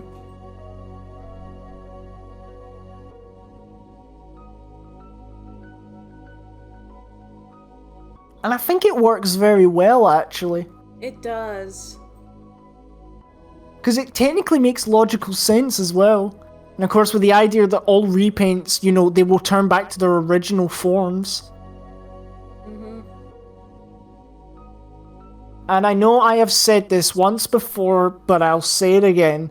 The way that I said, is that your idea of paradise? I remember when I listened back to my recording of it, it kind of sent a shiver down my spine, because it's like, holy crap! Like, I'm Eggman right now!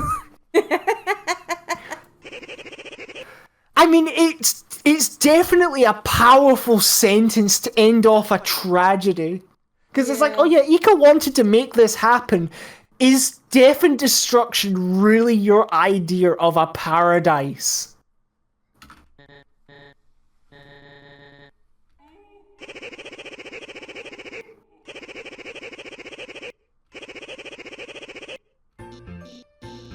But apart from that, nothing else has really changed. I mean, apart from obviously some things that have to be changed to make canonical sense, there's nothing major now that had been changed or had any really justification behind it. Okay. So in other words, I'll just go to the credits and that's that. In fact, if I even wanted to, I could probably just end the recording right here as we seal the fountain. Nah, let's have everyone see it. Yeah, but think about it. The fountain fades to white and then goes to black. That'd be the perfect transition.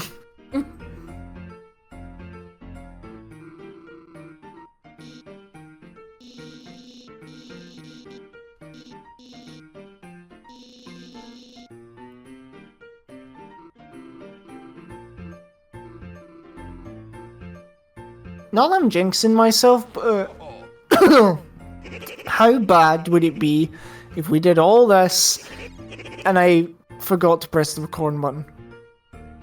Well, I'm recording, so it's fine. Okay, that's good. At least we've got audio recordings.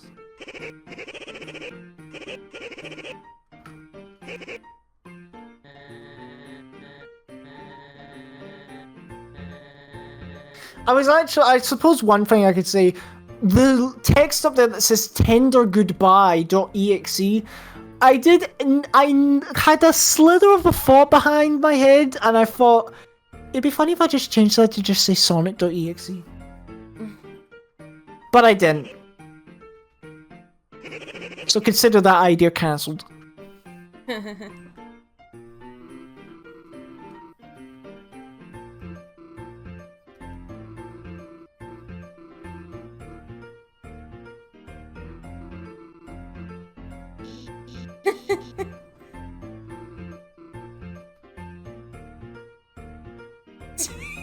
You just pushed Zachy around.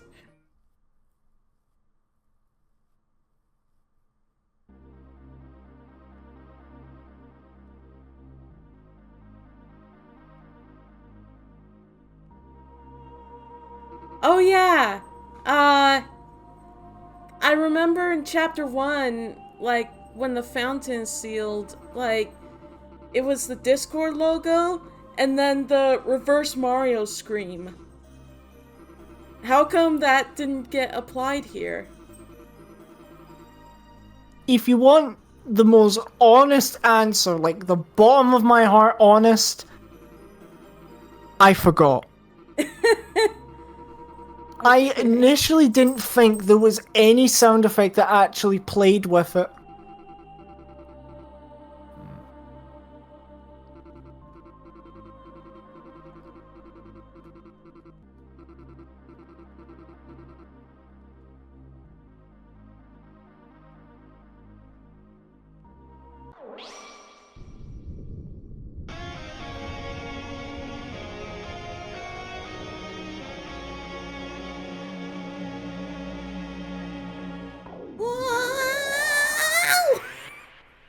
Really? I had to.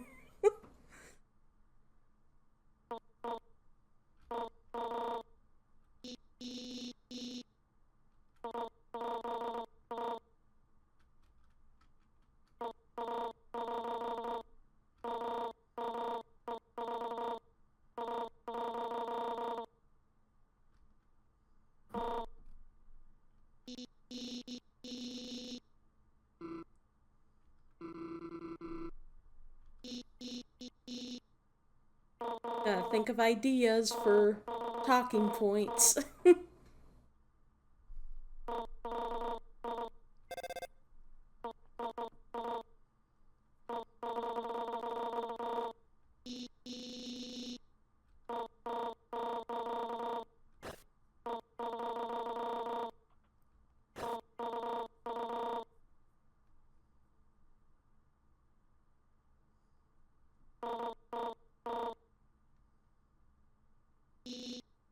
Also, one funny thing is, like, I find it funny that the sprite of you looking here, the red on your shirt almost looks like a heart on your back. Oh, yeah.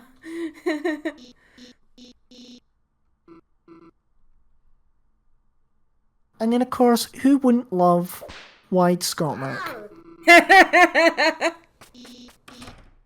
And we have wide Scotmac and even wider Scotmac. That's like morbidly obese Scotmac. Oh, gosh. That makes me look skinny.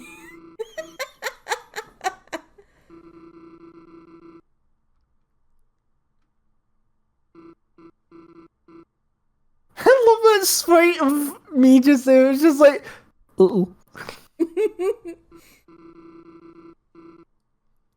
It's like if I was holding like a bomb or something and it's like, Zachy, I dropped the bomb.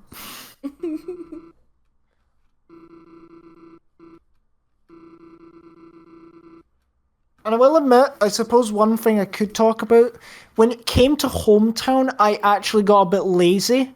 Because in fairness, I was getting so close to finishing the project, and I was just thinking, why bother anymore? And there was so many things in Hometown, actually. Hometown seems to get bigger as each chapter goes on. I just ran out of ideas of things to put in, and so eventually I just said, you know what, screw it. Some things are just going to stay the same, because I cannot be bothered with it.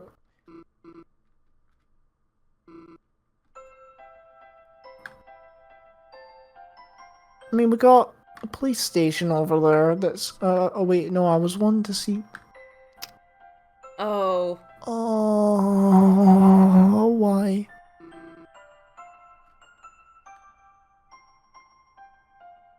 Oh well.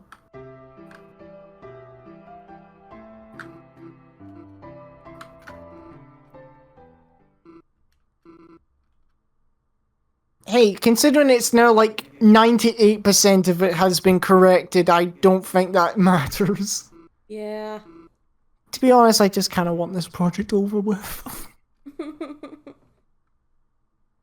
I've been working on this for months now, please.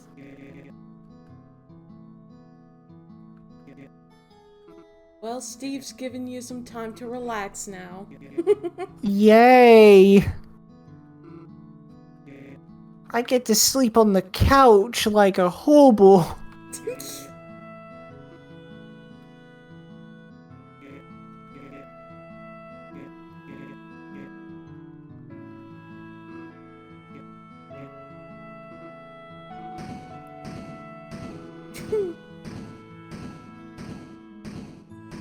I could just leave it here and have Zachy be repeatedly punched by Scotmac. It's like, Steve, don't just stand there, do something, I'm being physically assaulted.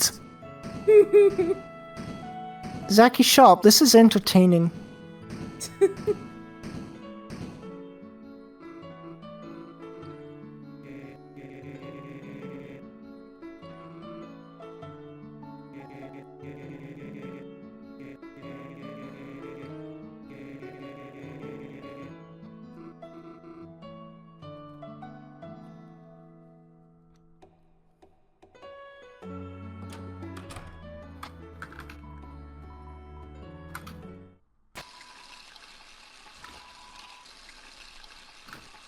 May another window. Well, it actually does.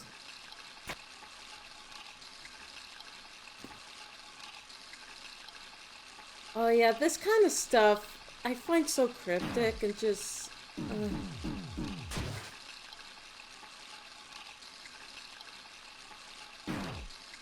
Like, is that part of the idea, or... I don't know. What, Zachy taking his heart out? Yeah. And he jumps out the Yeah. window. Well, that is part of Delzone.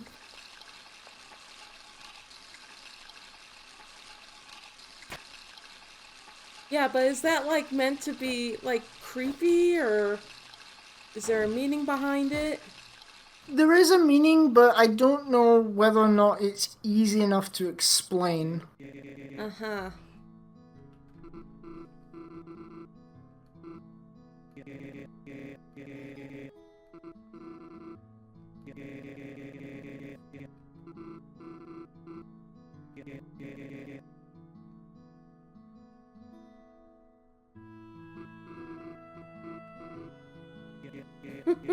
You had to correct yourself there.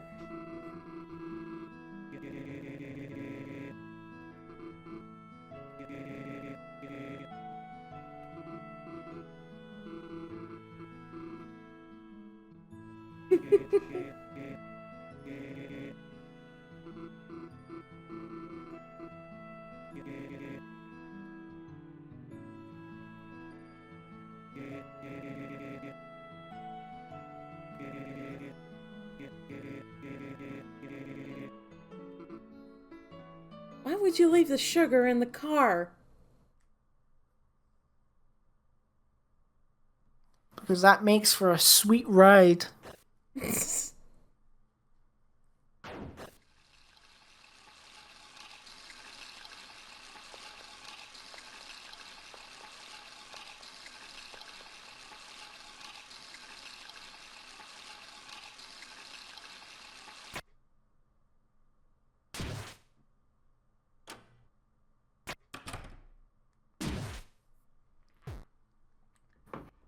Hey, if I was able to take my heart out of my body without being able to die, I'm pretty sure you would enjoy that. Oh my gosh. Don't get me started. I'd be like, oh hey, could you hold this for like a second? I'll be back. Oh my gosh, please no! Maybe go for a jog. Wireless heart. Oh my gosh.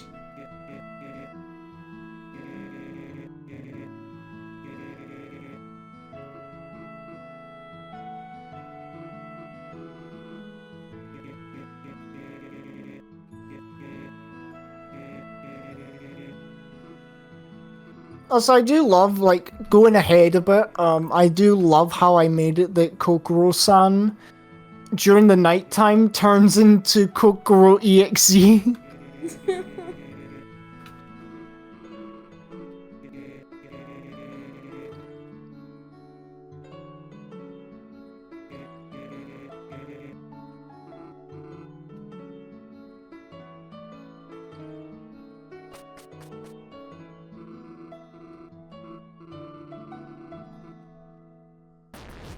Funnily enough, when Spammac says he hasn't actually had a sleepover forever, that's also literal. I do not recall the last time I ever had a sleepover.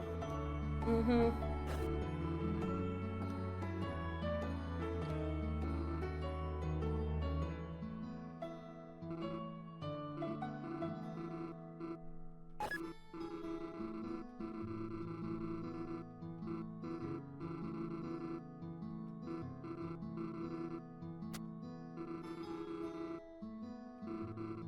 You're scoring Ramsey. The lamb sauce!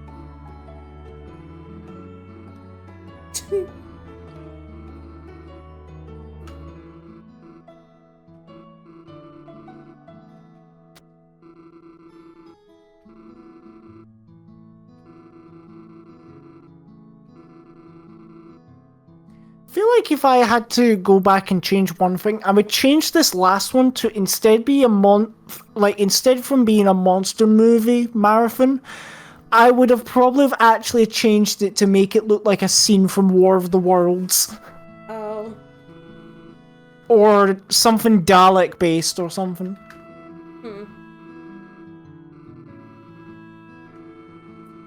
So is this changed, like, the TV? Like, is this changed based on the original? Yes, most of the shots have changed. This is the only one that hadn't changed. Ah.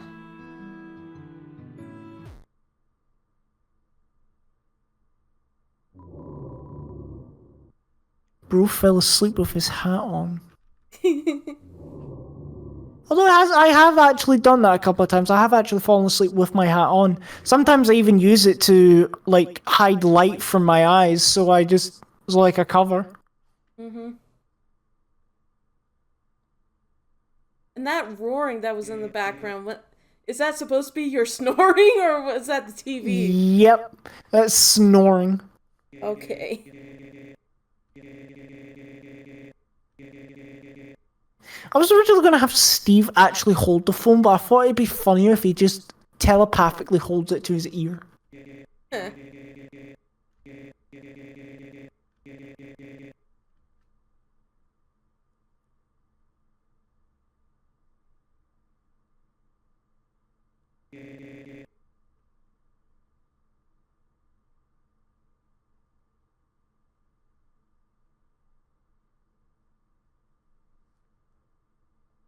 And there's Kokororune.exe.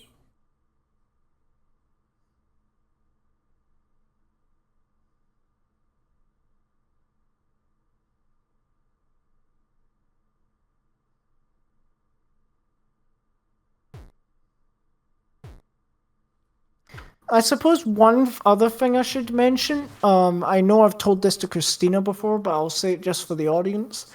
In the police station where Luigi puts on the jailbreak alarm, the music that plays in the jailbreak alarm was actually originally going to be the credits theme, but I changed it to be a slowed down version of Sonic Boom. Because I thought it sounded neat.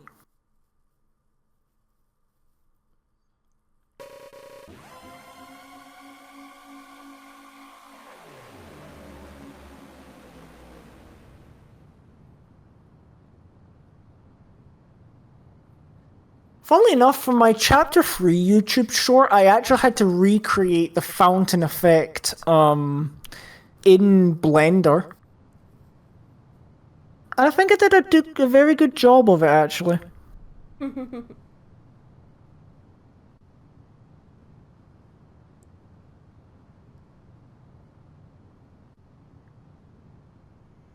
And I was originally going to change the smile to be something like the Joker, but when I realized who the smile belongs to, I just left it be.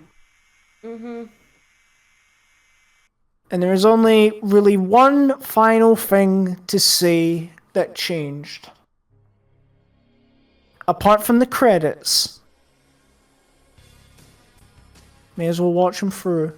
I did change the credits to include most, if not all, the people who actually had things to do with it, so people who, like, the sprites that I used, the music. The models. Not necessarily the models.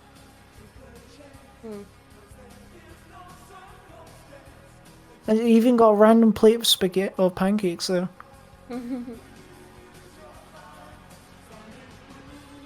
So, the final change that I did, that I can justify,